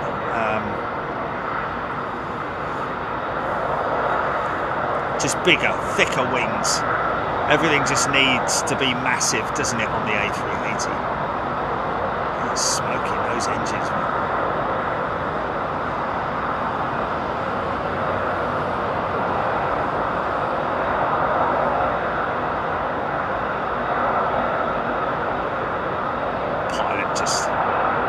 Nudging their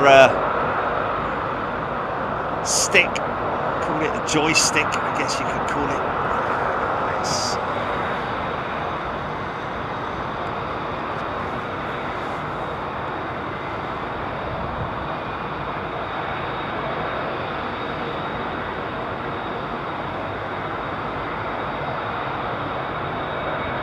Jeffrey Kirk, has there ever been an emergency stop on takeoff of a 380?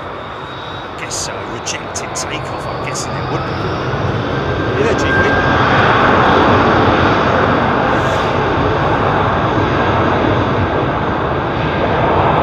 Captain Manny. Argo goal. Level K.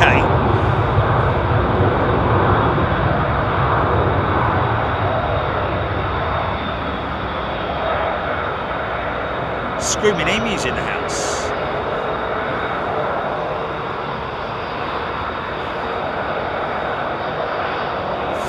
Saying 400 feet and it's on auto.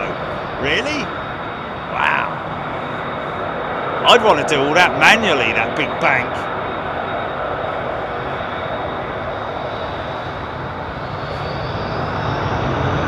Is that so though? Well, Screaming Emu, you learned that from Kujro Alam. They do not fly the jet, literally. Wow, very little. So the only time that they're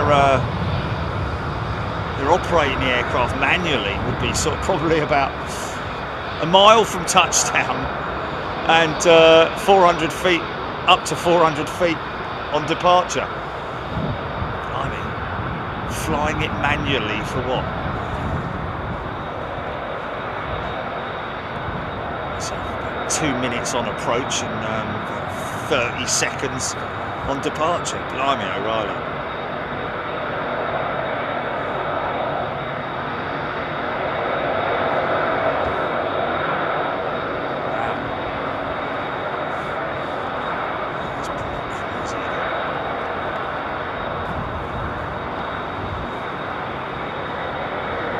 Little Swiss 220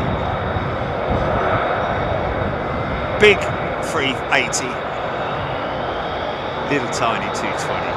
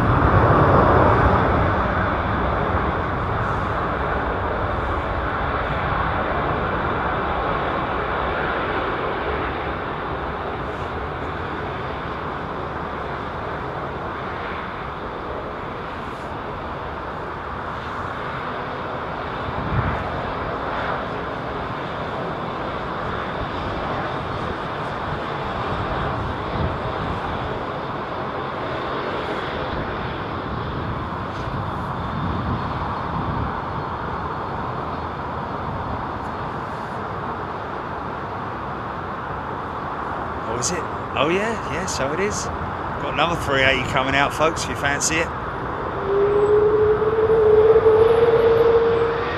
Fire it up.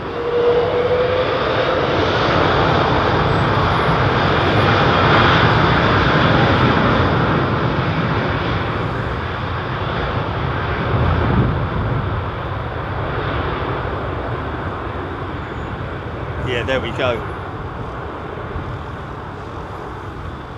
Is that on ChatGPT?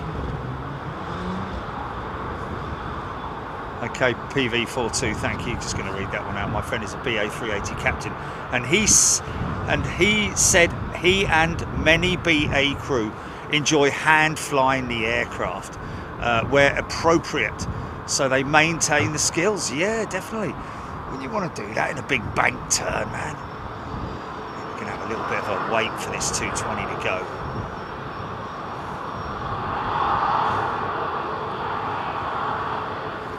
Barry M has gifted a membership. Thank you, Barry. TCC Etihad is stunning.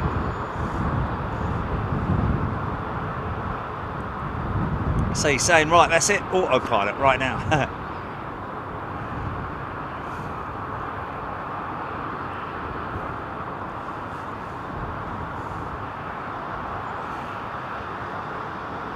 Shakira's missed half the show. Shakira, what have you done?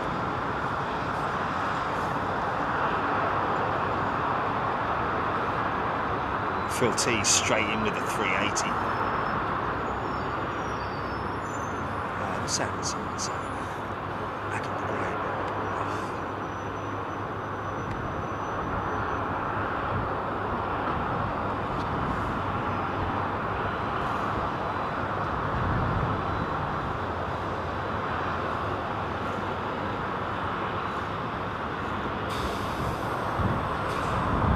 Hello, mate.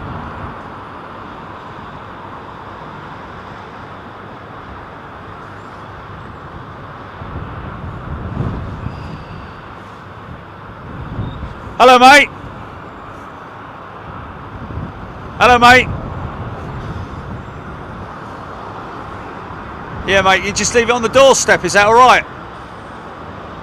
Thanks. Thanks, my friend. Cheers, mate. Ta-da. Sorry, folks.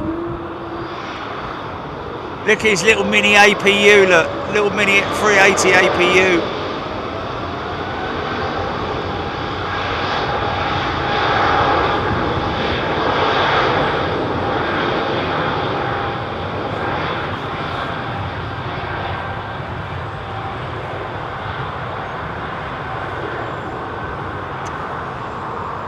Sorry, folks.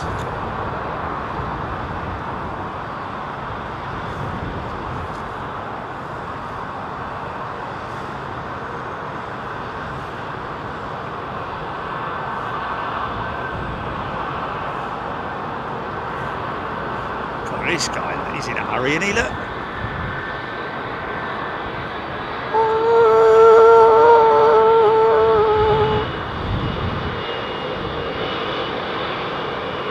Mate, this guy's not hanging around. I don't think he or she is gonna roll it straight out. Maybe I'm wrong. Looks like a turn and burn to me. No, maybe not. Say a bit then. What's that impression?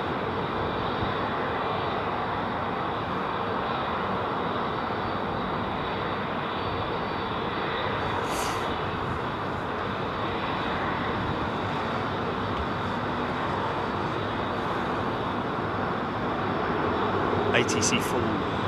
That's empennage. Empennage is the back end of the aircraft. Yes, I'm aware of that. The empennage. But the whole back of the aircraft, aft of the sort of bulkhead area, is known as the empennage. I was zooming on the APU, which. Yeah!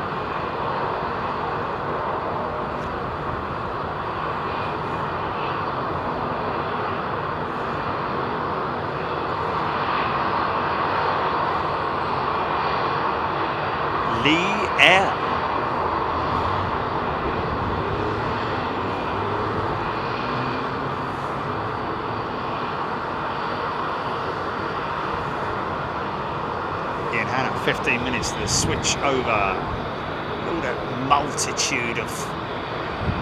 Wow, look at that.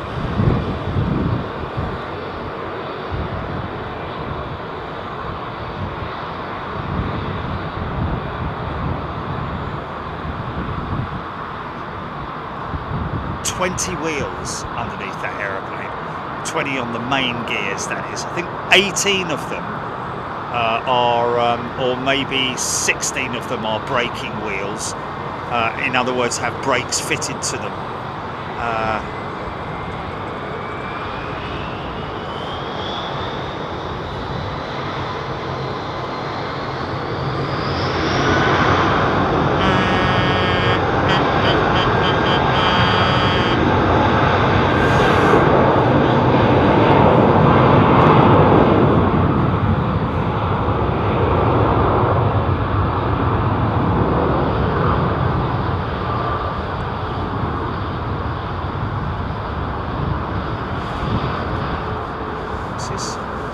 strange to me that over 1 million subs with only a couple of thousand watches at best.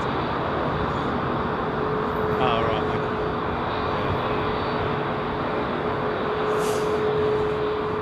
Yeah. Big deal. Okay. Who fancies a bit of...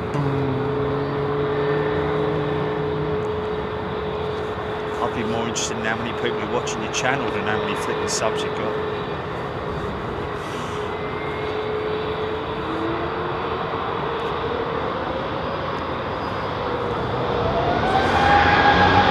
Skilling EK31 due 16.19 with Singapore A380 8 minutes behind. Okay. Don't worry, I'm not going to miss that Qatar 380, folks. I just want to get this Egypt Air.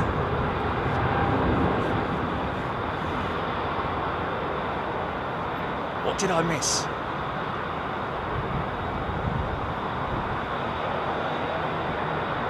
Jonathan Potterfield, in all your years of picture, you never filmed a bird strike. I think we have, haven't we? We definitely put something up that was, you could see definitely see something happen. Yeah, it was a long, long time ago. I just want to hear this. Luckily, we got an intersecting departure. Just see that, hear that Egypt Air start up. Although the engines on that Qatar jet are sort of like drowning everything out at the moment.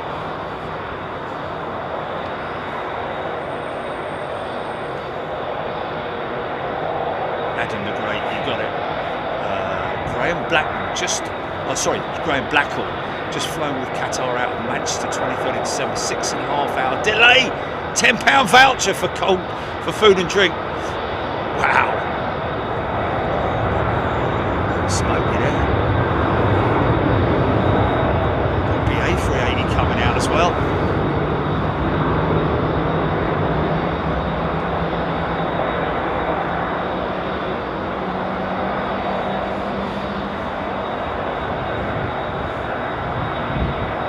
Phil Lloyd, thank you.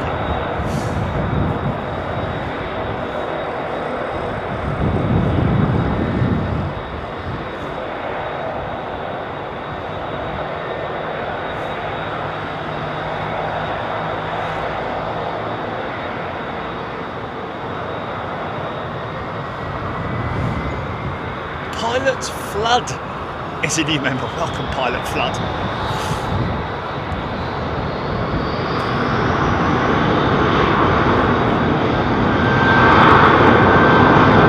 Bits and pieces.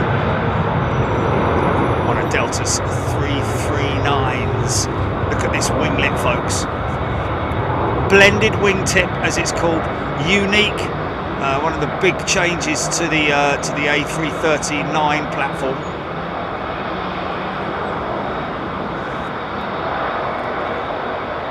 Known as the Blade back in the day, but look at it change its shape, its form, as it Callum Murray, welcome, Big Jet TV member. As it turns side on, it's an odd looking thing when you look at it from certain angles, that blade, but very, very efficient. All carbon, a composite design that's obviously bolted to the wing.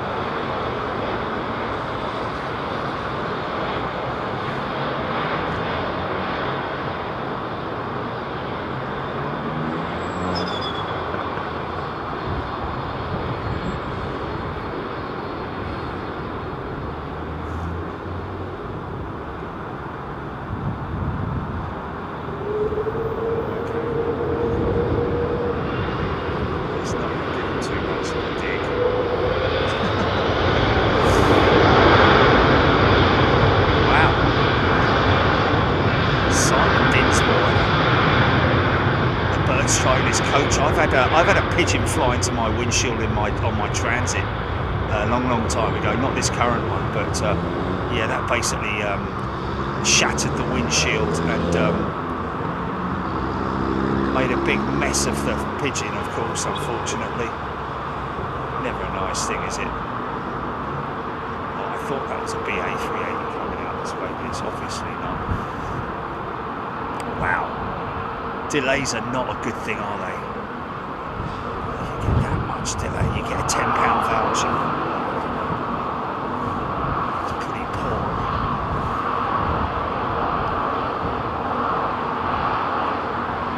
Okay, autopilot on.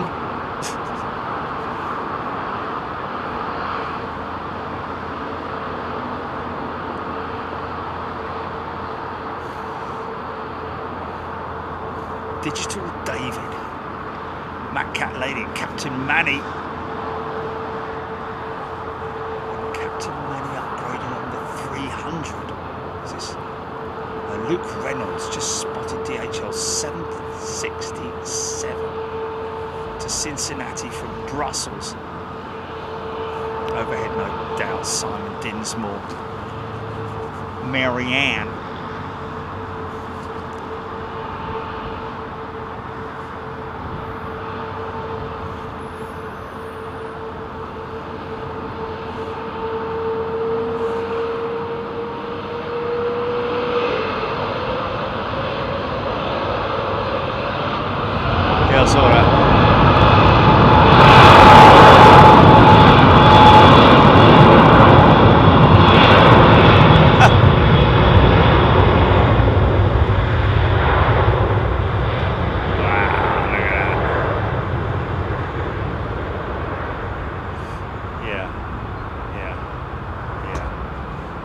£26 for a postcard. Oh, we've got a picture of a plane. That was a good spend for 26 quid, wasn't it? Sod all. Honestly does sometimes make me wonder about some people's commitment to whether they're actually true aviationists or fans, or whether they're just you know, in it for the money and the numbers, really, which is what we're not really. You know, if I could do this all for free, I'd do it all for free, but you know, it costs money to run a business, doesn't it? Got to keep the wolves from the door. And the amount of effort and commitment that we put into it is, it definitely is worthy, should I say. Anyway, RJ, A321 on approach to Southern Runway, Lloyd Bell saying. Yeah, exactly. ATC4, wonder what the maximum bank angle is for the A380. Well, until it tells you. Bank angle. 30 degrees? Is that the maximum? Or is that too much? I know there is a point at which the onboard systems will start to scream and shout. Look at that aircraft lining up already for the southern runway. We've got 6 minutes remaining of departures out of the northern runway. We've got 2, 3, 4 aeroplanes left to go out. 2 of those nice little Euro wings get together there, look.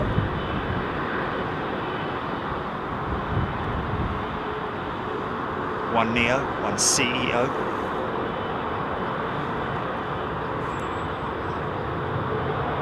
Oh, screaming email, I got it right. 30 degrees was the right one. Right, bank angle, maximum bank angle, that is. But even then, you're sort of like, you know, getting towards the edge of the envelope, aren't you?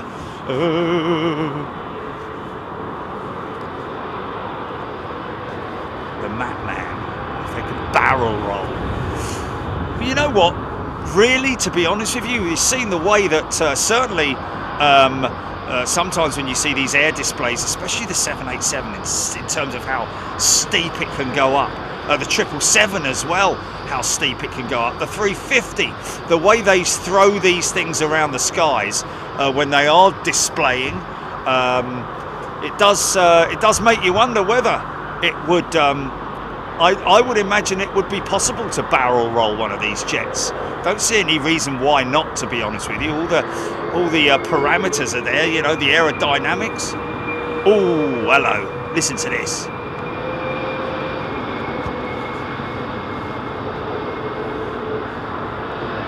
Max Aris.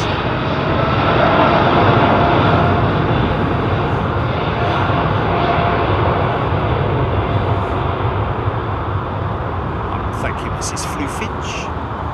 Royal Jordanian 321. Interesting. You see their Dreamliner either out of commission or it's just the capacity on the route today doesn't warrant a. That's all planned long in advance as well. Okay, last one out.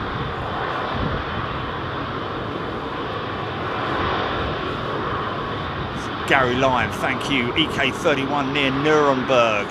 That's our closeout shot of the day, folks.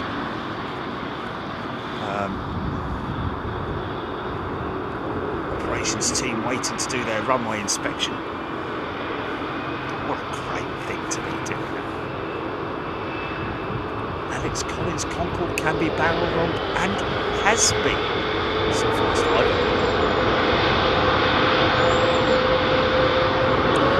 we know the barrel roll in 707. Tex Avery, was it Tex Avery? Barrel rolled the 707. Tex Johnson, sorry.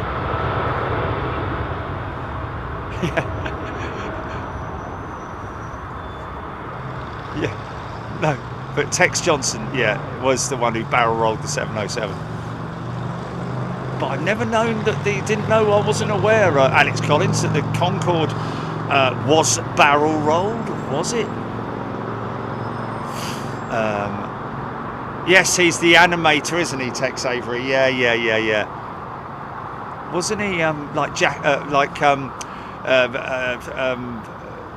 You know, what's his Tex Avery? Wasn't that Stoneman JD Stone housed the flooding in Staines? It was pretty gnarly, wasn't it?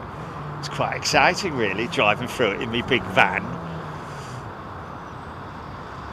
There we go. Mike Oxard, yes, indeed. Any aircraft capable of level flight can be barrel rolled. It literally would be just a flick, wouldn't it? Of the purely down to the. Can I go and get a coffee? Is that all right? Can I go and get a coffee?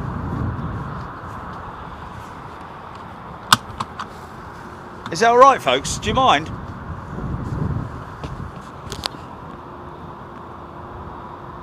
Oh, I tell you what.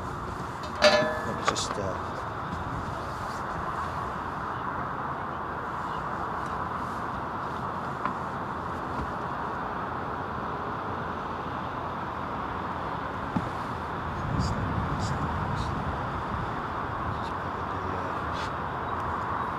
I hope this mic's got the right.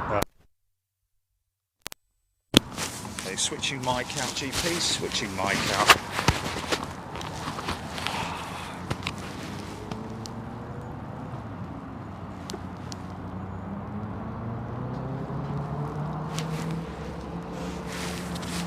Cashier number 3, please.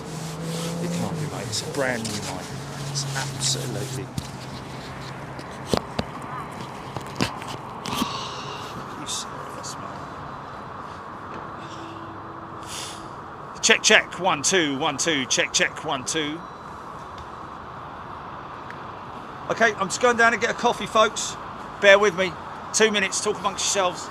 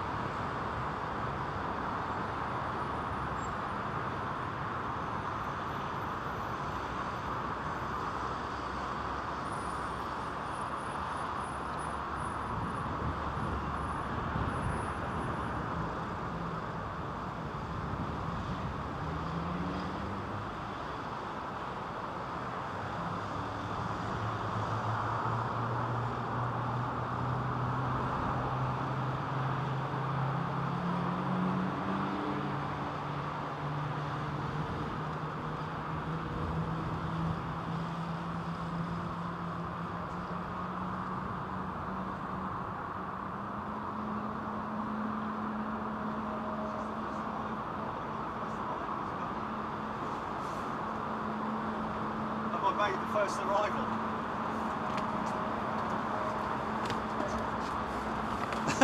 That's crazy, man. All that time and we got the first arrival. Here we go, folks. And there's a 380 on approach and a jumbo jet, folks, so don't go anywhere. We've got two 380s on approach or inbound.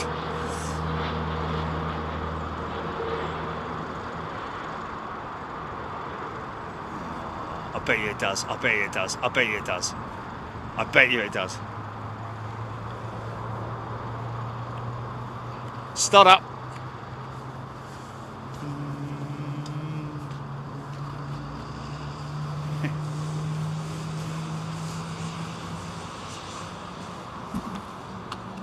Just met two very polite young lads. I said, where are you from? He said, Kingston. Oh, how lovely. I said, you'll be able to come out to the front here quite soon, mate. He goes, oh really? I'm like, yeah. Oh, you'll have to pay though. Oh really? Well, yeah, I mean, it's a hotel, mate. It's not like a field, is it? Oh, right. Well, you wouldn't like a load of people turning up in your garden at home, would you? No, I wouldn't. What if they paid you 20 quid? Yeah, that'd be all right. There you go then. Oh, bless him. He's going to go home tonight. Dad, can we get 300 people in our garden?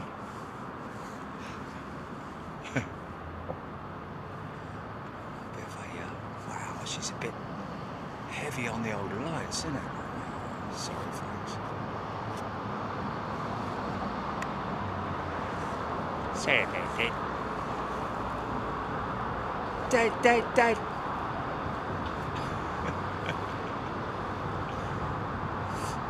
Who's that? Screaming Emu. Thank you, sir. One of our resident pilots, along with Kujro, Captain Manny. Gifting. There's a little bit of focus pop on that.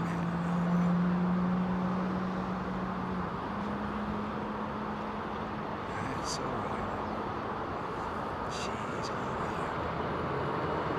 Big split rudder on her.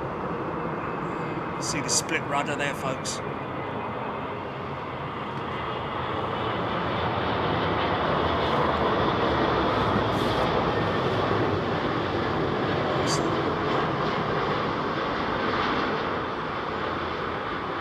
Nice.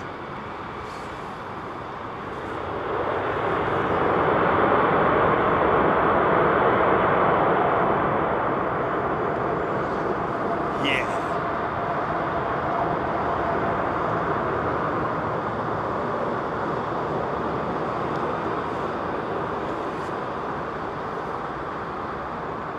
Sitting heavy, man.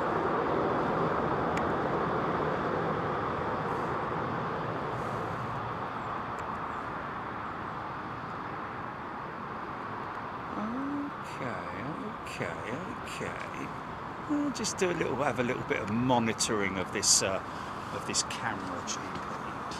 Just wondering if she's struggling a little bit. She's quite old, this one. So I need to keep an eye on her. We obviously got a spare one going out to Miami with us, but.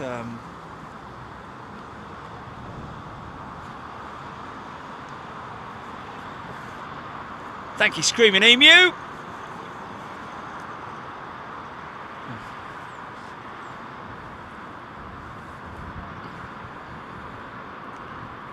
Oh, bless. Well, that's not long after 31. Yeah.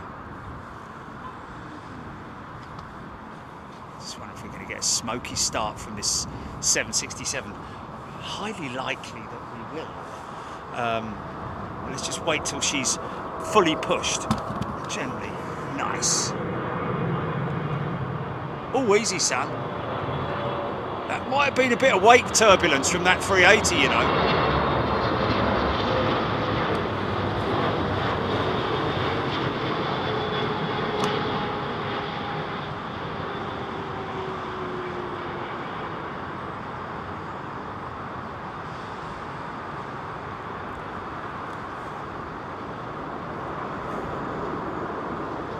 Jason Pitt, why all the Middle East jets always clean, more money to clean them? Well, yeah, Jason, the reason why they're clean, I would say, is because they're from the environment, isn't it? You don't have lots of like muddy, soaked, you know, mud everywhere and grime and grubbiness. It's just sandy climates, aren't they? You know, for Etihad, for Qatar, for Emirates, all that kind of thing. They're just from warmer climates, and therefore, you know, even you know, so that's why they generally do look a lot cleaner. I don't think it's anything to do with washing the planes, to be honest with you, or their frequency of washing pens. Okay, here we go. It's another 380. Blimey. Now watch the outboard ailerons, folks. You'll see the rudder being used here, split rudder system on the A380. But look at the outboard section of the wing. We'll get it, and you'll see the ailerons being used. And we call them they're split aileron system. That's what they designed on the A380. And they will use them as speed brakes. As soon as the aircraft touches down, those ailerons then take over as speed brakes. So watch this. It's the outboard, right-hand side of the wing, folks. See them moving there? See the ailerons moving there on the outboard section of the wing. Now they'll lock and go up as speed brakes. There we go. Clever, isn't it? Hey!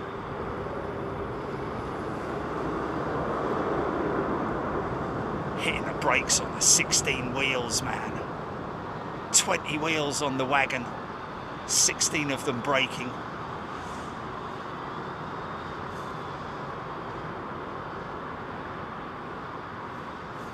Jordan Charlie Eve, I think we will get to see her land us there.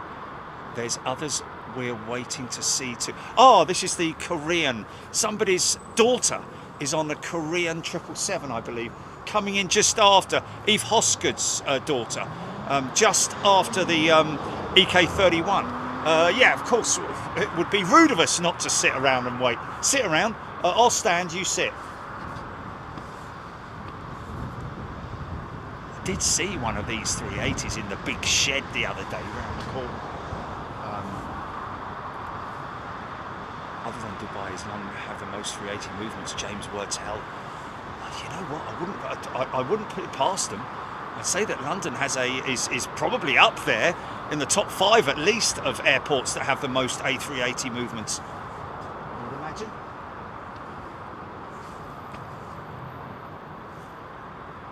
James McElney, good afternoon to you. Oliver Hill.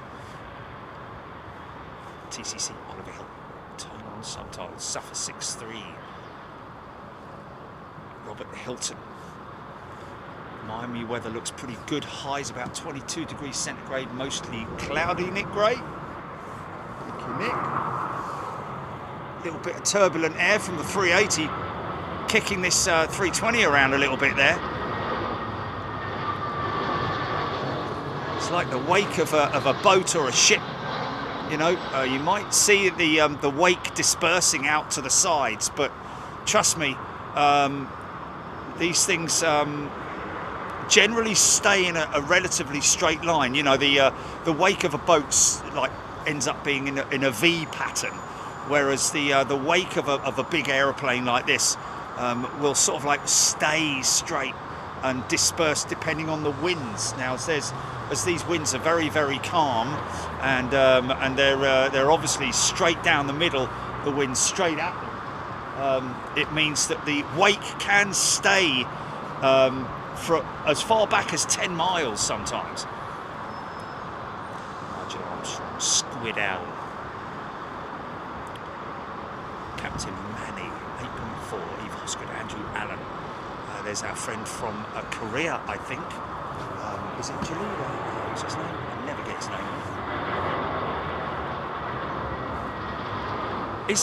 name. Is Emu now a captain, is he? He's Japanese. Captain Emu.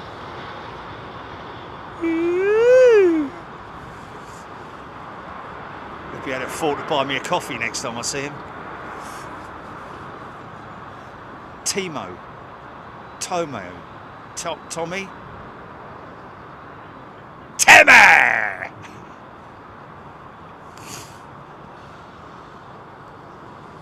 Sue Cruz, you're all right. You haven't missed the 747. Tavon, that's it. Tavon, it is. Tavon, thank you. We see you there, Tavon. Thank you. Samuel Barrel. Did I? Oh, someone's saying that apparently the Concorde did barrel roll while I was down getting my coffee. Jilly said that somebody had made a comment that apparently, and there's a video of it. Is there a video of it?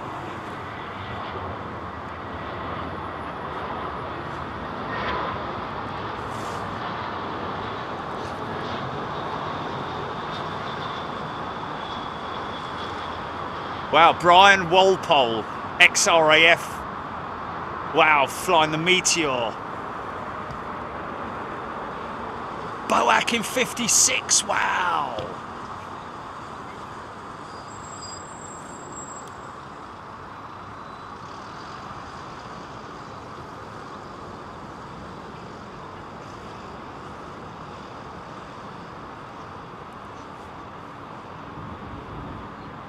Wow, pretty important fella then.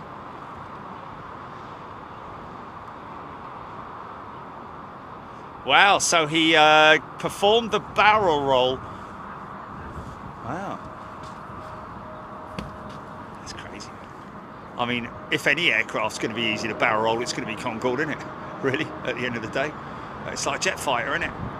It's more akin to a jet fighter than any other aeroplane.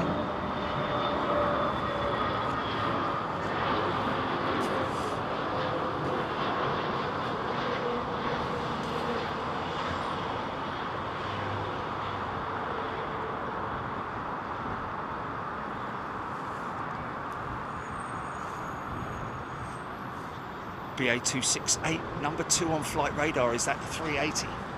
Okay, let's work our magic, folks. Not yet, but wait for it. We're going to get Emirates EK31 to number 1, and then very quickly after that, let's try and get the Korean jet to number 1. ES. No, Jilly's not coming to Miami. James Wurtell, I think that's right, screaming you because they washed them. Okay.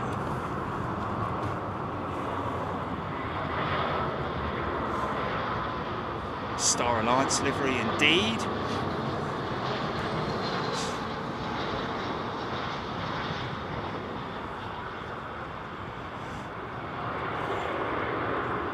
Jordan Charlie, we have never had flight information on the screen.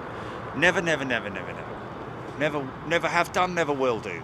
Don't want to clutter up the screen. We try to minimize it as much, and yeah, not only that, but you know, it encourages our viewers to look on flight radar and educate themselves on, you know, rather than have some ticker tape thing, which just sort of like ruins the image as far as it distracts you from what's going on, as far as I'm concerned. Would do me anyway.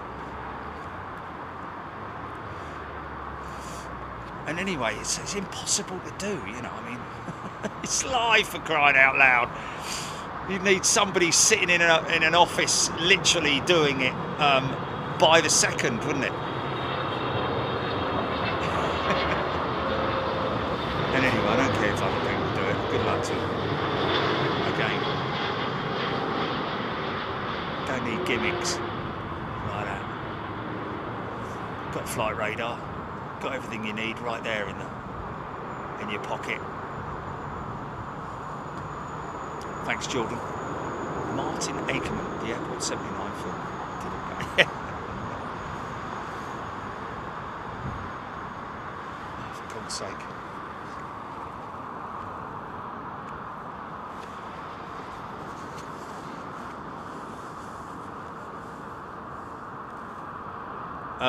Cheryl Howard, 747, number 2.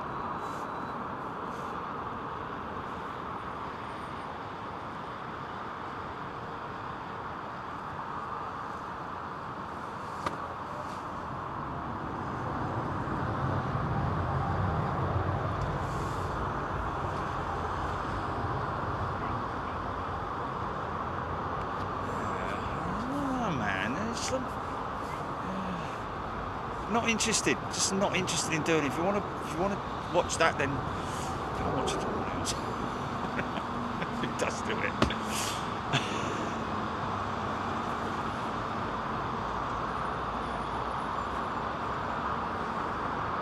Carol Smith, just having a look at the registrations of Virgin Atlantic's jets there sitting on remote, which apparently are due to fly. They're not the two Thai Airways jets that I anticipated were destined for rebranding.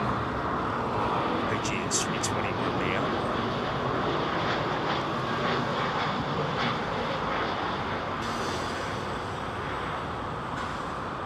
Straight down the middle.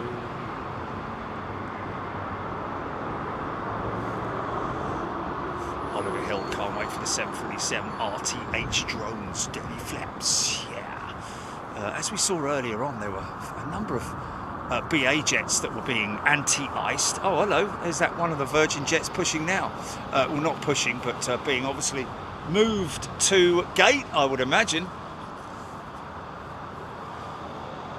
Rohit Parkal, EK31 just overflew France.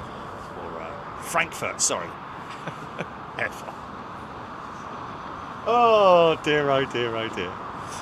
Thank you, Rohit. The Emirates 380 due in has been to Joburg and Seoul in the last 48 hours. CX7 is number 2. And here she comes. She is number 2. Thank you. Phil T's got Flight Radar 24 on one screen, Big Jet TV on the other. Raptor X, that AGN 321 in from Athens.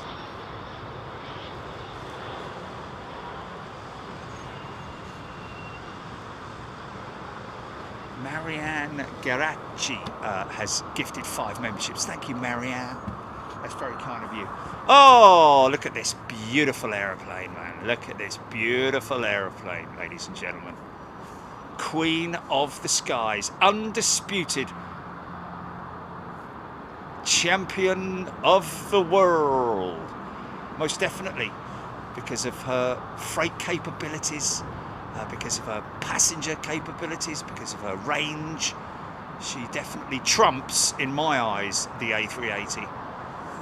Especially the Dash 8 with the in freighter configuration with the old 100 front end on her. She looks long, but she's got a beautiful old traditional front end look. Hasn't got that long extended top on it. She's got big engines on it, though. Isn't she beautiful, man?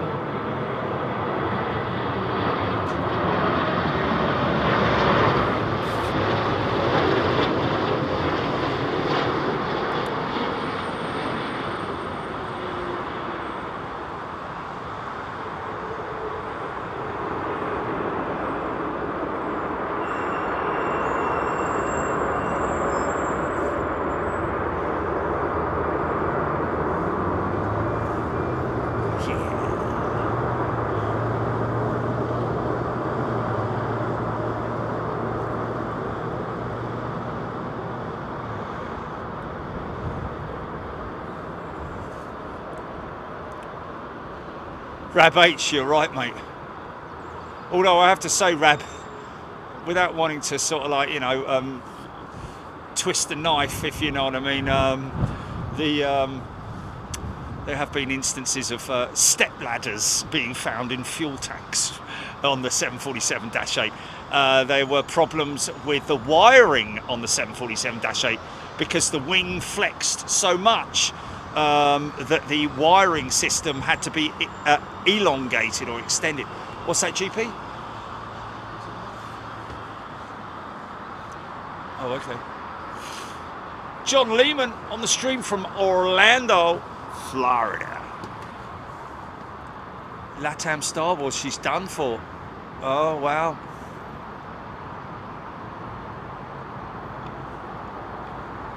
Oh, what a shame.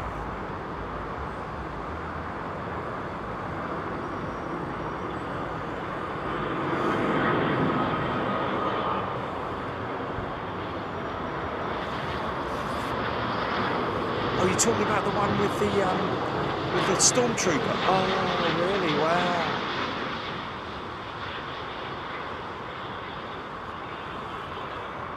Ian Newt has gifted a membership. Thank you, Ian. Yeah, there must be a Baby Yoda one, surely. Look at that profile of that big, beautiful aeroplane, man. Perfect in every way. Scale and everything's perfect on that jet, isn't it? Big set of GEnx engines, same engine as the Dreamliner. I've got goosebumps, mate. How can I get goosebumps at 60 years old? Quite easily, mate. Quite easily. Yeah.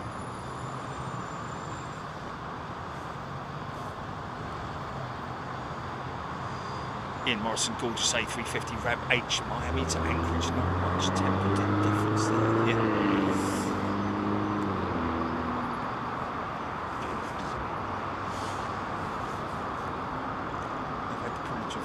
On any modern 747s, just the classic ones. Darren Nichols, Daryl Nichols, sorry. Daryl Nichols saying, never had the privilege of flying on any modern 747. Well, I'll be honest with you, Daryl, I would rather be in your seats having flown the classics than the modern ones, to be honest. Lucky BA KLM to be exact, although KLM was dry lease to Kenya Airways, but remain in full KLM livery. Wow, Daryl, I'd be taking that one sooner, much sooner, rather than a modern 747. I mean, don't get me wrong. If you're flying on a jumbo, you're flying on a jumbo. But I would sooner have flown on the.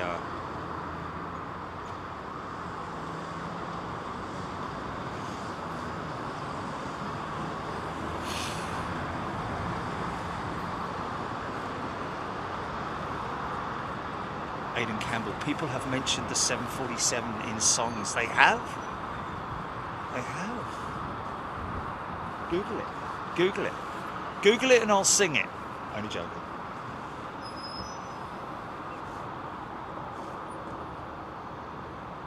Trevor Line will never be bettered. I thought he said it will never be battered then.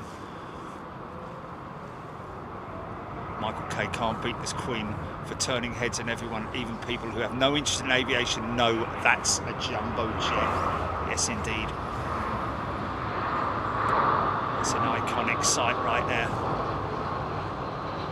Dazza B94-400 passenger is better. Yeah. Ian Morrison 747 is awesome. My one regret is never getting to fly on a 747 trucker stew. There's one of those jets that's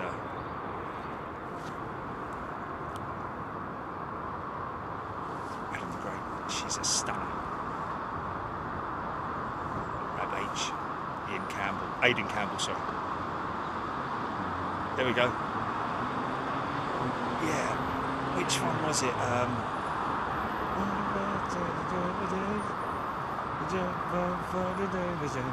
Take the long way home, take the long way.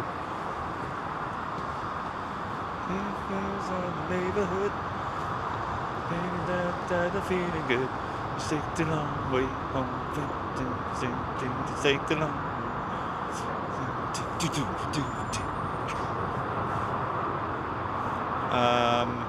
Supertramp, isn't it?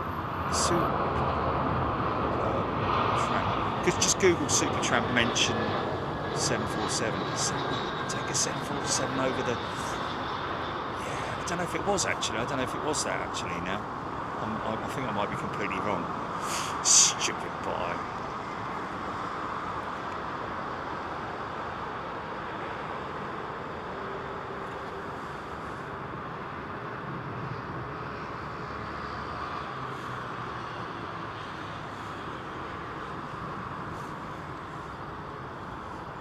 Always looking up. First 747 flight, 1984, was a classic Pan Am Clipper, JFK to London Heathrow.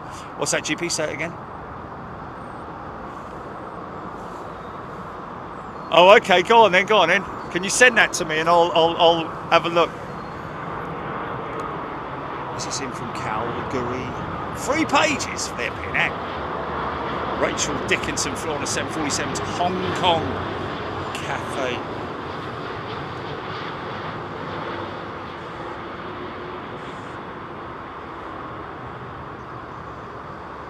Oh, yeah, some classics there then. OMD. Yeah. Jody Mitchell, yeah. Oh. Is that the Steve Miller Band?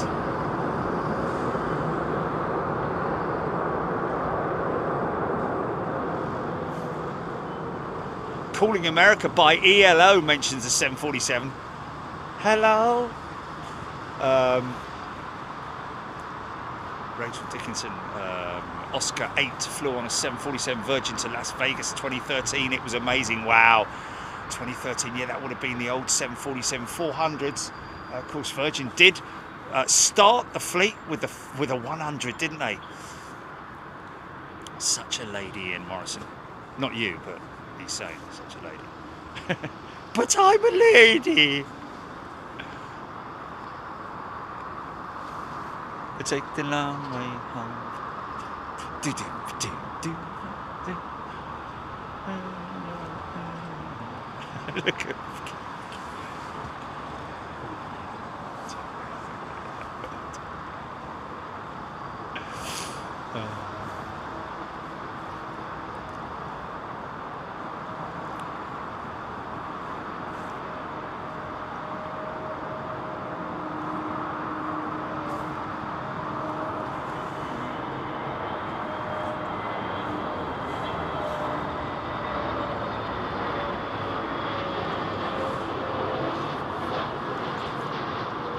Larry Grayson. Oh, shut that door. Well, I'll work on those songs, folks, and see if I can. Yeah, I need to make sure that I get it right and all that. So we will have a little look at that and then do something on a future show.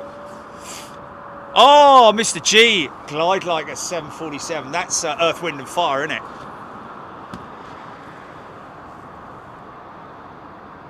Glide like a 747. Yeah. Mentions it a couple of times. I think it's in the chorus, actually. This is Cathay Pacific's 350.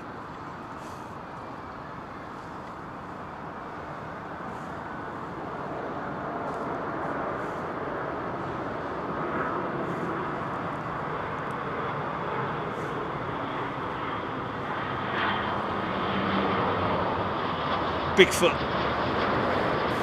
Of course, Rich Torp is a member pilot as well. I forgot to mention. Don't know if his RT's still here, but oh, Rich has got some form, hasn't he? A330 before with American Airlines, BBLLB as well.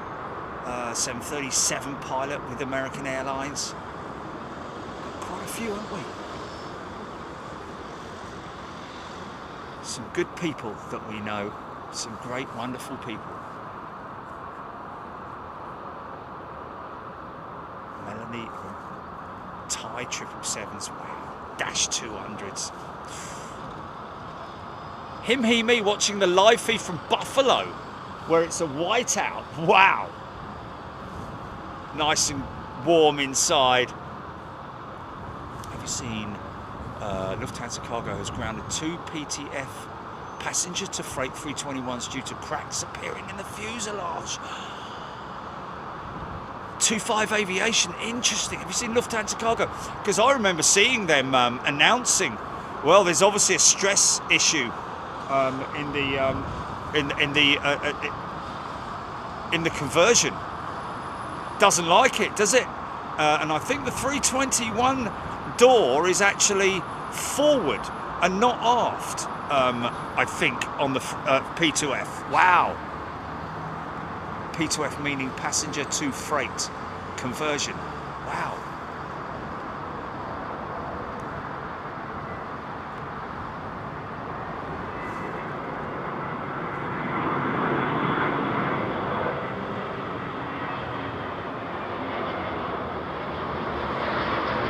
So good, mate. They've grounded both aircraft. Wow.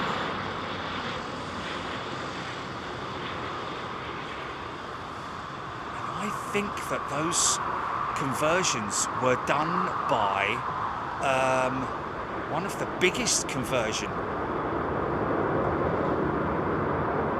Interesting.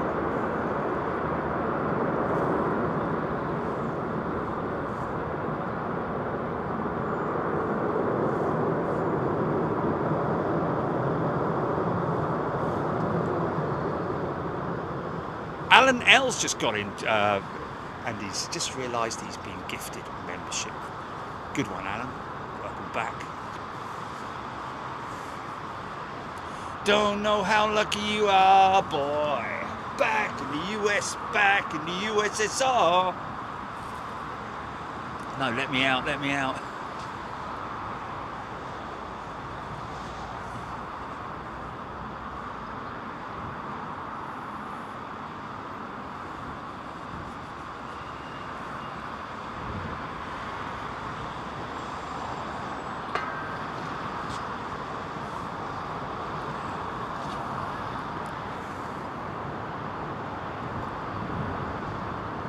Oh yeah, oh yeah.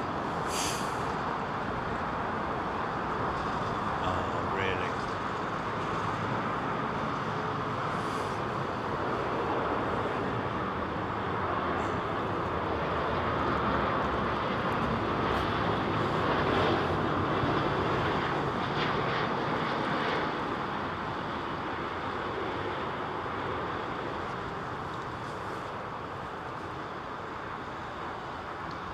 So gracious, the Dreamliner, man.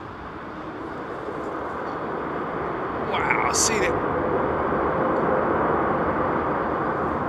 the elevators hard up, hard up.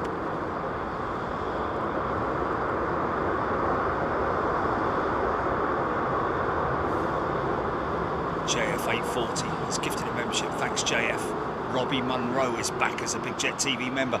You see the elevators in the hard up position there, folks. That's just to control the front end dropping too quickly. Seems he had a proper sort of like, he really pulled up there, didn't he?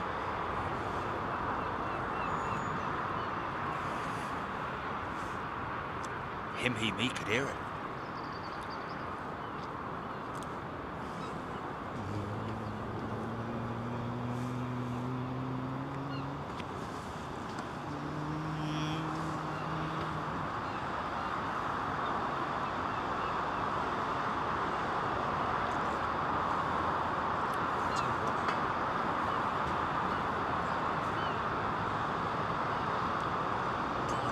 Nice flapper-on action. Didn't see the flapper-ons. I was looking at the elevators.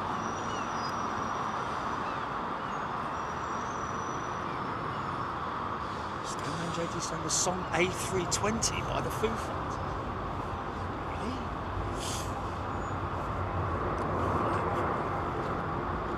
Karina Roebuck.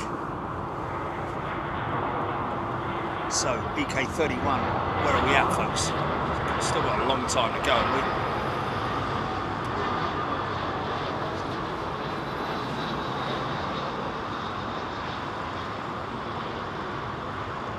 Crossing the English Channel.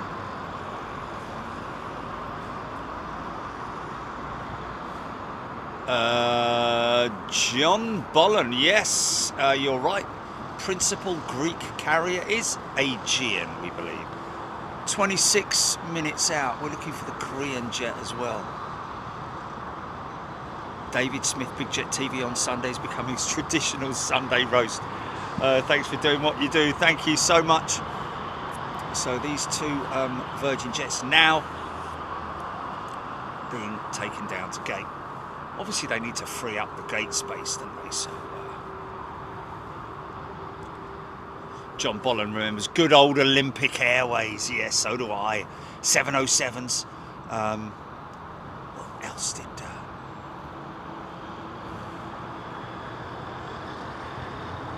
Why, is it delayed or what? What's the... Oh, no. I thought it was right after EK31, mate.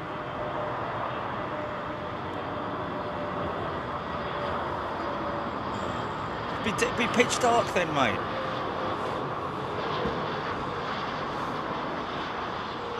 Mirrors, EK31 over Brussels, 34 minutes out. Thank you, sir. Thanks for the update. We are tracking EK31 if anybody's interested, folks. Awesome.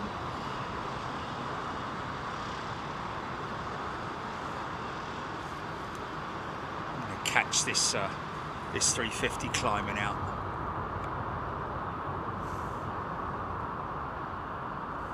Oh, Gunga Din by the Birds mentions the DC-8. Have some of it. Cha.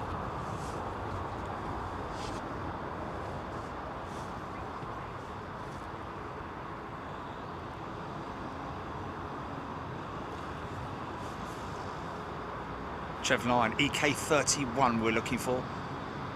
Gonna get this 350 climbing out in the sunset. There she goes.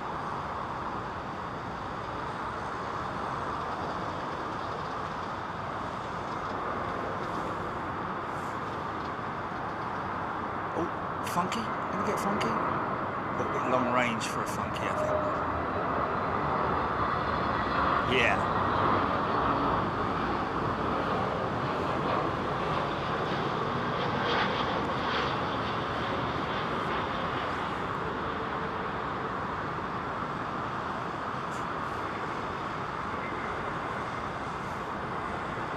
Aerocentric level 42 had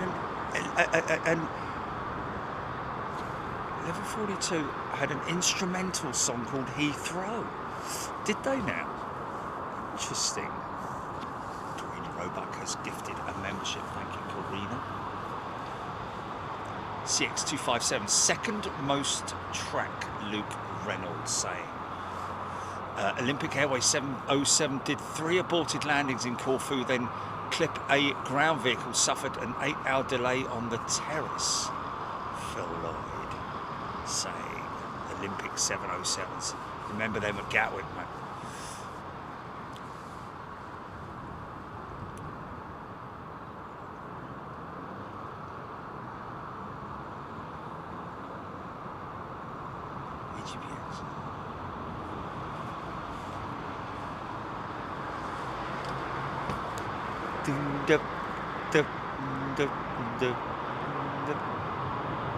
Just having a little look, little nosy.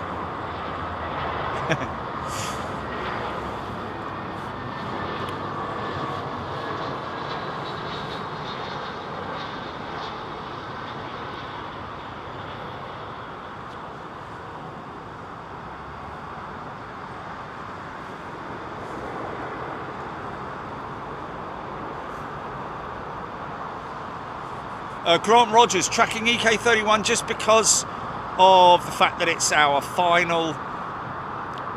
Oh, Thomas Maggs is on it. Also, we have a member on board the EK31, and that is Thomas Maggs. So we're obviously sticking around for him. Unfortunately, hearing that the Korean jet's not due until after 5 now, so.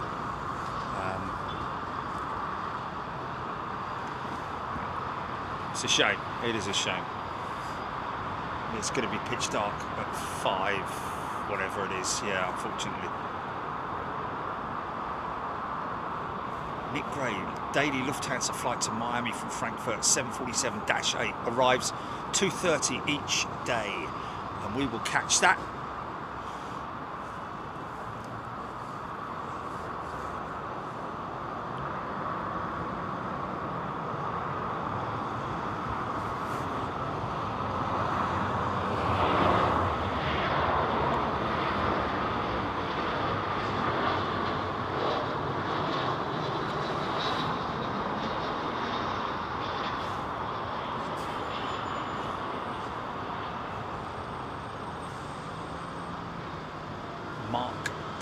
EK31 just passing Ghent. That's Germany, I'm pretty sure.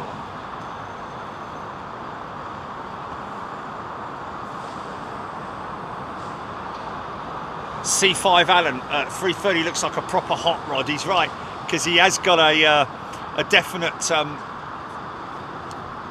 angle of attack, hasn't he? Definitely got a very raked front end on it, as you can see. Even the windows at the back are angled upwards, aren't they? Look, she definitely does have that hot rod look about her.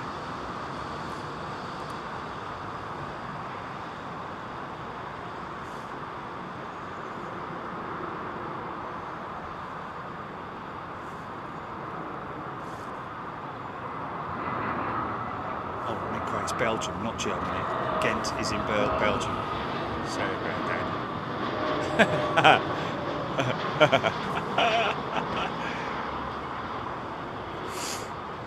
Jerry, just don't try and, you know.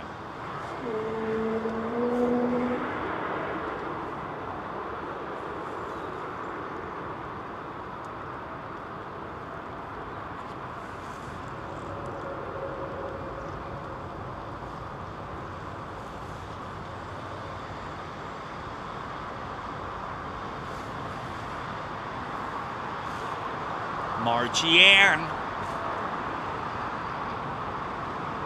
David Dunlop. Yes, lots of people remember the Queen's Building. It's obviously now enveloped with buildings and structures and so on and so forth.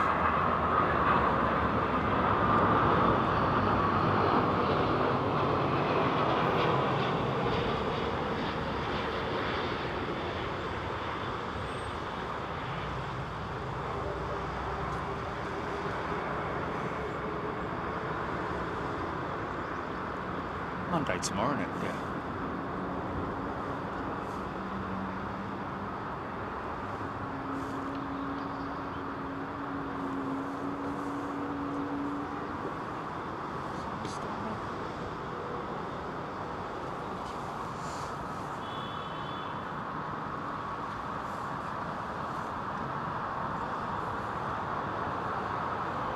I'll be awake, thank you.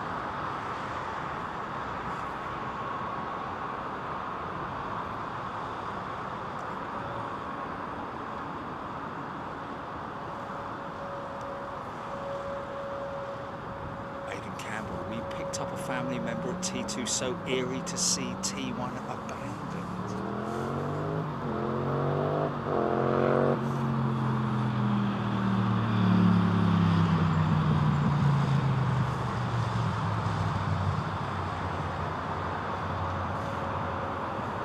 Bruce used to get a great view of the Queen, of the airliners from the Queen's Building. Yeah, I mean, my goodness me, if you had imagine if you had a Queen's Building now. Well, any kind of the problem that Heathrow have, and you've got to understand it from a logistical standpoint, is parking or access. You know, they don't want hundreds of people running around the airport. You know. However, if it was controlled, if it was well controlled, you know. Where it was just one access lane or whatever it might be to, you know, and you could only access it by coming in via public transport, you know, bring your own car or, you know, that kind of thing. Not even bicycles or anything like that. If it was just accessed by public transport, if it was self-sufficient, you know, if it was run by, even though it was on Heathrow property, if it was run by a a private organisation, you know, that ensured that you know, from a security standpoint, it was either glazed or fenced or whatever it was. Glazing probably better, to be honest, or whatever it might be. It would be great for Heathrow, I think. To have some kind of a platform somewhere that more people than sort of like a handful could come and visit, like the one that they've got down there on the right hand side there, which is sort of like just, I think it was built more for the news channels than in the people themselves, if you know what I mean. The plane spotters, should I say. Obviously, as you can appreciate, as times have gone by, you know, back in the old days, you know, the shareholders, I don't know if Heathrow Limited was obviously, you know, was a different organisation. Heathrow itself was a different organisation in terms of its management and ownership and all that kind of thing. Nowadays, it's all about the bottom line, and that's understandable. It's a business at the end of the day. It's an international airport. Most important things for them in terms of, you know, in terms of profits are efficiently an airport that runs efficiently and makes money for the shareholders. But then on the same level, you have to look at places like, you know, Frankfurt and you know, Zurich and places like that. Look at the size of the spotting platform at Zurich. It's absolutely massive, and it's great. You know, works well for the general public. Obviously, it's controlled. You don't walk through the airport, so to speak. I don't think anyway. I can't remember actually now. But general access is indeed. Look at that, Finnair touching down and a Finnair going out. How about that? Yeah, I mean, I'll be honest with you. If I was brought in as the CEO of Heathrow Airport, just say for example, I would most definitely call the team in and say, look, is there anywhere on this entire airfield where we could build something that would be you know, allow people to visit from not just locals but also around the world to come and see you know, our amazing airport, and whether or not that would be something possible. I think one of the first things they would probably say is, we ain't got the money, mate. Okay. Fair enough. It does cost a lot of money to do something like that. Obviously, the new terminal in Zurich was built with the platform. It wasn't like a bespoke attachment or anything like that. What a smooth touchdown for that Virgin 350. Very smooth indeed, man. Once again, wow, heavy on the reverses.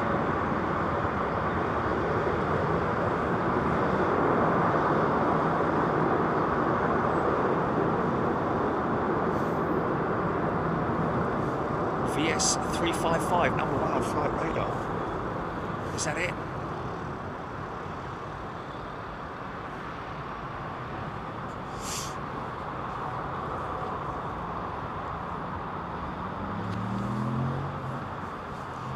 Yeah, you'd probably get, like, you know, at any one time 100 people up there or something like that. It's not like you get 1,000 people up there. I still feel that that where Concorde is currently parked, if you were to expand that area, it would potentially give a decent amount of access to people, because it's very close to the bus station and to the train station, you see. So people could walk there, you know. You'd only be using a very small amount of the you wouldn't encroach on the airfield. It would just be on the parking area, the staff parking area, which is over there. Yeah, potentially, you know, you could put you know, you could build something in there potentially that would, you know, you could have your cafe in there, your little shop. You know, I'm sure that people would rent out the shop. Yeah, I know it all costs money. I know it all costs money, but to look at it as something that would be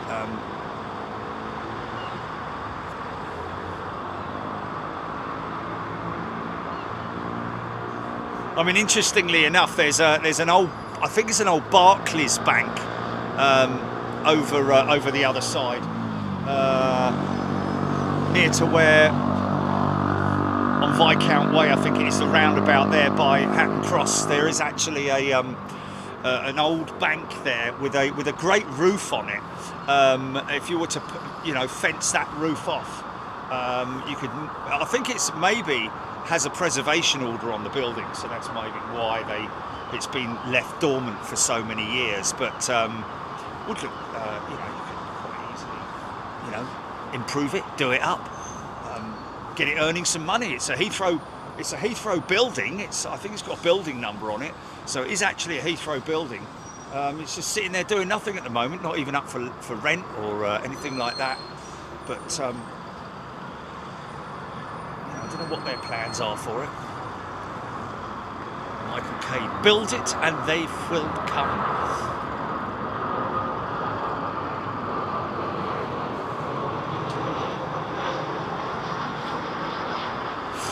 ES, thank you.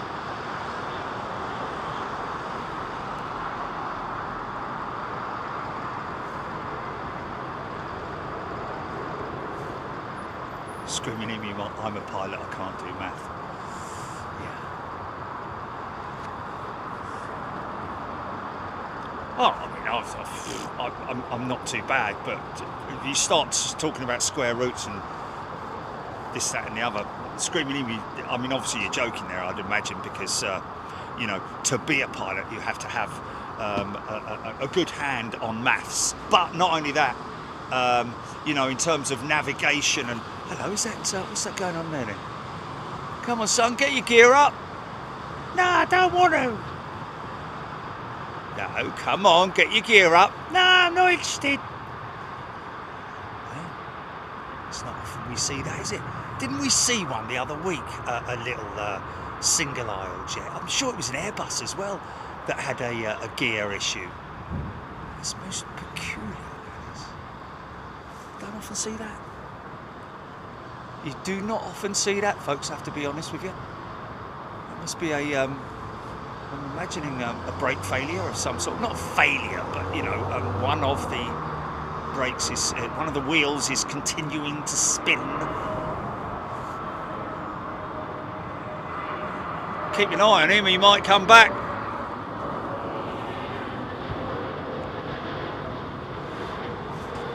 He's going where? Where's he going? Yeah, he definitely needs his gear up there.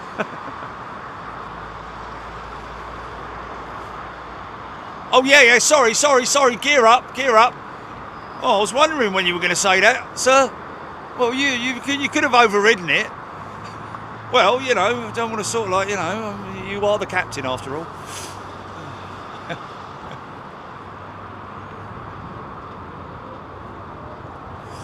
Melanie, unqualified to teach maths to up to 14-year-olds. I'll be able to teach maths to about 1-year-old. 3 + 1. That probably teach me.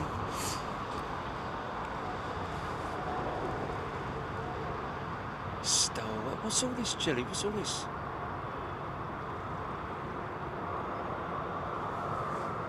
Oh, right, okay. Apparently it's fairly common to have gear not retracting, Hayden Campbell saying. Well, I mean, we do see it on the Dreamliner quite occasionally. And yeah, I guess globally it's probably common, but certainly on the A320 or on the single aisle jets, it's something that we don't see very often. Literally once in a blue moon. Blue moon.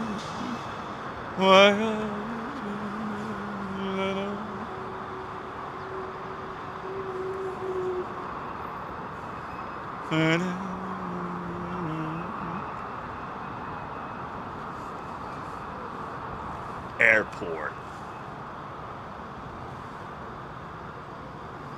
Tell me about it. Just off 767-400 this morning, still only 11 a.m. My PIC absolutely slammed my 767-400 into the ground at JFK. Pilot in charge says, my next flight boards soon to Washington, WB Travels. Interesting.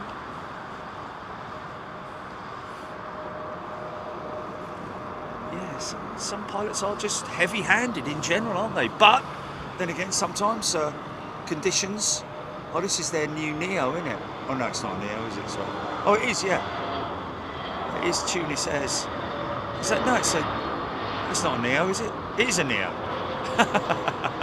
Sometimes a CFM 56 can catch you out, but I'm pretty sure that's a Neo.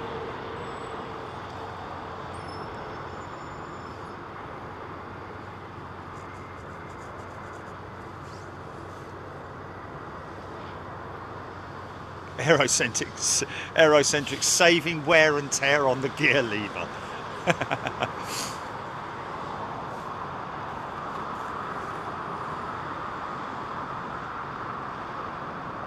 Oh, Adam the Great, it was 4 days ago, Jerry. We saw the landing gear not go up for quite a while. Okay, so that would have been from the Hilton over the other side. Thank you for that, Adam. Right, what a sky.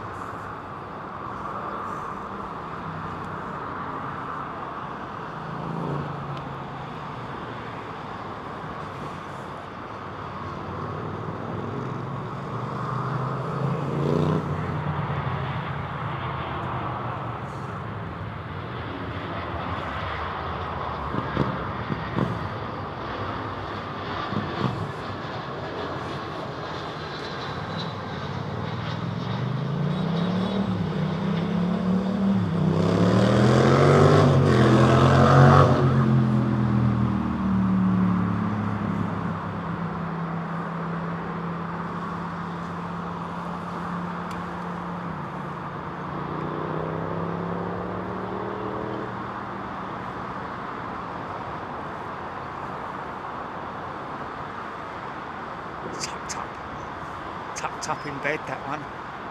Another one tucked up in bed behind there, look. Open for business there. Another one tucked up in bed there. Keeping the heaters on. That's the United hangar, which is ex-BA, is now been adopted by United. Surprising that they still haven't put any branding on it. I'd like to see them do that. Virgin Atlantic's hangar. Don't really need that cut out of it anymore, do they? Hey?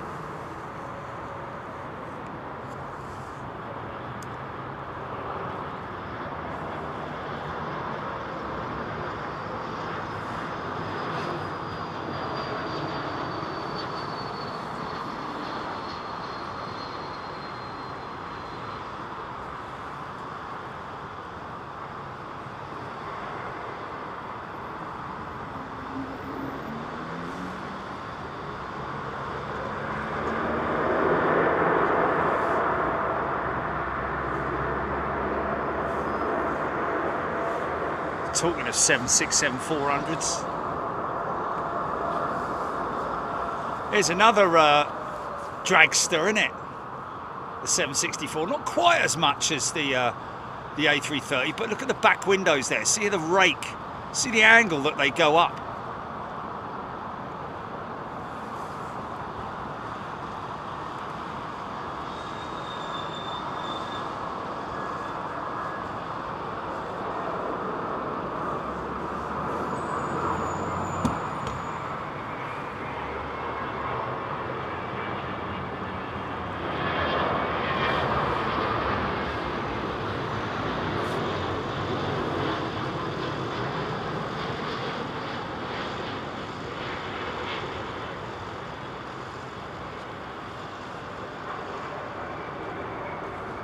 Nice clean jet. Wow, she's recently been cleaned, that aeroplane. Spanking clean, man. Look at that. Almost brand new looking. Amazing how well they scrub up, isn't it, these jets, man?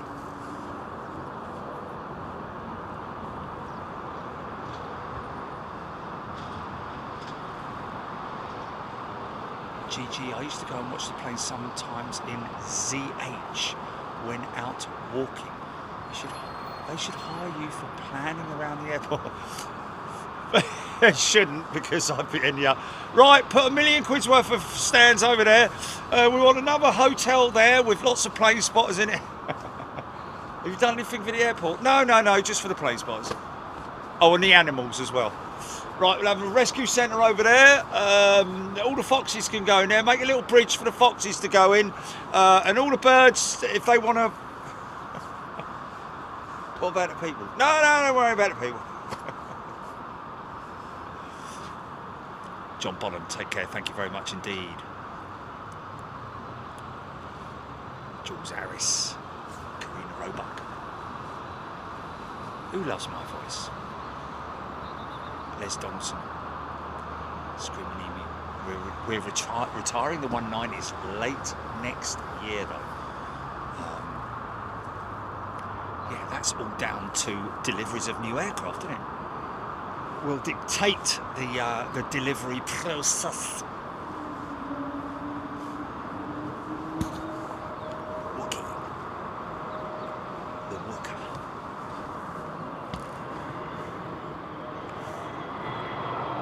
Michael K, the Paddock Hotel.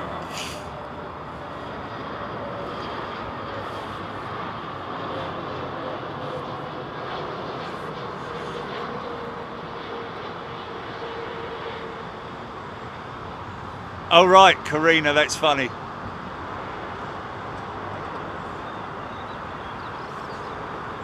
Oh, it's a bit of rain over there, mate. It's a bit of rain over there. Okay, apparently, according to Karina, the yeah, I can see that, mate. I can see that. According to the Southwest, Karina, the Southwest pilots. We're having a chortle probably about my commentary on the 777-300 landing at Heathrow. Maybe you'll move to the Spirit if the merger is finally approved. Carol Smith. God, strong smell of garlic.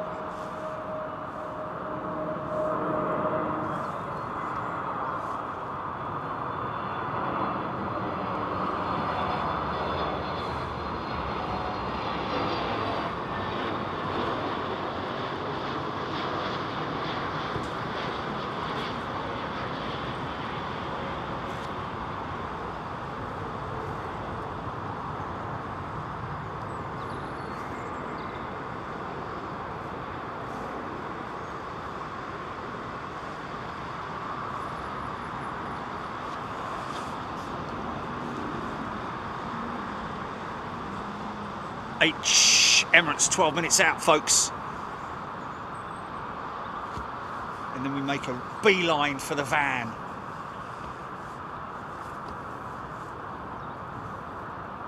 A couple of very patient lads waiting for stickers.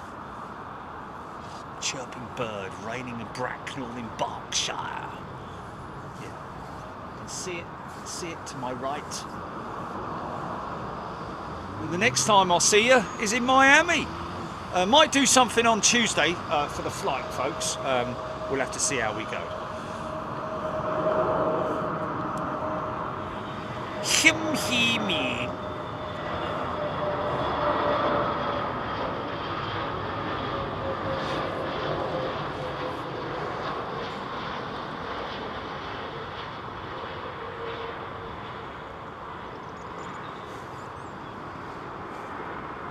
Okay, let's get her to number one then, folks.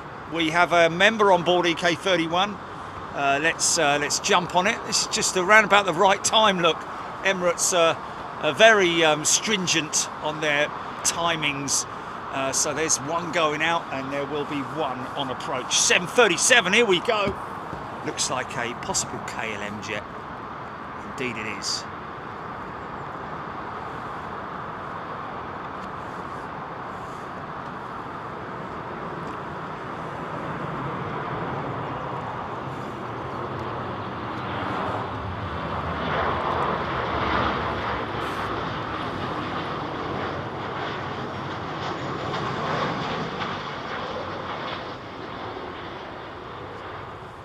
Okay, she's at number 5.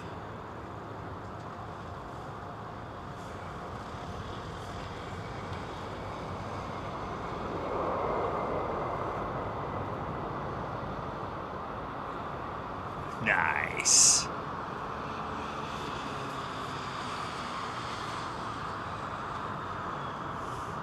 Number 4. Donna Condon.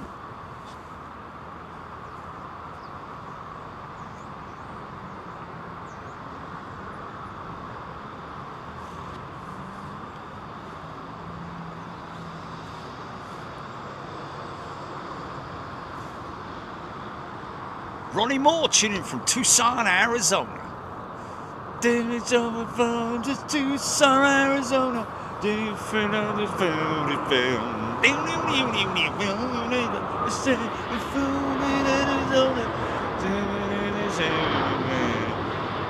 Get back, get back to where you once belonged. Sorry. Flex on that. It's great to see that. Really is an amazing thing to watch. The wings just go down to their neutral position. Still kind of flexed, but well, actually no flex at all. That's when they're most strained right now. Those wings. They like to be in flight. They like to be flexed up. Mind that.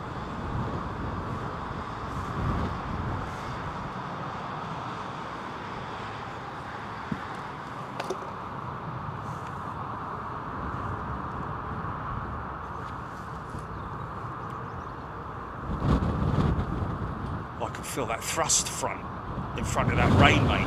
It's just started. Yeah. Michael K. Yes, Royal Air Maroc do normally have a 737 on this route, but obviously again capacity route today. But also might not just be that; it might be freight as well. So you might find that aircraft is only half full, but they've sold it out with freight potentially. And I'd imagine that the way things are going at the moment with that whole Suez crisis, we're likely to see an increase in air freight potentially.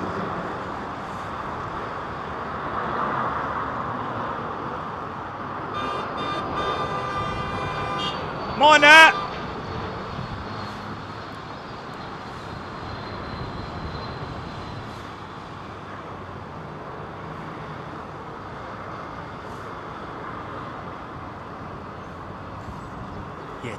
Boot that hacking Skies down the road, Jelly. Just boot him out.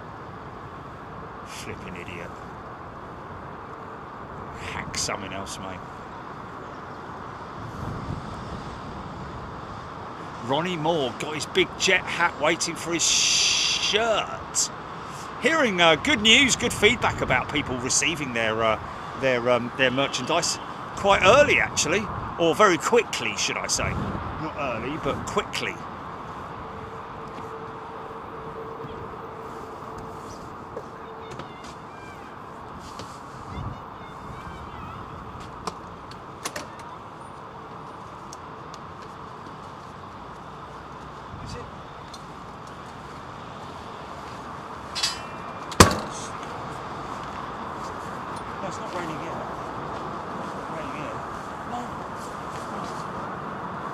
Is it?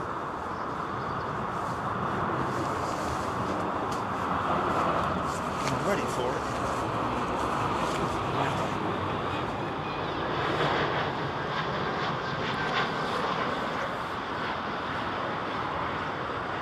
Okay, she's still at number 2. Come on, folks. Let's jump onto flight radar 24. I'm going to jump on it now. I'm going to zoom out. Select. Is she coming from the north? There she is there. Okay, so is she going in the hold?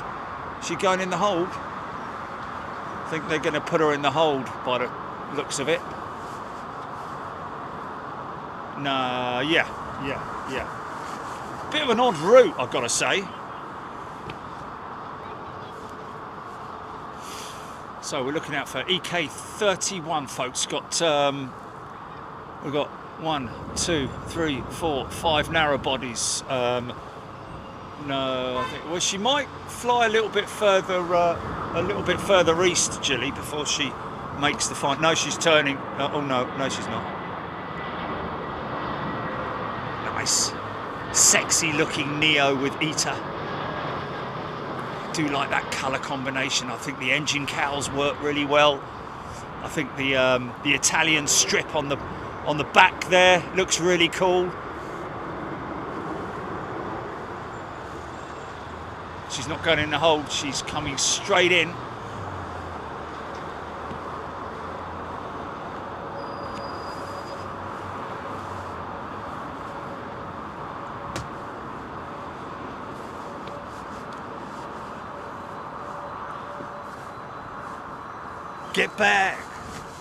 Get back to where you once belonged.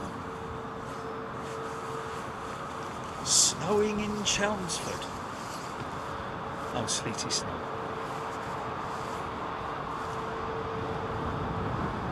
Petros has gifted 5 memberships. Thanks, Petros.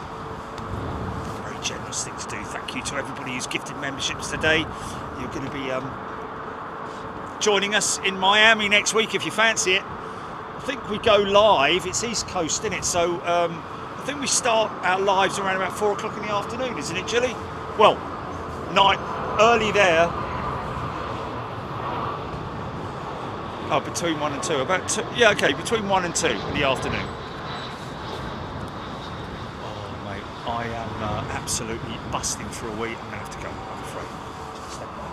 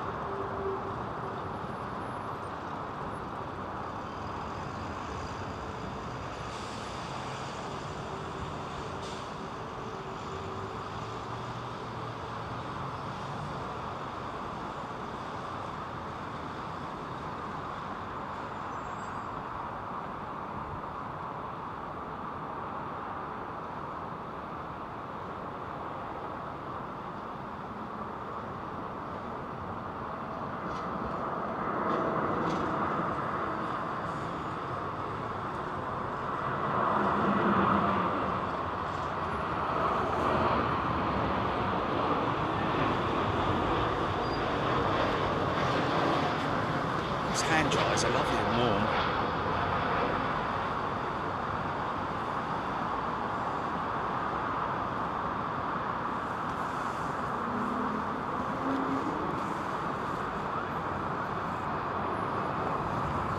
Everybody all right?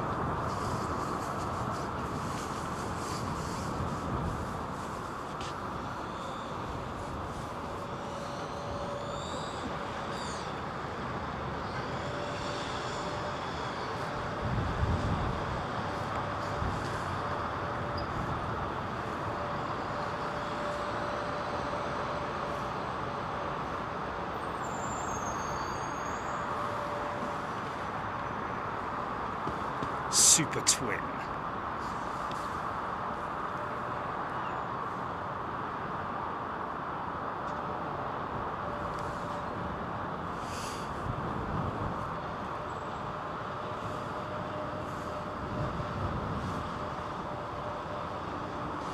Philip Lowry, EK31 is number 1. There we go. Doesn't take much, does it? Unless there's a serious issue with something else going on.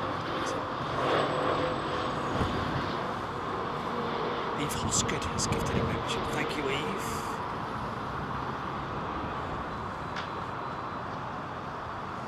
A little bit unsteady. EK31, number 3 to land. Melody warmed up to -37. What the? Really? That's gnarly, that is, man.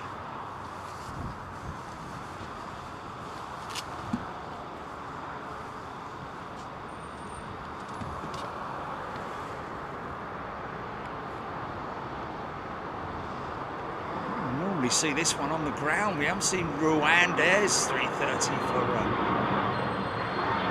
in the air for quite some time.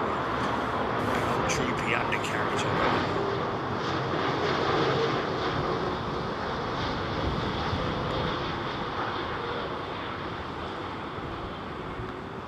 You do really feel that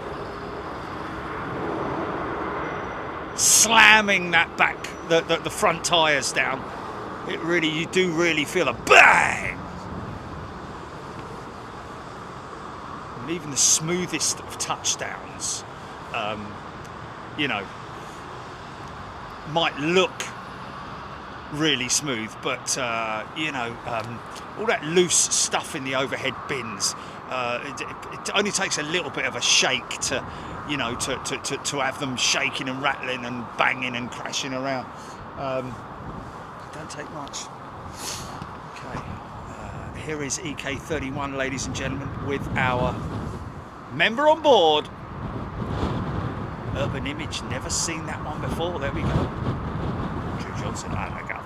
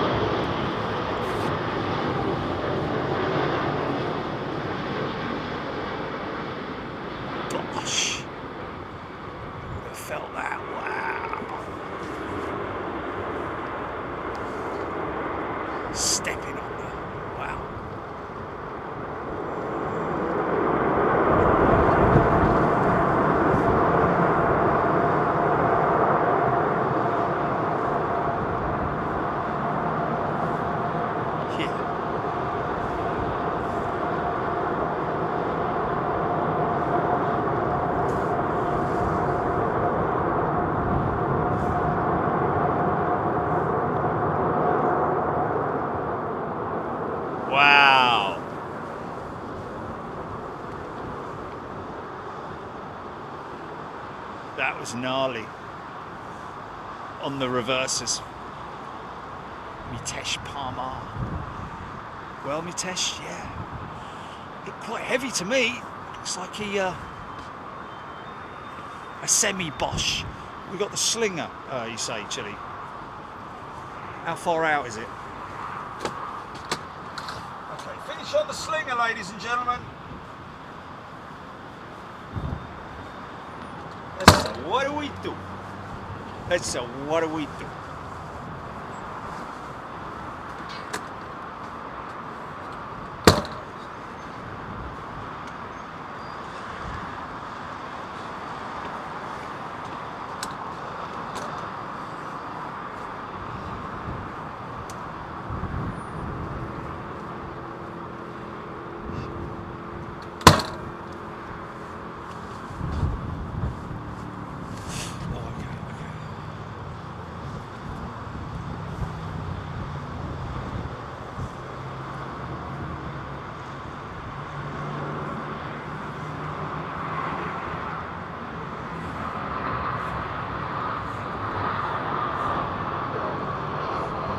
AJ's wings are epic on the 380. They are. I mean, it sort of like lends itself to the what was it? The Spruce Goose, wasn't it?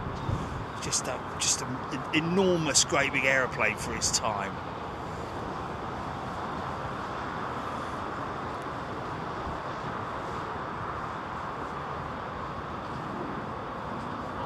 London Heathrow return. Slinger over Docklands. Thank you, RNO. Jumping. Helen Clap. Indeed, longer days are coming. Already 4:27 now, man. This would have been a week ago. It would have been pitch dark. Eve, it's just a shame your daughter wasn't travelling back about in another week or so. There we go. We wish her. Oh, if it was on time, okay. It wasn't on time. Oh, it's delayed. Oh, right, okay. Spruce Goose Max.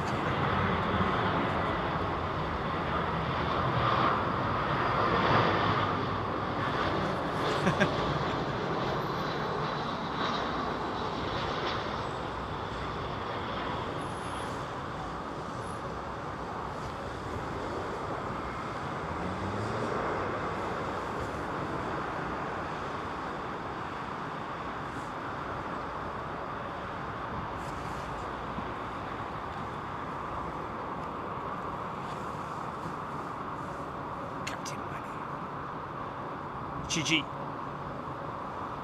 Miami is next Wednesday and Thursday, ladies and gentlemen. Arriving there on Tuesday evening, isn't it? Tuesday afternoon, evening sort of time. Obviously need to make our trip to the AT&T store as normal. I know where it is off by Art now. Patrick Crimmings has gifted 5 memberships. Thank you, Patrick. James Wurtell's off all week. There we go.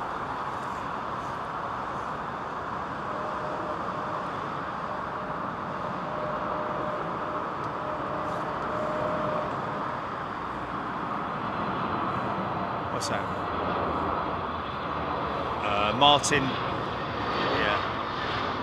Yeah, they don't have de-icing in Miami, Martin. I think that might be he's having a joke. He's having a laugh! Wow, bosh that one.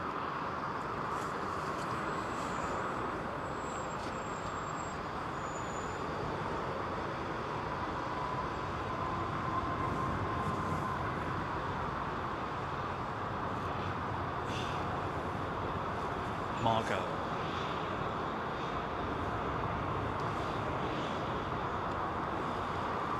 Yeah, Lingus Jet nicely lit up. Look.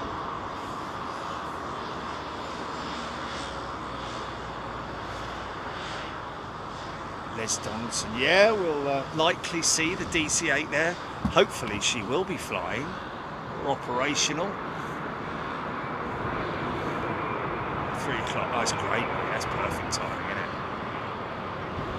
Moira Roma, flying tap on Wednesday.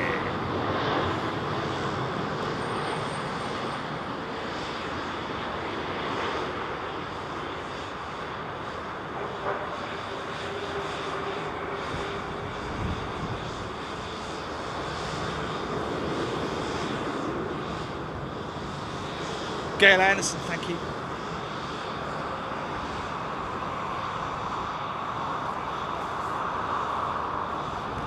Jojo was a man who thought he was a doo-doo, but he was a bounty fan. Sorry. Phil T, have you got Anchorage? Yeah, Anchorage will be April, we think, folks. Nick Gray, 727, still at Miami. That's the one that's permanently there, is it not? The 727 that we saw parked up there.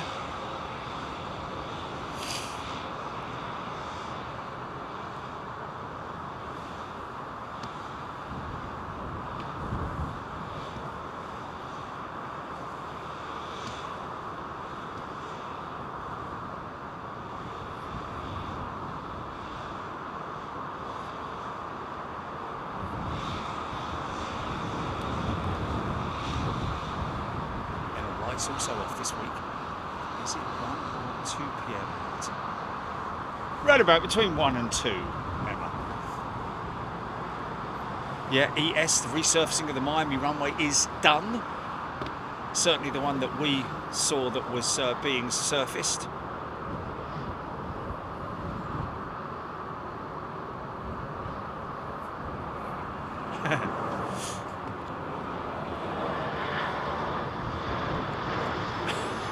Thought he was a dude. I don't know what he thought he was, but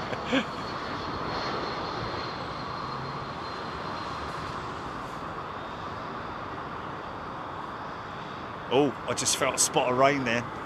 Come on, Slinger, let's be having your son. I mean, I've got all my wet weather gear, but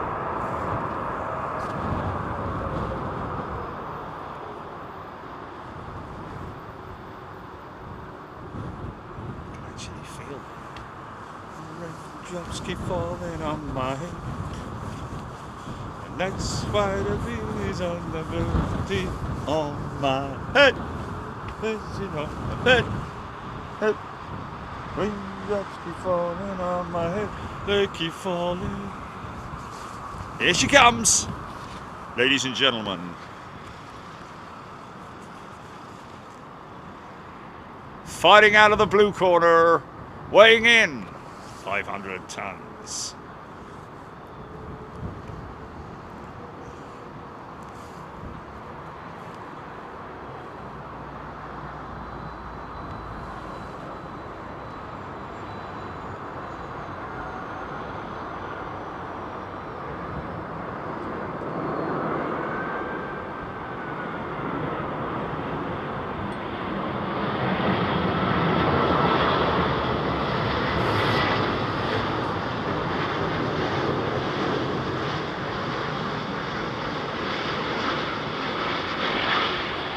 Gone long.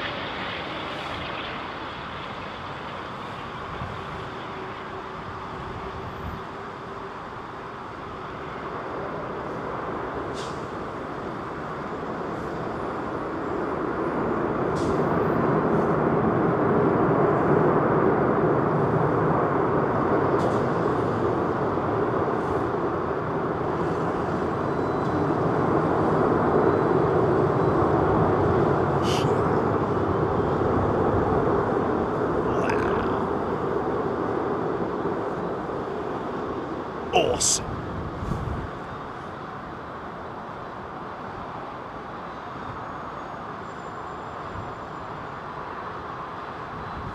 Yeah, nice. There you go, folks. Thank you to everybody for joining in. Thank you to all our wonderful members. Thank you to all the people who've gifted membership. Welcome to all our new members. Don't forget, folks, you can join me on Wednesday and Thursday of next week in Miami. We will, of course, I will be back and be back here at London Heathrow for Sunday next week, a week today. And then the next week we're off to southern France to the Toulouse AIRBUS facility, which is pretty cool, I have to say. Hoping for good things there. We've had a couple of disasters there recently, so third time lucky.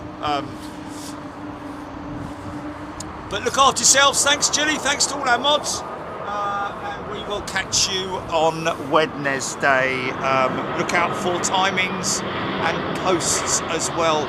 Grab yourself the app because we will be putting any updates on the app. And who knows, and Twitter as well. Follow us on Twitter at BigJetTV Live. Thank you, everybody. Look after yourselves. Stay warm. Stay cool, stay happy, be safe, and be nice to people. Okay? Look after yourselves. We'll see you soon. Cheers. Ta-ra.